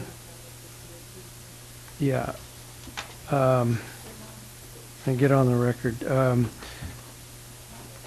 66.33 and 35.49. That would provide transition to the Ag 110 and Ag 120 parcels below. And I don't know if you, but I think I'm hearing them say in the earlier testimony that that's not correct. That these what this diagram represents is not the current parcels. They're smaller. Yeah, it's okay. What I'm proposing is that they be included in the Ag 120 zone. So we're not going to go down to Ag 110 from the current zoning. Whatever the subdivision opportunities are will not be impacted if we go across like this. Now, I would like to see, personally, these large parcels here and here remain as recommended by staff, so that this is all one Ag 100 and that the rural boundary come down like this and go over here. And you would support this to be Ag 120 also? That would be fine. Okay. That conforms to that. I think that's already the fact, that's on the ground. So I don't think the plan gains anything by keeping that Ag 240. And I'll be glad to clarify that. I don't want any confusion about it. In other words, mine is a compromise of the compromise to see if all of us could get closer to the same page, and that is draw the rural boundary line instead of over here, draw it straight down along this parcel, come around this big parcel, and go across and then down. Mr. King, could I ask, any reason we couldn't come through the middle of this parcel? That would allow them to be, you'd have a big parcel here, and this would probably be another 20-acre parcel right there. Your line would be straight that way. You're proposing to change the parcel line? Well, not to change the parcel line, but you can have different zonings on a split parcel. I'm just saying let this line come straight down to here, and then come over and catch it to here. I don't care. It's what you had earlier is okay. I mean, it can be moved to later. I prefer not to have two zoning designations on the same parcel. I think that's one of the consistent goals that staff has tried to achieve, and I support that. So I think it'd involve a little jog there, but the bulk of what the applicants are trying to accomplish in their lot split would be preserved here in this rezone without doing damage to the basic goal of maintaining as much as possible in the rural Ag 2 100 designation. Commissioner Brooks. Yes, thank you. In my site visit, and again, I don't know how we can redraw lines today. Again, I think the compromise, might have some merit. It has to be looked at by the staff. If when in the reconfiguration of those lower parcels, from what I saw, I just don't think we can't, like you said, we're not dealing with the straight lines. They have reconfigured those parcels. So, some of these lines that you see here are gone. So for us I don't think we could even make a tweak today, because we'd be going forward blindly. And again, I think this would be done more appropriately and, under the community's auspices of the plan, as this moves on to the board. And I couldn't disagree more, Mr. Johnson. Do you want to address that issue? Do you have any problem if we make changes today on the... Commissioner Blau and members of the commission, if it's the direction of the commission that this is your recommendation on this particular area, the process to advance that forward would be to present to the board what was originally in the plan, what the downzone alternative studied and what it concluded, and if this is a refinement of the alternative option that Ms. Petrovich provided, we could present that to the decision makers as well, along with the environmental information, and they could take a look at that and make their decision. With our recommendation that be the revision to the plan. If that's the direction the commission, that the alternative that Commissioner Cooney has offered, then we would make that clear to the board. Chair Blau. Commissioner Brown. The problem that I have here today is I don't see what this, we've gotten probably someplace in the past. I don't have it with me because I have a lot of other documents with me. But it would really be helpful to have some clarity about what it is that we're going to, if this is going to be the commission's recommendation, what it is exactly. I understand about the Ag 1, Ag 2 issue, but I don't understand, considering what Ms. Beltranena indicated about these parcels, because it's slightly different than what is being presented. So what is the recommendation that we're sending if that's Commissioner Cooney's recommendation to follow these parcel lines when that's not really what it is? Commissioner Blau and Commissioner Brown, let me just suggest that if this is the concept that there's consensus on, then at the conclusion of the staff presentation, we would ask for about a 5-minute break. Recall at the outset of this meeting, we provided you with a detailed recommendation. During that break, we would modify that recommendation to include and integrate your vote on this particular area. Commissioner Brooks. Yes, thank you. I want to come back to a comment that was made, and I think I'm clarifying it a bit. Chair Blau, when you had said that when the GPAC was looking at this, that there was no consensus. The VPAC. When the VPAC had looked at it, in fact, there was consensus on the parcels, but there was not consensus. And perhaps, we could hear from either Mr. Field or Mr.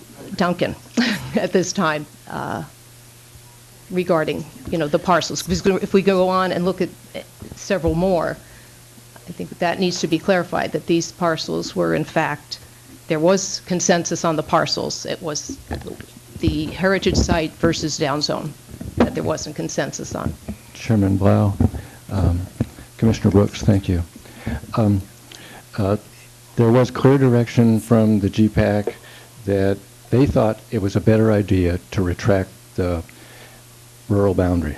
And I think that's what you need to keep in mind here. I don't see a map here which clearly shows you where that boundary between the inner rural and the rural is. And I would suggest any new proposal has to address where that will lie. And even though you may attempt to satisfy individual property owners and try and put them on the right side of that boundary, there are more parcels than those individual property owners represented here on that map. Any other questions? And I would say, I think if you do... I think the question was, did the VPAC come to consensus on which parts should be downzone and which ones, and downzone to what? I'm not going to speak for the VPAC. You'll have to ask Mr. Fields. But the GPAC did support the idea. If you could show me a bigger map, what you'll find is that originally the inner rural area goes all the way out here and incorporates Rancho Estates, which if you look, actually it's out here. So if you look at what that does is it basically takes what should be considered anomalous zoning way over on the eastern side of the valley and makes that an excuse to have a whole area of these smaller parcels eventually developed and then potentially proliferate out from them. And so the GPAC thought it was better to pull that boundary in, draw clear EDRN boundaries along it, and lay the new boundary along something which was unequivocal. Brinkerhoff's pretty clear. Brinkerhoff is pretty clear in terms of as it sits now, it's developed on one side and not as developed on the other. Thank So you. that's what the GPAC supported. Thank you. Mr. Fields, are you going to address my question? Thank you. Mr. Chairman and Commissioners, my name is Bob Field from Santa Ynez. I have a fairly clear memory of the VPAC's activities here, but I will predict that it won't clearly point you to any particular conclusion.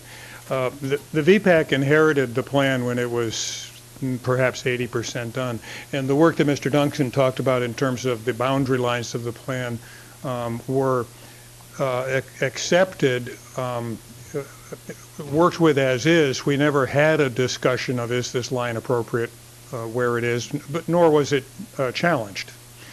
The place where the VPAC did, I think, indicate something concrete is the heritage site designation was not applied to everything that had been flagged in the downzone alternative. It was a subset.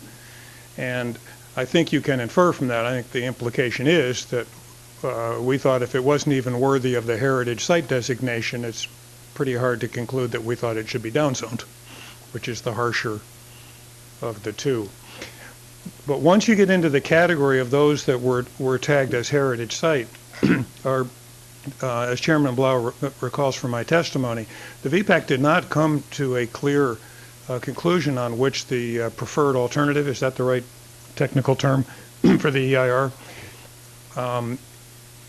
And so the agreement was unanimous that we send it off to the EIR process to get the additional information, the EIR, upon which to base a decision on downzones and heritage sites. Now, the VPAC, of course, is gone and not able to do that, so you've inherited, congratulations, you've inherited the task to look at that. So in summary, I would say there was an acceptance of the boundary lines that were drawn. There was a rejection of some of the parcels as being subject for either downzone or heritage site. And the nature of the discussions that you're having now, I think, are on both the boundary question and then what to do with a particular site. And I think partly you're having those discussions because we did not conclude. Thank you. Thank you. That makes it pretty clear.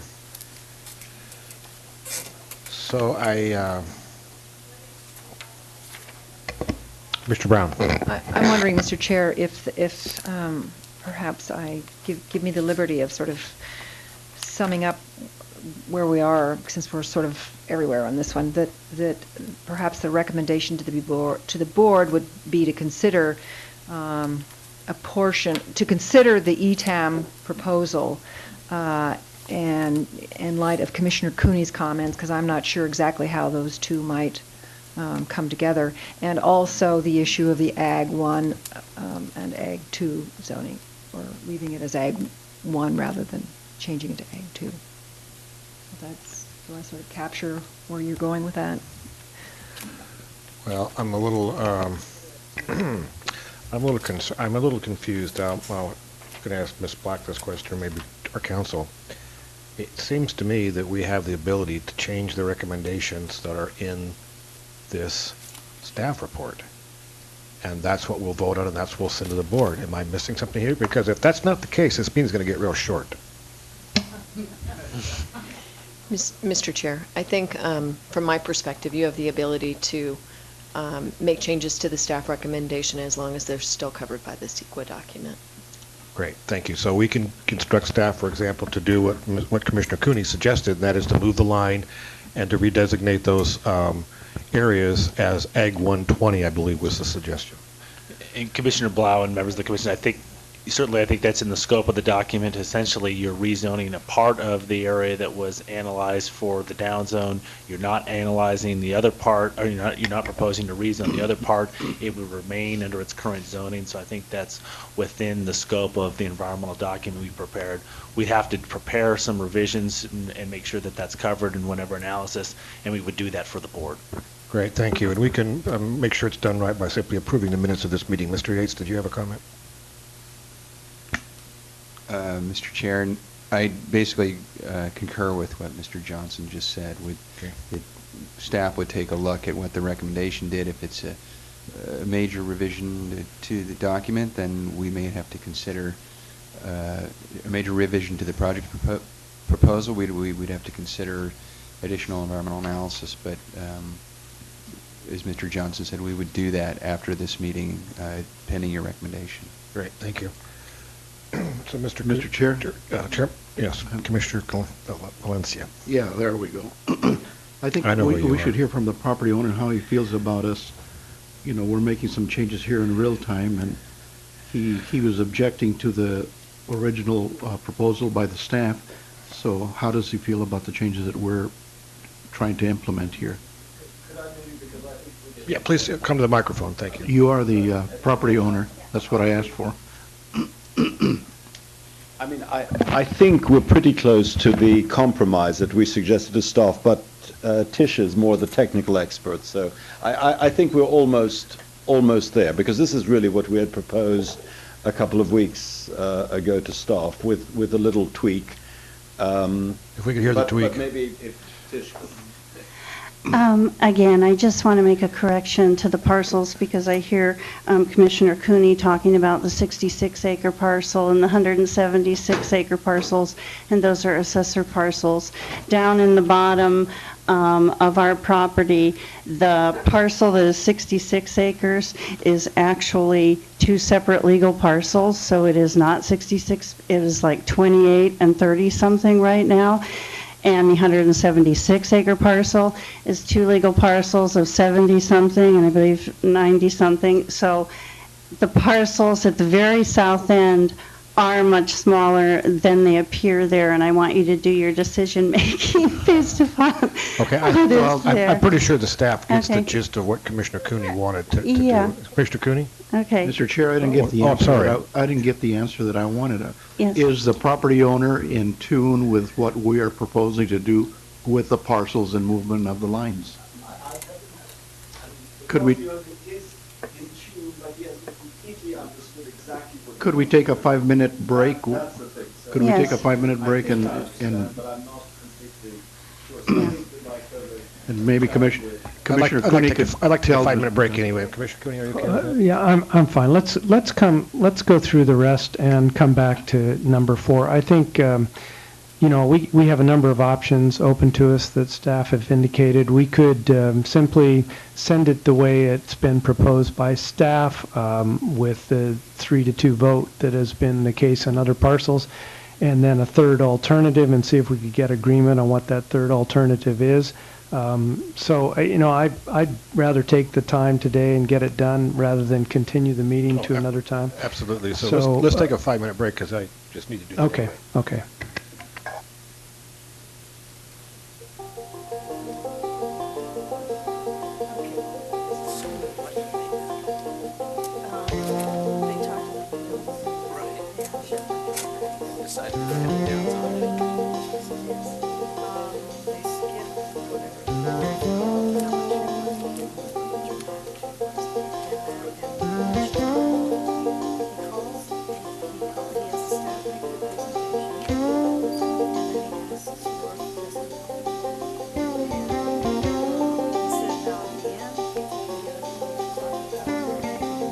Or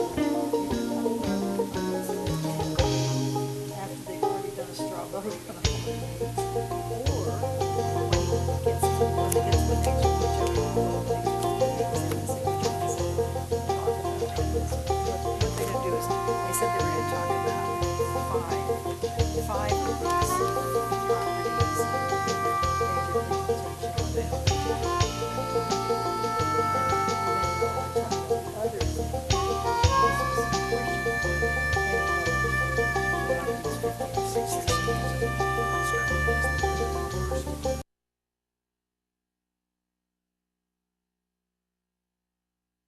the break, I think to characterize the discussions, I think that the compromise that Commissioner Cooney has offered, I think, gets the owners of the property or closer to the alternative that they provided to the commission at the June 29th meeting.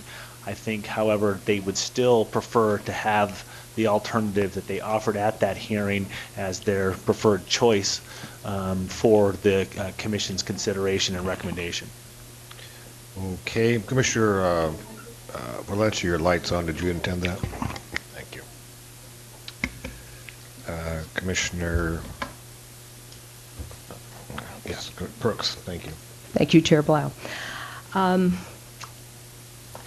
During the break, I took a look at the rural line. I reread the planning issues on this particular zone, Zone 4. I feel that, if the compromise, parts of the compromise are going to be appropriate, I have a hard time thinking that, we would do a good job on it today. As I said, I think the staff is aware of some of the issues. The maps that we have in front of us are not the actual maps that I saw the other day, from the owner. If this rural line, the in-rural boundary, is changed again, it seems that, are we going away from the desire of the community to avoid peninsulas? And what about the adjacent parcels? We have one owner here, one representative. There are implications to the adjacent parcels. I feel that I would rather this be done in a thorough fashion, given the time that it deserves. Again, we're looking at owners who have put in some considerable amount of money. We have a community that's put in a considerable amount of time. I think this could be done in a much better fashion if we would move the plan along with some suggestions that something has to, we are leaning towards something for this particular zone. But I would rather that be done in a very professional fashion and give it the time that it deserves. Commissioner Valencia. Thank you, Mr. Chair. I'm just noticing that this would be the only parcel within the rural boundary line of 100 acres. There are no other 100-acre parcels in the entire rural boundary. The largest is 40. And why do we want to have one that's 100? Everything else is 1 through 40 or 2 to 40, but no 100. Why would we want to have that in there? Is there a special reason? On the proposal to go to Ag 240. Commissioner Blau and Commissioner Valencia, the reason why the Ag 240 and the Ag 2100 zoning was proposed was primarily to move that rural-urban boundary. And as you can see from our analysis on page 10, in fact, there are all the parcels in that area are conforming as to size today. There would be some non-conforming parcels that would be created as a result of that shift to accommodate the primary goal of shifting the rural-urban boundary. Yeah, I'm still trying to put it in proper perspective. Commissioner Cooney, I think is correct. You were proposing moving that red line, correct? No. The blue line, Commissioner Lewis. Oh. Well, whichever line. It would seem to me that inside the rural boundary line, you wouldn't want to have any 100-acre parcels. This would be the only 100-acre parcel in the entire rural boundary area. There isn't any other 100-acre parcel zoned. Just looking at it. Commissioner Blau and Commissioner Valencia, if I'm understanding your question, the minimum parcel size in the rural area is 40 acres. Right. In this case, there's proposed to be a 100 acre parcel. Okay, I think we need to get moving. Chairman, Commissioner Cooney, is that kind of a motion, or are we taking a poll? Because I'm prepared to support it and give staff that direction. Mr. Chair, I share the concerns of Commissioner Brooks that we not do this on the fly. We're making our best and unfortunately last attempt to try and reach a fair conclusion on these. But in terms of black and white, I would support the staff's recommendation at this point. I would expect, though, that when this is presented to the board along with our recommendation, there would be an indication of support, and we can certainly take a vote on it, for some additional review of the urban-rural boundary line or inter-rural-rural boundary line in this particular location. And that's the best we can do on short notice. Commissioner Brown. And Commissioner Cooney is part of that motion of consideration for the change from ag, or just to leave it as ag 120, some of the parcels as well, or no? Well, when I was being specific, I was not objecting to ag 120 as the existing zoning, remaining that, and for the parcel that is separate and is Correct. Represented by Ms. Tamura. So So I'm including all of number 4, what is our number 4, in the recommendation that additional care and consideration be given to those parcels. Okay, Commissioner Valencia, do you have more, or are your light still on? No, it's just, I'm trying to understand the motion, is just that we give consideration, that's all. That's, so, Okay. Commissioner, maybe I can add some clarity. So my understanding would be to forward the recommendation for the down zone and ask staff as part of its presentation to the Board of Supervisors to provide in our staff report an objective analysis of the proposal that was offered by the property owners of ETAM and the alternative proposal that Commissioner Cooney offered to the Commission today. Right, and I think you could also conclude that was the sense of the Commission, at least the majority, and that you might explain to them that the Commission didn't think they had enough time to look at that carefully, that you needed to do additional work, but we didn't want the process to go beyond today. Is that pretty fair? That's pretty fair. I think we have one more speaker on that issue, and I'll take her up on it. Commissioners, Jerry Shepherd, Shepherd Ranch, area number 3 that you've considered. In light of these conversations, as I sit here and listen to the debate and the considerations, I would respectfully request that you reconsider our parcel, and I'm asking if you could reconsider it for an Ag 120. Thank you. Great. And I'm not sure how Commissioner Cooney feels about that, but that would be, I'm sure Commissioner Valencia and I would support that. And that needs to, we probably should hear from Commissioner Cooney. My feeling's a little different with respect to that parcel.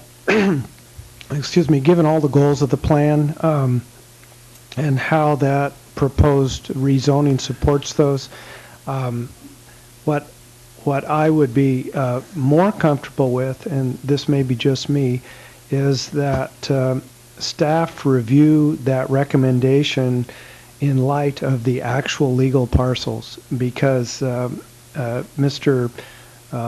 Wilbrandt has provided us with evidence. I certainly know him to be a very honorable individual, that the assessor's parcels are radically different than the actual legal parcels, and it might have affected our view. So I would like to see strong direction from the Commission that it's area 3 be considered in the light of the actual legal parcels. And I'm told that these aren't subject to confirmation of certificates of compliance, that they're actual county maps showing these as the legal parcels. If that's the case, the board should have the benefit of those, though we did not. Commissioner Blau and Commissioner Cooney, we did in fact meet with Mr. Wilbrand. We did see some maps that dated back to the original comp plan. He did provide us with some CCs of some parcels. We haven't gone through and done the analysis to confirm the validity of those parcels and the context. And we wanted to move forward with an equal treatment of our analysis on all the parcels. But if that's the direction of the commission on this particular area, we'd be happy to do that for the board. That would be my inclination. I think it's everyone's inclination to do that. Okay. So we're not going to go through the rest of these, is that correct? Or where are we now on your report? Commissioner Blau and members of the commission, we can conclude our presentation of the particular area discussion if there's no further questions by the commission on some of those areas. I think that the most part we've covered the ones that were of substance for the commission. If there's any other areas, we'd be happy to go into those. You'd indicated that you had 4? That was the 4th? Okay, fine. Okay, that being said, I think I'm going to go ahead and open this up to the public hearing. Unless you have questions? I had one other that I'd like to ask questions about. Maybe everybody's thought this through more thoroughly, but it's your number 8, which is adjacent to the town of Los Olivos and 154. Page 25? Page 21.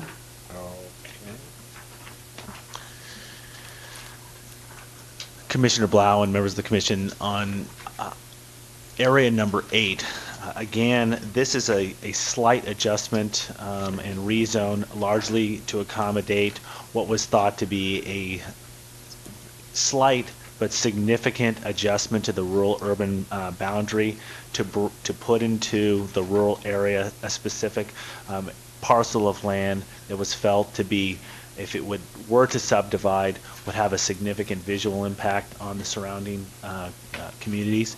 And so in this case, the downzone's Ag 120 to Ag 240, and you can see on the analysis on page 21 how that very slight adjustment from the red to blue line and how that rural boundary adjusts. In terms of the creation of non-conforming parcels, today there's already a non-conforming parcel out there. It's smaller than the 20-acre size. It would be smaller than the 40-acre size were it to be rezoned to Ag 240. If you look at the surrounding land uses, it's surrounded by primarily Ag 1 zoning, but to the northwest it's Ag 2 zoning, and that was the more the compelling reason to bring it into the Ag 2 into the rural area, because the geographic location of this property, it was felt to have more of a relationship to that Ag 2 100 parcels rather than just the surrounding parcels to the east and south. So our position and recommendation on this was to support this particular down zone because of that relationship to that larger parcel. And you've explained to me separately that if you have properties in the rural zone, they need to be zoned Ag 2 as opposed to Ag 1. Commissioner Blau and Commissioner Cooney, that's correct. All right, so this brings into sharp focus the potential conflict between ag uses and inner rural or rural residential uses, because I can see this Ag 2 zoning permitting quite a few uses that might be inconsistent. But I also understand that that's a separate initiative the county is pursuing right now, the rural urban interface and how to make that compatible. So I suppose we'll have a chance to address that. But you've answered my question. I was wondering why it had to be Ag 2 as opposed to Ag 1. I have one more. This is number 14, page 38.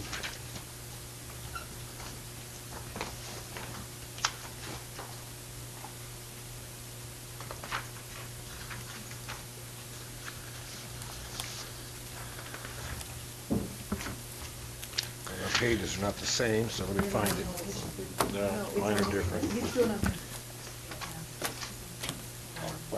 Commissioner Blau, members of the commission, I think Commissioner Cooney is referring to the page numbers on the... Attachment D. On Attachment D. Attachment D of our staff report.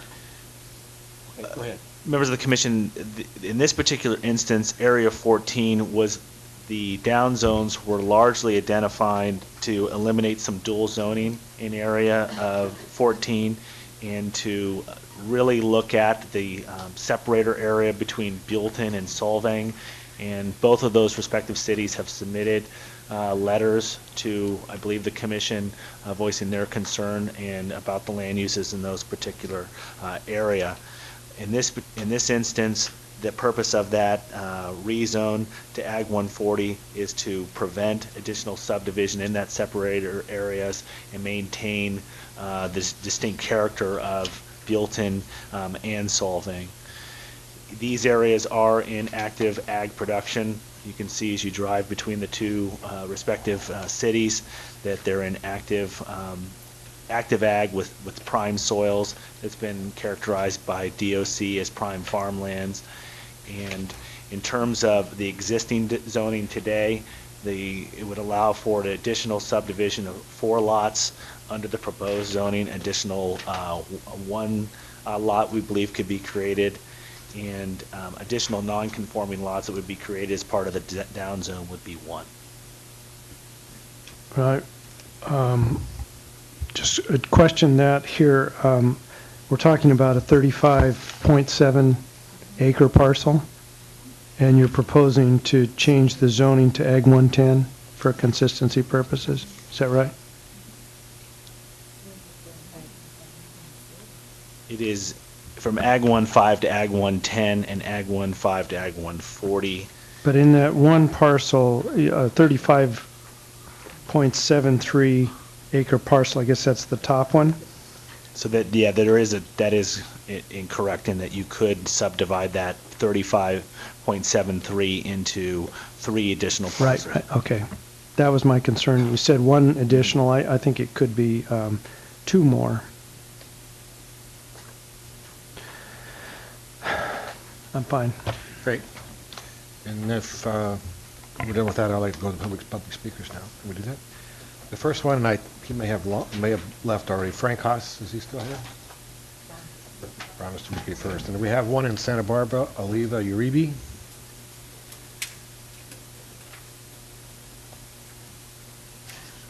She's gone too. Are we Hello? not live in Santa Barbara anymore? Hello?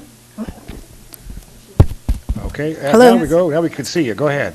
Can you hear me? Yes, we can. Okay, great.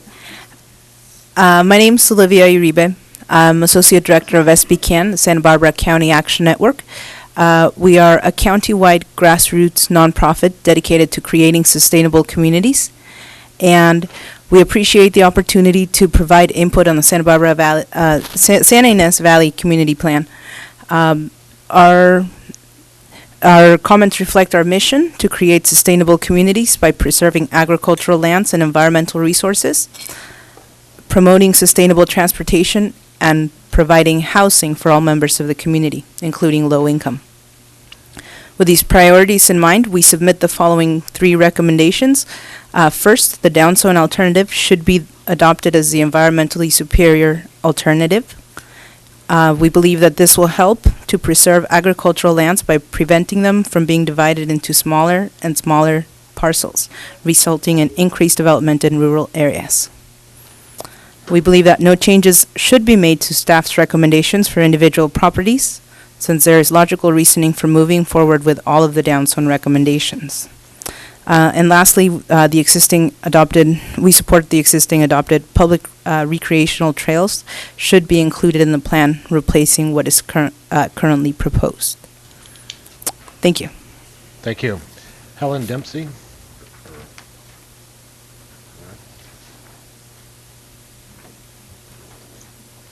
Dale Rossi. I'm sorry. Come forward. Mr. Commissioner and Commissioners, I'm here today quite by surprise, and I'm here to talk about a de-overlay that suddenly this week has appeared on our property. We have the Ballard Adobes, which is our home. It is located in Los Olivos. And, thank you.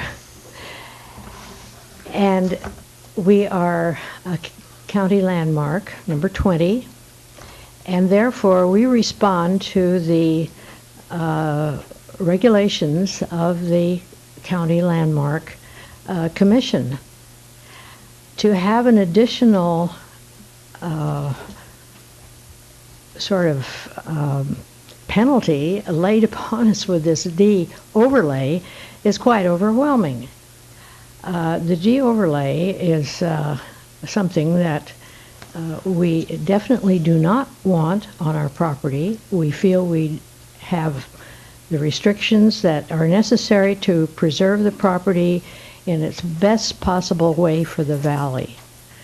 And so we ask you, with respect to the possibility that the staff, because it was done this week and we were not informed, I didn't know it until I came here and spoke with Mr. Johnson,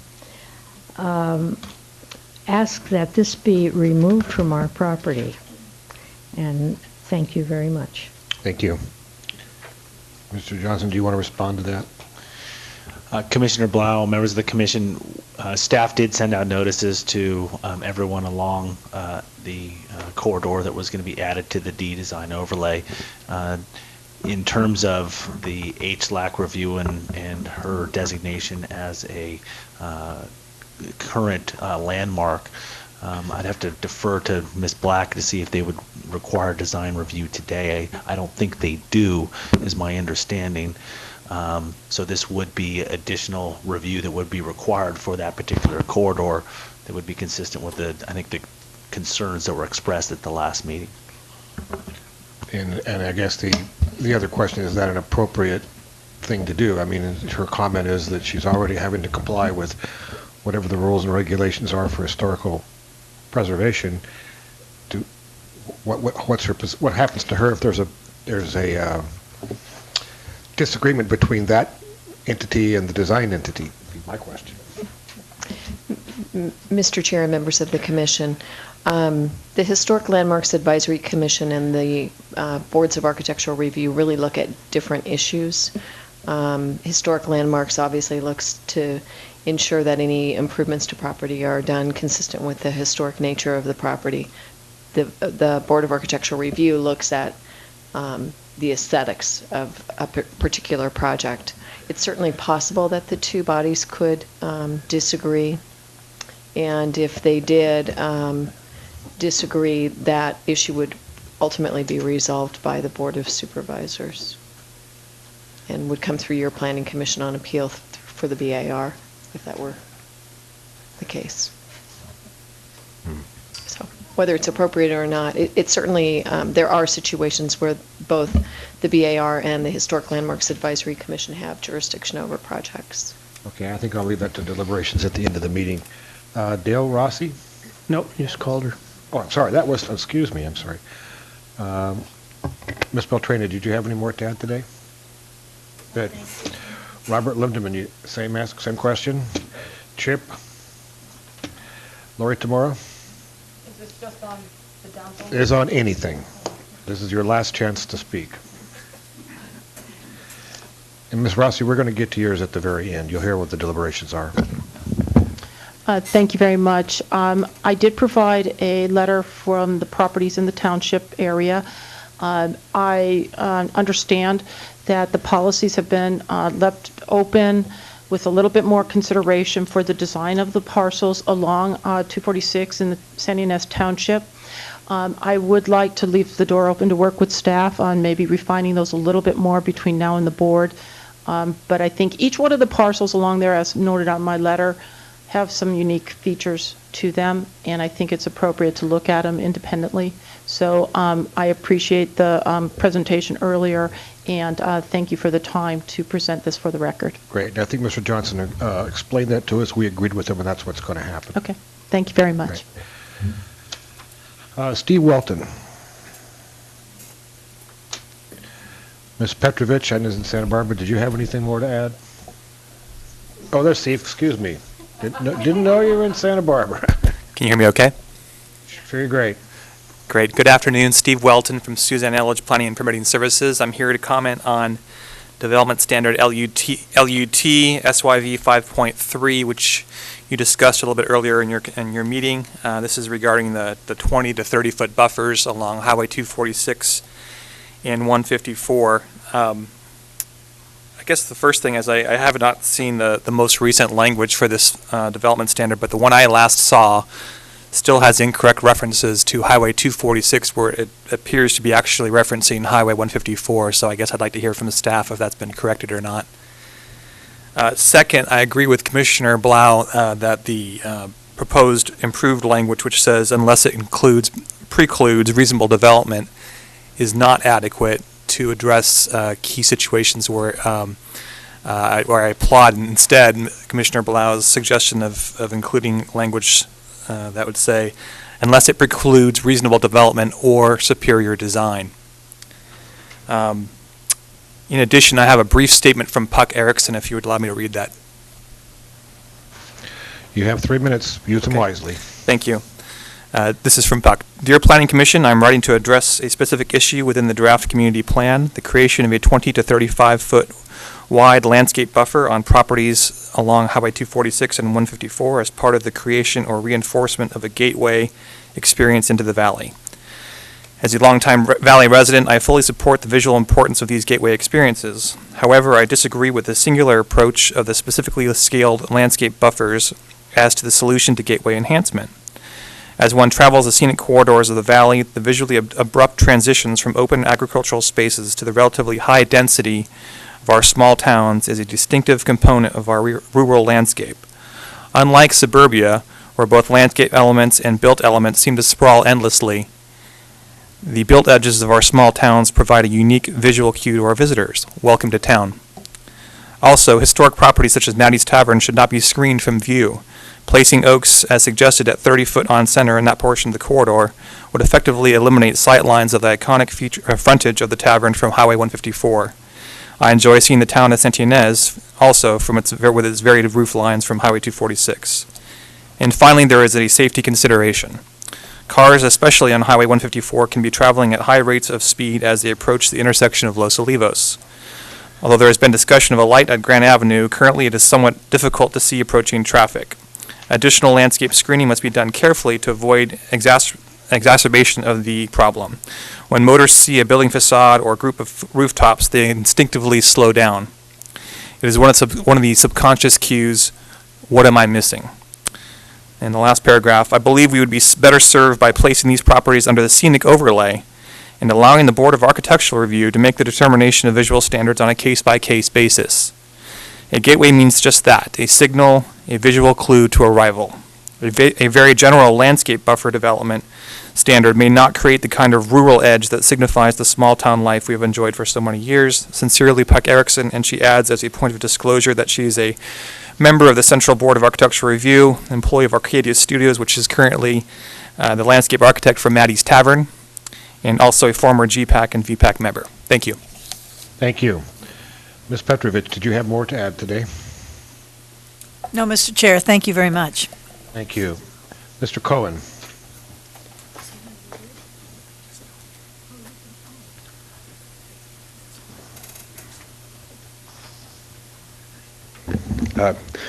Good afternoon, Sam Cohen for the Saint Ynez Band of Chumash. At the outset, I want to say that I'll miss these meetings. I've enjoyed our time together. It's rare that I can see all my good friends here in the same place, and I look forward to following them to the Board of Supervisors. My issue today is LUG SYV 6.0. And one thing I've learned about this process is that if the GPAC is considered the Old Testament, and that's Scripture, the VPAC is the New Testament, all right? But number 6 is neither. Number 6, the Genesis, a lot of biblical references, of LUG, is it LUG? SYV 6, is a letter dated September 20th, 2006, from then Supervisor Brooke Firestone to the remaining members of the Board of Supervisors. And he quotes, he conducted a single community meeting in the Solvang's Veteran Hall on September 13th, 2006 to gather additional public comment. Neither Old Testament nor New Testament, just one really fun evening in Solvang, created LUG SYV 6. So I'd like to propose a compromise, since we are in a compromising mood, ending our session here with the Planning Commissioner. Could we consider the first sentence of LUG SYV-6, instead of saying the county shall oppose, could we consider the county shall consider opposing the loss of jurisdictional authority? Because, you know, I'm not sure if the San Ynez Valley Community Plan can technically bind future Board of Supervisors. And such, all you can really ask the County Board of Supervisors to do is consider opposing future annexations on a case-by-case basis. Actually, to respond to that, Mr. Cohen, I believe the last meeting we tried to remember what we did, but we actually took a little straw vote to take that out of the recommendation. So I'm not sure that recommendation is going forward to the board. It's not. I mean, we voted to take it out, so that's not part of the plan. Mr. Commissioner Johnson, Blau, members of the committee, staff's recollection was that the board had directed this to be put back into the plan, and therefore it was a policy issue that the board would needed to deliberate on when this plan returned to them. But it's our recommendation that it not be in part of the plan. That's what the recommendation is. Now, if the board wants to keep it in there, that's their prerogative. Commissioner Cooney, did I misstate that? No, my strong recollection is contrary to Mr. Johnson. I thought we took a specific poll, and I don't remember if there was dissent. I think maybe Commissioner Brooks disagreed, but the rest of us felt it should come out. No, may I? Commissioner Brooks? Thank you, Chair Pella. My recollection was, I voiced an opinion. I believe, Mr. Valencia, you voiced no opinion on that one. You are. Okay. I believe there were several. I believe Commissioner Brown did not voice an My opinion at comments that were time. the board wanted it in there, that we should Right. leave it in there. That was my comment.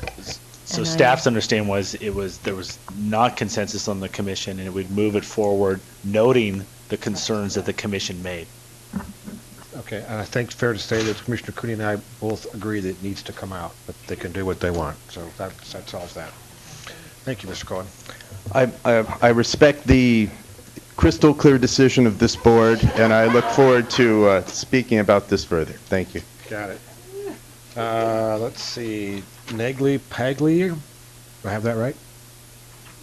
Oh, please come forward. Did you wish to speak? Oh. Donna Will.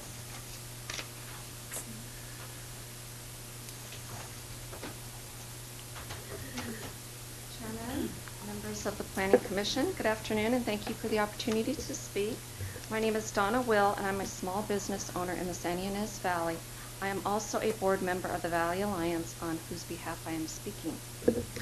The Valley Alliance supports the Valley Blueprint as a collaborative vision of the Valley's future that protects the quality of life for all Valley residents. Goal 1 of the Valley Blueprint speaks of preserving the rural character of the Valley and protecting agriculture. That is what the community plan and the down zone alternative propose to do, and that's why the Alliance urges you to recommend their adoption. The community plan is our opportunity to ensure that future growth and development do not overwhelm our infrastructure and services. It is a chance to respond to the many changes that have occurred in the Valley since the last comprehensive planning was done almost 30 years ago. With good planning, the different townships can preserve their unique character instead of having poorly planned, piecemeal development driven by fast profit. We can keep urban growth within the urban boundary where there is infrastructure and services to support it. Recent events on the South Coast have shown how difficult and costly it can be to provide services such as fire protection to far-flung, sprawling development. The community plan and down zone alternative take an organized approach to growth by balancing the development potential with community resources and goals. If we want to preserve our rural character and protect agriculture, we need to reduce development potential that will strain our resources. If we want to reduce future traffic, we need to reduce development that generates it. If we want to preserve agriculture, we need to discourage fragmentation of agricultural resources that displaces agriculture with residential use.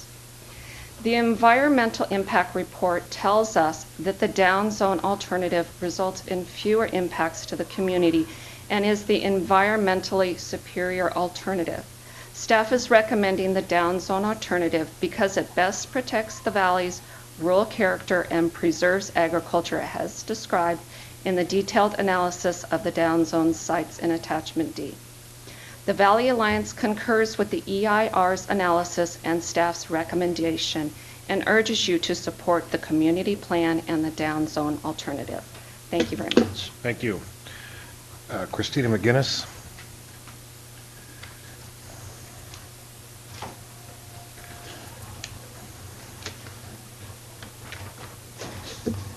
Good afternoon, Chair Blau, Planning Commissioners. My name is Christina McGinnis, Director of the Open Project of the Environmental Defense Center. And the purpose of the Open Project is to assess urban-rural boundaries, preservation of ag and open space in all of unincorporated Santa Barbara County. And I'm here today to request, yet again, that your commission vote to recommend the down zone alternative to the Board of Supervisors. Although it is compelling to consider the plight of individual property owners with regard to this plan in the down zone, the alternative for downzoning does present a comprehensive vision for the preservation of ag in the valley, and that vision should not be diluted without very careful consideration regarding the long-term implications of requested changes. I would also like to request a clarification regarding the action item for farm stays, and the proposed language for action LUA SYV 4.1 currently reads, the county shall consider an ordinance allowing agricultural farm stays in the San Ynez Valley in accordance with Health and Safety Code Section X. Farm stays may be permitted where compatible with on-site and neighboring agricultural production. I would just suggest to your commission that in order to clarify this action, the second sentence should be stricken, please. Because I think the intent of the consideration of farm stays will still be retained by having that first sentence. Finally, I fully support the scenic corridor status for Santa Rosa Road, and I hope that the Planning Commission embraces that recommendation as requested by the residents of that area, and it truly is a visual jewel in the valley and should be preserved as such. Finally, your Planning Commission has undergone careful deliberations on this plan. We appreciate how carefully you've reviewed each and every property, and planning staff has provided an unbelievable amount of, I think, very excellent information to help you all make your recommendation and decision on this. I thank you for considering these requests and for showing leadership in creating a long-term vision to protect the future of ag and open space in the valley. Thank you very much. Thank you. Freddie Romero.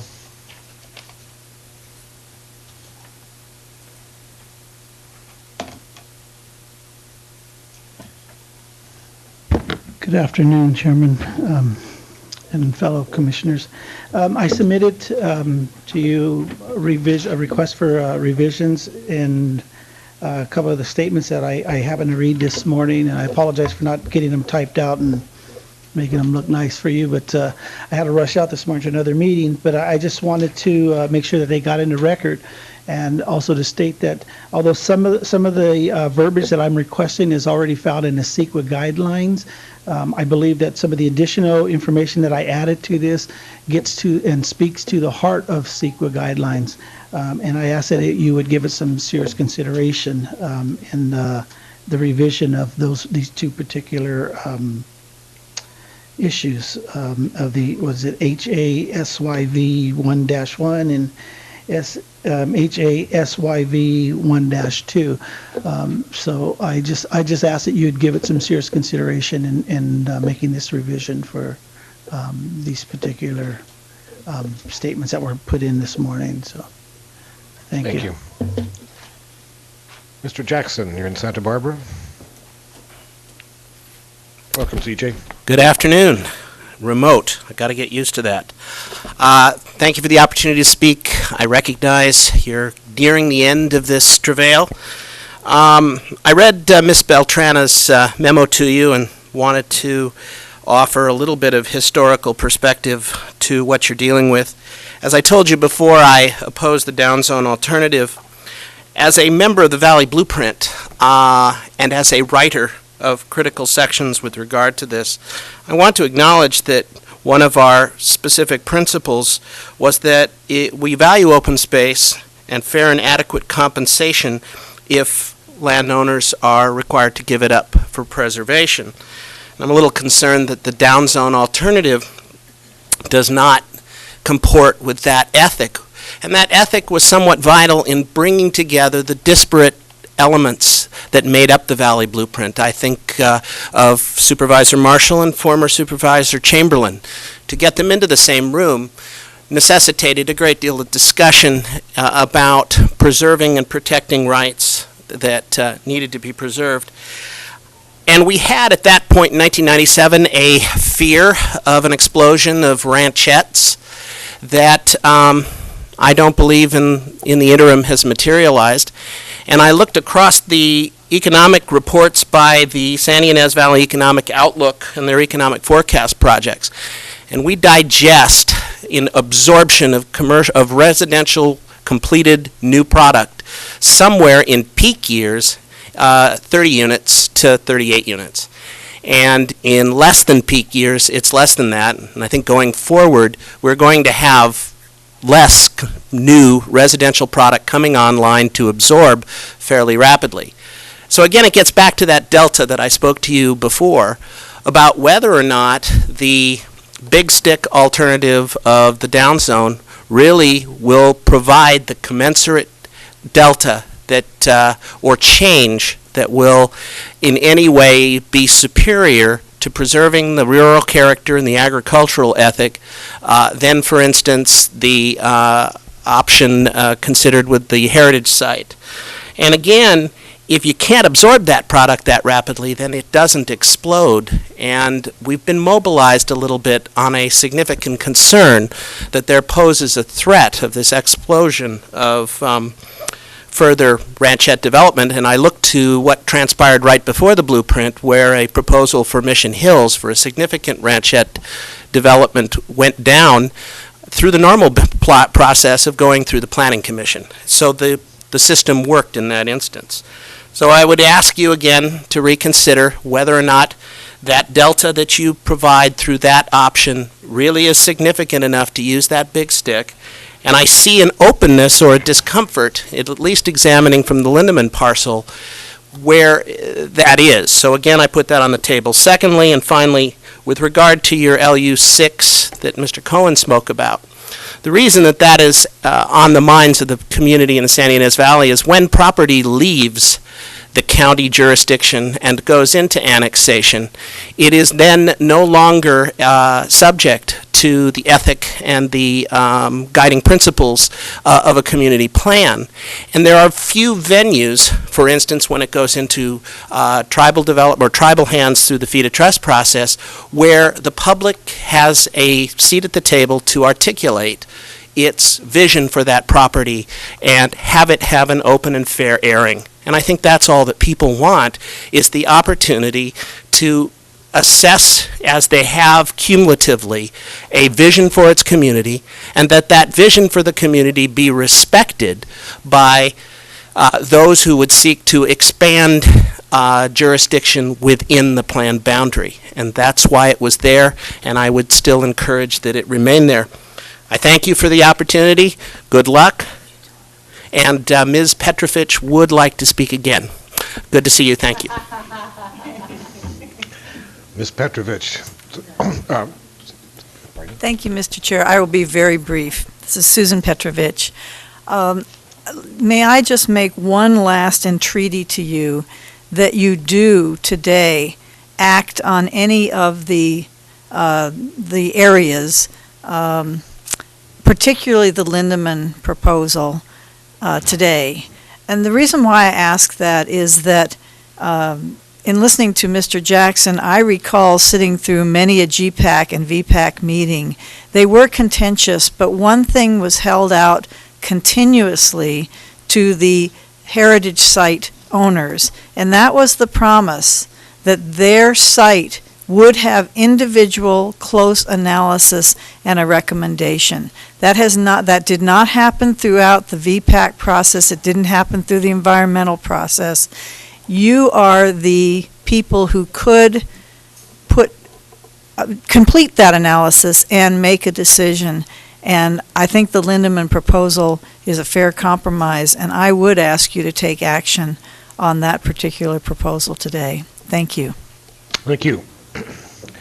That concludes the slips I have for public speakers. Seeing no one else rise from the floor, I will close it to public comment and bring it back to the commission for deliberation. Oh, we're going to deliberate, Ms. Ross. That was on my notes. So I think one of the first things we need to do is talk about Mrs. Rossi's concerns. I'm not that familiar with what happens with the historical people and how they control other properties, but it seems to me that it wouldn't be unreasonable that we would exempt people that are under those auspices from the design. I can't see someone going through twice, and I really abhor the idea of having conflicts between the BAR and between the Historical Society. Can I just ask where the property is? I'm not sure exactly. Commissioner Brown, if you wish to have her come back up and ask questions. No, you I'm can do asking that. staff. Oh. I think they know. Okay.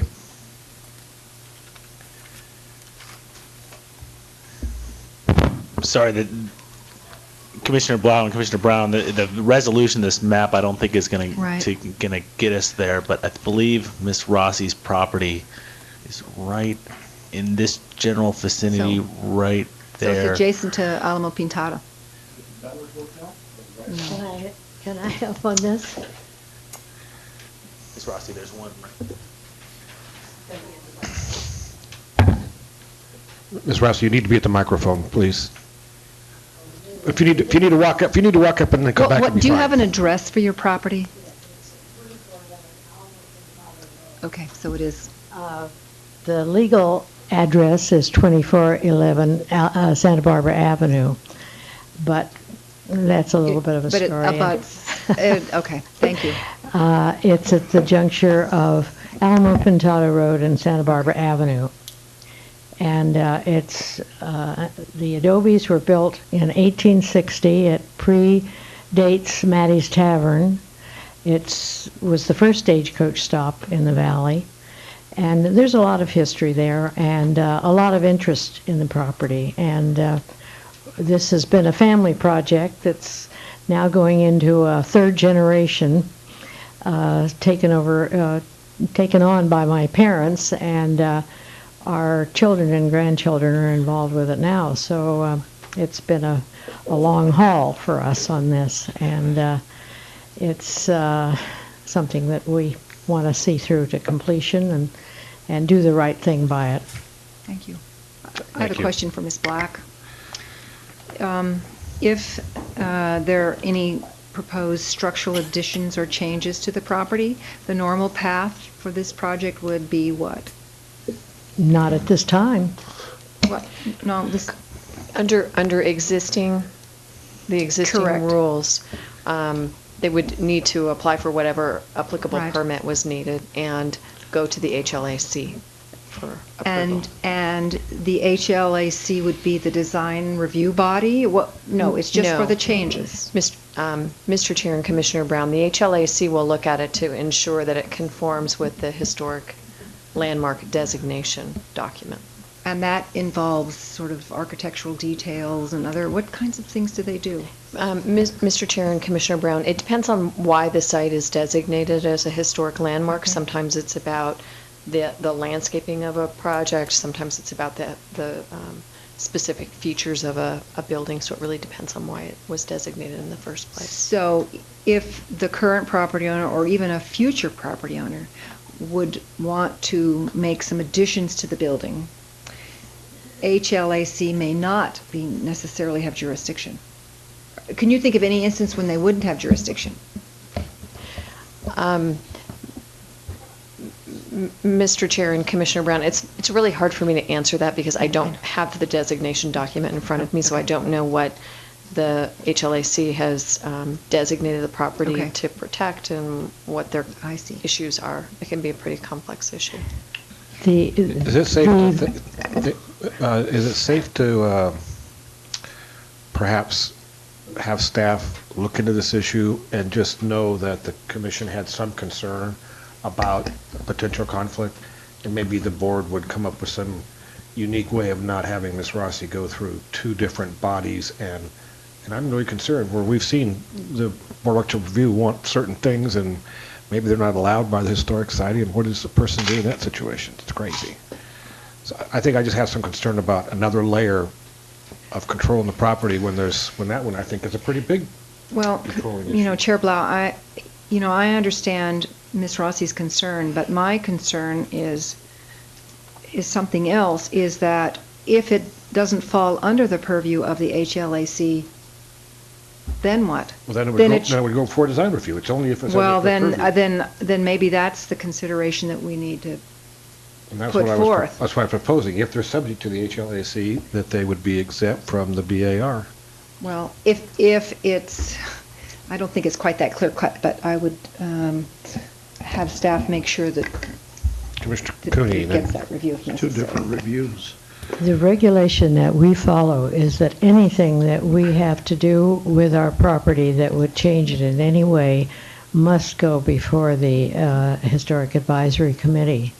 And we, in fact, when we had to have a new roof put on a couple of years ago, took that to the committee. We are very, very careful about this. We understand the provision very thoroughly. Thank you, Ms. Rossi. Appreciate you. it. Commissioner Cooney, then Commissioner Valencia. I was just observing that it's not uncommon, on the South Coast at least, to have properties subject to both design review and HLAC review, and they are looking at different things. For example, in the Montecito area, there are a number of historic landmarks that are all design review. Every single project is subject to design review. And the problem here is that I'm not sure how we exempt particular properties from design review and have any effectiveness to it, because we're really, as I've said in the beginning, I think design review is a benefit to the neighborhood. It's a benefit to the community. I would have it go far beyond just the main arteries. If there's a desire on the part of the commission majority to exempt properties, that's fine, but I think it's a dangerous precedent, and it's not a significant burden to landowners to take their plans to the Board of Architectural Review in those instances where it's required. I agree. Commissioner Valencia. Thank you, Mr. Chair. Mr. Chair, I agree. There's a lot of common sense on the BAR. They're not going to, if the historical board decides on something, the BAR is not going to do something that's just overpowering on this property. I think their mandates are completely different from the other, and although there may be some overlapping things, but I'm sure that they'll use care when they deal with this property. They have to deal with it, and I don't see any problem. I don't want you to think I have a strong position on this. I asked the question and posed it to learn more about it, and I think that it probably is not going to be the burden Ms. Rossi thinks it might be, but it would be interesting for me to know just what the process is when there is a conflict and how quickly someone could get out of the conflict so that they don't have two different agencies saying different things. I don't know what that is, but Commissioner Brooks. Yes, thank you. I just want to go on the record to say that I do support the design review in this case, too. Oh, I'm sorry. Did we call you up before? Or? I'm sorry. Please come to speak. I think she may have, and when I called it, she waved like she wasn't going to do it. So please come forward.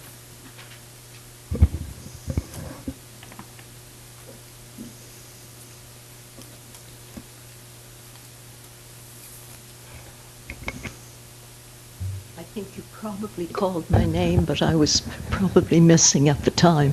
Anyway, in 1970... And your name is, please?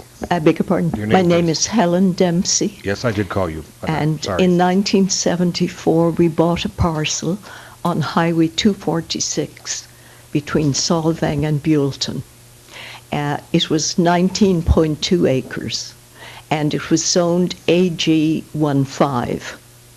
Then in about 1980, that parcel was downzoned to AG110.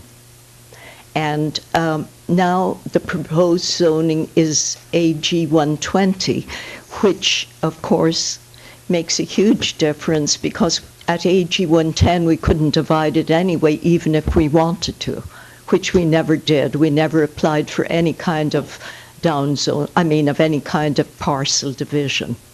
So I wonder why we got the 120 zoning. Because at AG 110 we can't divide it and we don't want to. 19.2 acres. It's on Highway 246 between Solvang and Buellton, about 2 parcels in from Ballard Canyon Road.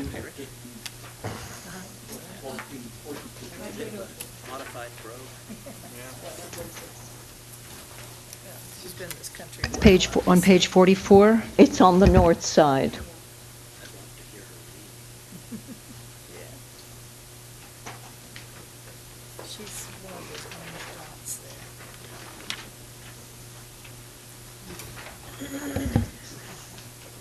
Because they were targeting the green ones, so they hit everybody in the area.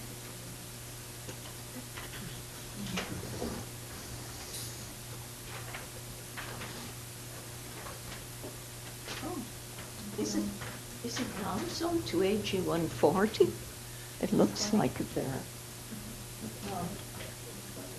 See,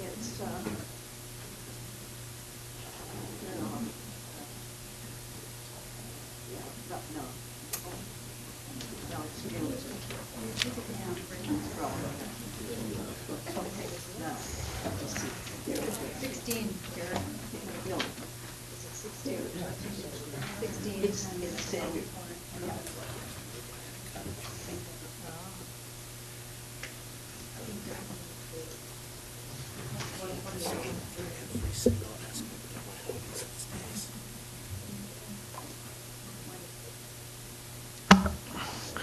Commissioner Blau and members of the commission, if you'd like, I can go through the information on 16 if you'd like.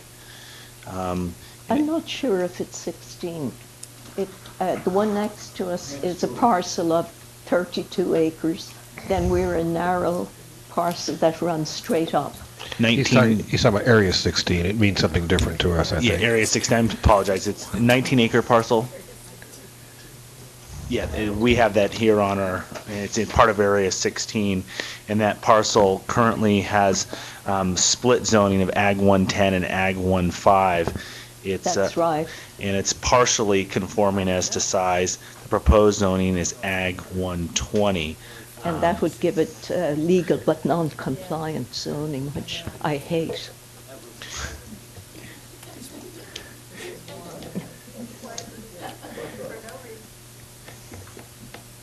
Commissioner Blau and members of the commission, I think the planning issues that staff offered on some of the other areas, I think are all pertain to here in terms of further subdivision in the area, and that subdivision with the issues with respect to Buellton and Solvang, and wanting to preserve this unique area between those respective cities. Thank you. Thank you very much. Anyone else? I think we're good to go. I will close it to public comment, bring it back to the commission. Commissioner Brooks. Yes, before I go to a motion, I do want to address the farm stay language. We've been going back and forth on this for 6 meetings. It was just the request earlier from the speaker was that that second sentence be eliminated. And I'd like to remove that. I know staff, you gave me a rationale this morning, and if everyone agrees that it's appropriate, but I still think it's leading to... Can you pop this back What up is on it? the screen for us? 4.1, I believe, is the land use 4.1.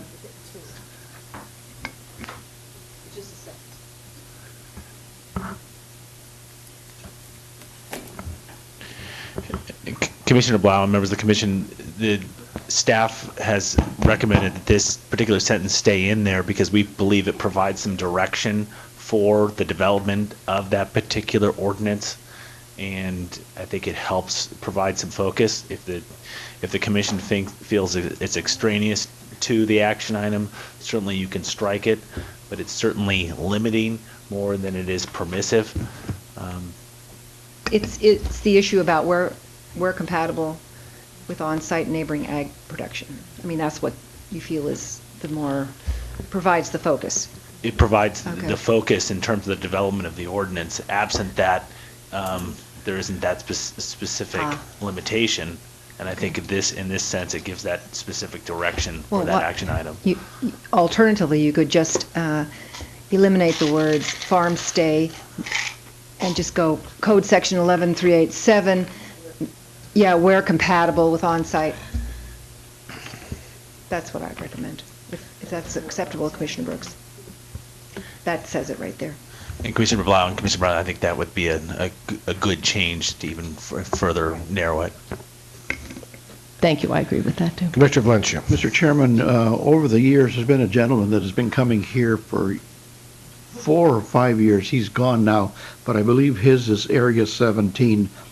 And are we... You're talking Mr. Haas? Yes. Is that Area 17 and it's being proposed to go to Ag 120? Commissioner Blau and Commissioner Valencia, Mr. Haas's property is one that's proposed to be upzoned from highway commercial to 1E1. Oh, okay, fine. I think he's here. That's not 17? No, Commissioner Blau and Commissioner Valencia, it's not Area 7. It's near that area, but it's not the parcel that's identified for downzone next in the Bobcat Springs EDRN. Okay, so we're helping him. If I may, Mr. Chair, Commissioner Valencia, he just wants to see the plan approved and passed on to the board is what he's here. Well, his problem is he can't apply for a zone change until the plan has been done, since we set that silly rule. Okay, back to the commission. Commissioner Valencia, your light's still on. Did you want to make any comments? Okay. I think we're to the point where we're going to quickly take a vote on this today. So I'm asking Commissioner Brooks how she wishes to proceed. Well, I think I am ready to make the motion and hear final comments, and we'll move on the motion. Why don't we have you Okay. make the motion, and we'll get it seconded, and then and then we can have discussion on the motion, I think, if that's appropriate. Okay. I'm on page 2 and of the memorandum that we received from staff. I'm going to move that we certify the final EIR and the revision letter number 1, which is attachment B and C. We go on to... Oh, okay. I'll second that. Thank you. Great. Any discussion on the environmental review document? Commissioner Valencia. Mr. Chair, I'd like to make a comment that I'd like to thank the citizens of the 3 communities of San Ynez, Ballard, and Los Olivos, and the community groups and the individual citizens for their input to the community plan and to the EIR. And I agree with their efforts to look forward to protect the valley. The previous stewards of the valley have done a great job in preserving the valley and its majestic beauty. And it's with deep regret that I must vote against the plan.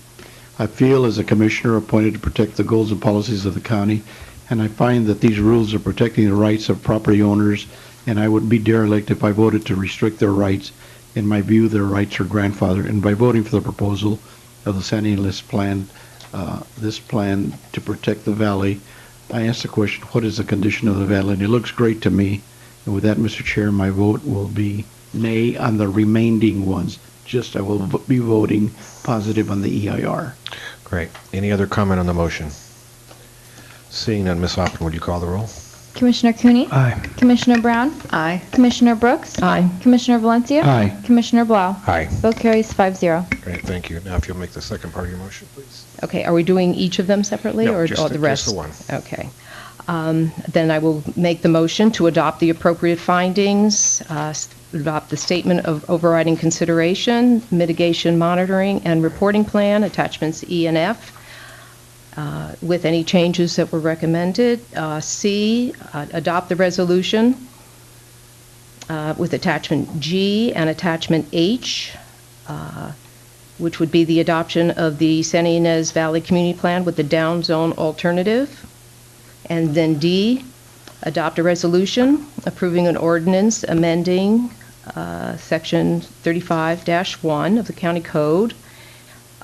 Also, the zoning map amendments, amending the zoning and zoning overlay maps as applicable in the Santa Ynez Valley Community Plan. That's attachment I.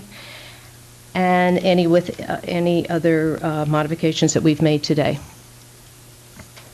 Second. Commissioner Blau, if I may, just to help this along, 1 and 2 go together because the second one is part of the EIR. It is the Statement of Overriding Considerations in the MMRP. So I think it would be safe to bundle those two together. And then the other pieces are 3 and 4. 3 is the general plan amendments with the map. And I'll tell you the answer is no. I'm not going to vote in the affirmative on number 2 because I understand what your reasoning is, but we'll take a separate motion on 2, 3, and 4, and I don't think Commissioner Valencia or myself are going to vote positive on number 2, 3, or 4. Okay, are we looking at A, B, C, and D? Okay. Yeah. And Commissioner Blau, if I just may, for number 3, add a couple subsections, which would just to confirm the conceptual votes today taken on some specific items, would be 1, to add a number 3 to direct staff to work with the owners of property along 246 and 154 on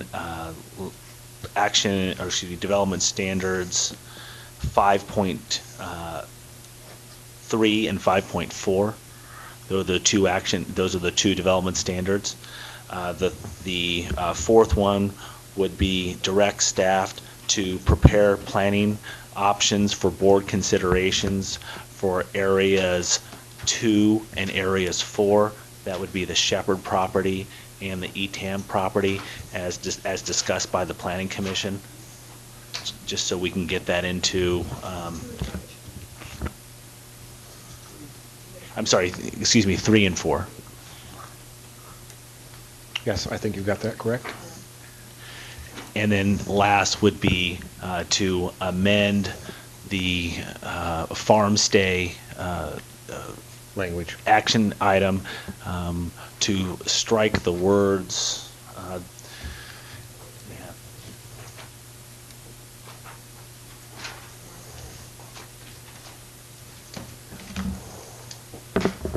to strike the words farm stays will be permitted. Farm stays may be permitted from that action item. I believe the motion maker in the second has agreed to those changes. I agree.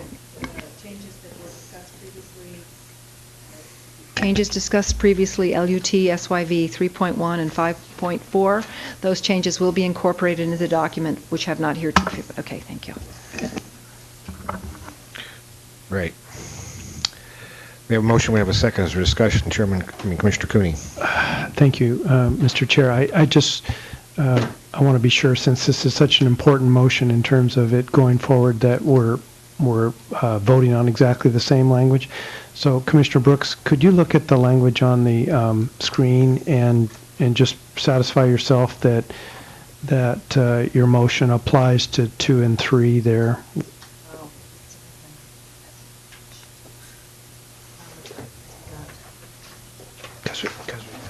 Right, because we got this like this, right.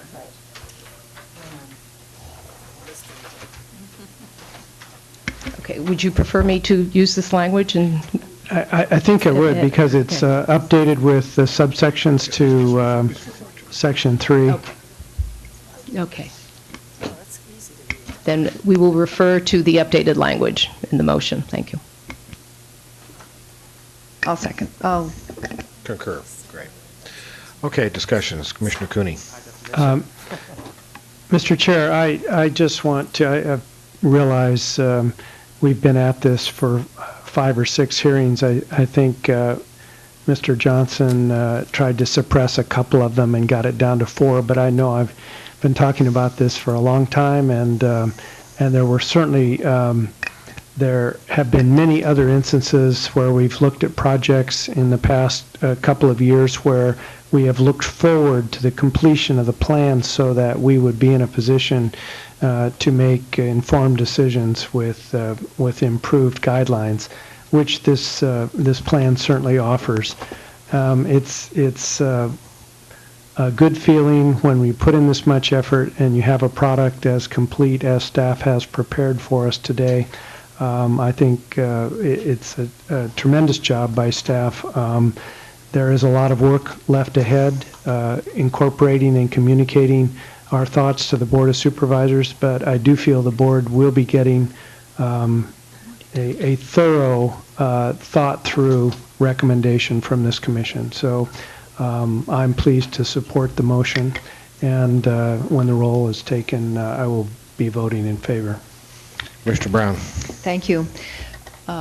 Like Commissioner Valencia, I'd like to thank the community and the many folks who, over the many years, participated in this to bring this to fruition. I think you all know I'm a strong believer in community plans because they set guidelines and standards for development and for other actions. And hopefully the community will retain that great action list that I had staff separate out so that you can follow in the future those actions that are being proposed or not being proposed by long-range planning. So I think it's a great document. It's a good document. You've done some groundbreaking work in your dark sky ordinance, and I thank you because I hope that other communities within the county will adopt that and carry forth with it. Certainly the plan is not without its controversies, and I think that we've provided some recommendations today to the board for them to further consider the various issues involved. So, and lastly, thank the staff, the many people who've been involved with this over the years, and the current staff who've had to go back and resurrect things and deal with our demands for wordsmithing and changes, and certainly their cooperation throughout and working with the community. I think it's been a really great process, and I appreciate everybody's input. So with that, I will be supporting the motion. Commissioner Valencia. Thank you, Mr. Chair. Mr. Chair, I was remiss in not mentioning a couple of people in the audience who since the 90s were working on this project since we were on the Planning Commission. Lansing Duncan, Commissioner Duncan, and later became chairman, and Commissioner was Elizabeth Farnham also, who I served with, and I thank them for their efforts. Mr. Brooks. Yes, thank you, Chair Blau. As a fairly new commissioner, this has certainly been a very interesting experience, and I am so appreciative of staff especially, reading pages and pages, and every week, just getting clarifications. I have had nothing but, just very timely response, from the staff, and I certainly want to thank them. I don't live in the Valley. I have followed this from afar for the 10 years that it has been going through the process. And what a beautiful, wonderful community, and to think that some of those people are still sitting here today, giving their time, giving their energy, sometimes maybe not even on the same side, but, dedicated to doing the best for the community. And I think the plan that we are forwarding to the Board of Supervisors reflects a broad public interest. And 2 years of EIR preparation. There was, I think, just through the process itself, the county gave an extension when it was asked for.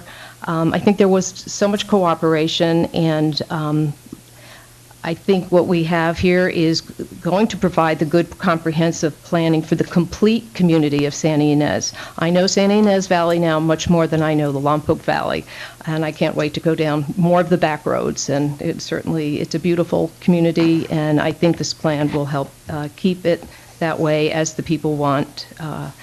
And it reflects very good land use policy. It represents some compromises. There were many ideas that were brought up early in the process. Those were given time for reflection and public comment.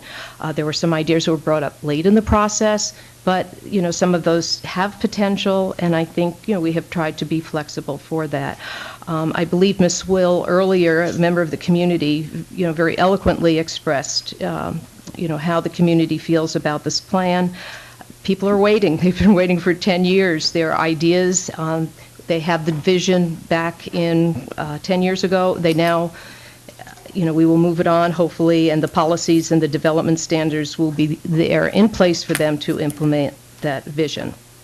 Thank you. Thank you. And as for myself, I'm going to join Commissioner Valencia in not supporting the recommendation.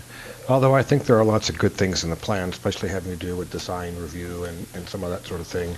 I can't, in good conscience, sit back and say that when the primary purpose is agricultural preservation, and the Ag Committee comes up and says, don't extend the boundaries this far, don't rezone the properties, because that's not what's best for agriculture. So I think we're kidding ourselves that we're doing anything for agriculture. And I'm not the ag expert, but those guys are, and I've got to listen to them. As far as the environmentally superior, to me, it doesn't make much sense. We're talking about 20 units out of 1,800, and I can't see where that makes enough difference to where that would be the environmentally superior alternative. I understand that you're living in the SRUs, and that even bothered me a little bit because that's probably the Valley's only real shot at workforce housing. And as C.J. Jackson pointed out, there hasn't been a great number built in the last 10 years, and I don't think there's going to be a great number built in the future, even on the ones that are remaining. I really have a problem when we take and put zoning on existing parcels and create non-conforming parcels. To me, it's goofy. It makes no sense. I understand doing that if we were talking about a downtown commercial area where there is likelihood that the house gets torn down and it becomes commercial and they adjoin properties. That makes sense to me. But to go out in the countryside and take what is now an existing 5-acre parcel and zone it for a 40-acre parcel just doesn't make sense. I don't see the benefit of it. I don't see the benefit of going from Ag 1 to Ag 2, and again, this comes from the Ag Committee, where, as they put it, there now could be bigger conflicts between adjoining properties simply because on an Ag 2, you don't have the same limitation as animals and so forth. And if Commissioner Valencia is right in his earlier analysis of greenhouse gases, more cattle's not going to help that valley. So, for those reasons, I don't support the project. Lots of good things in the plan, but I think the downzoning, as Commissioner Valencia said, is, although it's not a taking, it has sometimes the same effect. So for that, I think we are ready for a roll call. Ms. Oppland. Commissioner Cooney? Aye. Commissioner Brown? Aye. Commissioner Brooks? Aye. Commissioner Valencia? No. Commissioner Blau? No. Vote carries 3-2. Great. And we're not quite done yet today. We have one more thing we need to take up, and that is, this is Ms. Oppland's last meeting with us. She is going on to a bigger and better job with the county, I understand, right? I personally want to say you have been a pleasure to work with, and I'm going to miss you. So good luck to you. And if I may, Jessica, thank you for the lovely care and feeding of the planning commissioners throughout your tenure. You've always been great and very responsive and helpful, and we're going to miss that. You've been a real delight to work with. Thank you so much for your support. Commissioner Cooney. Thank you, Mr. Chair. As I had the opportunity to say to another member of the county staff who was calling about a recommendation for Jessica, there is no one in hearing support that they could get who would be a better candidate for any job in the county, and I'm hopeful that you'll stay with the county until we can hire you back. Commissioner Valencia. Thank you, Mr. Chair, and Commissioner Cooney, like always, took the wind out of my sails because I'm hoping that someday the opening will be here again and you can come back. We're going to miss you, and you've done an outstanding job. Thank you very much. Mr. And the Brooks. final remark, I will miss our instantaneous emails. I've never had anyone to respond to my emails quite as rapidly as Ms. Hopland. Thank you, very professional. Ms. Hopland, the floor is yours if you wish. Thank you all very much, and you guys know that I love you so much, and I'm going to miss you guys very, very much. Yes, I'll have to watch you guys online, because I won't be able to visit you, because I'll be in Goleta at Alcohol and Drug and Mental Health, but I'll still be within the county, so keep in touch. Great. With that being said, Ms. Black, you have anything to say? Well, like many staff who are leaving us or moving to different positions, we'll really miss Jessica as well. Great. So, All right. thanks. That being said, the meeting's adjourned. Thank you all.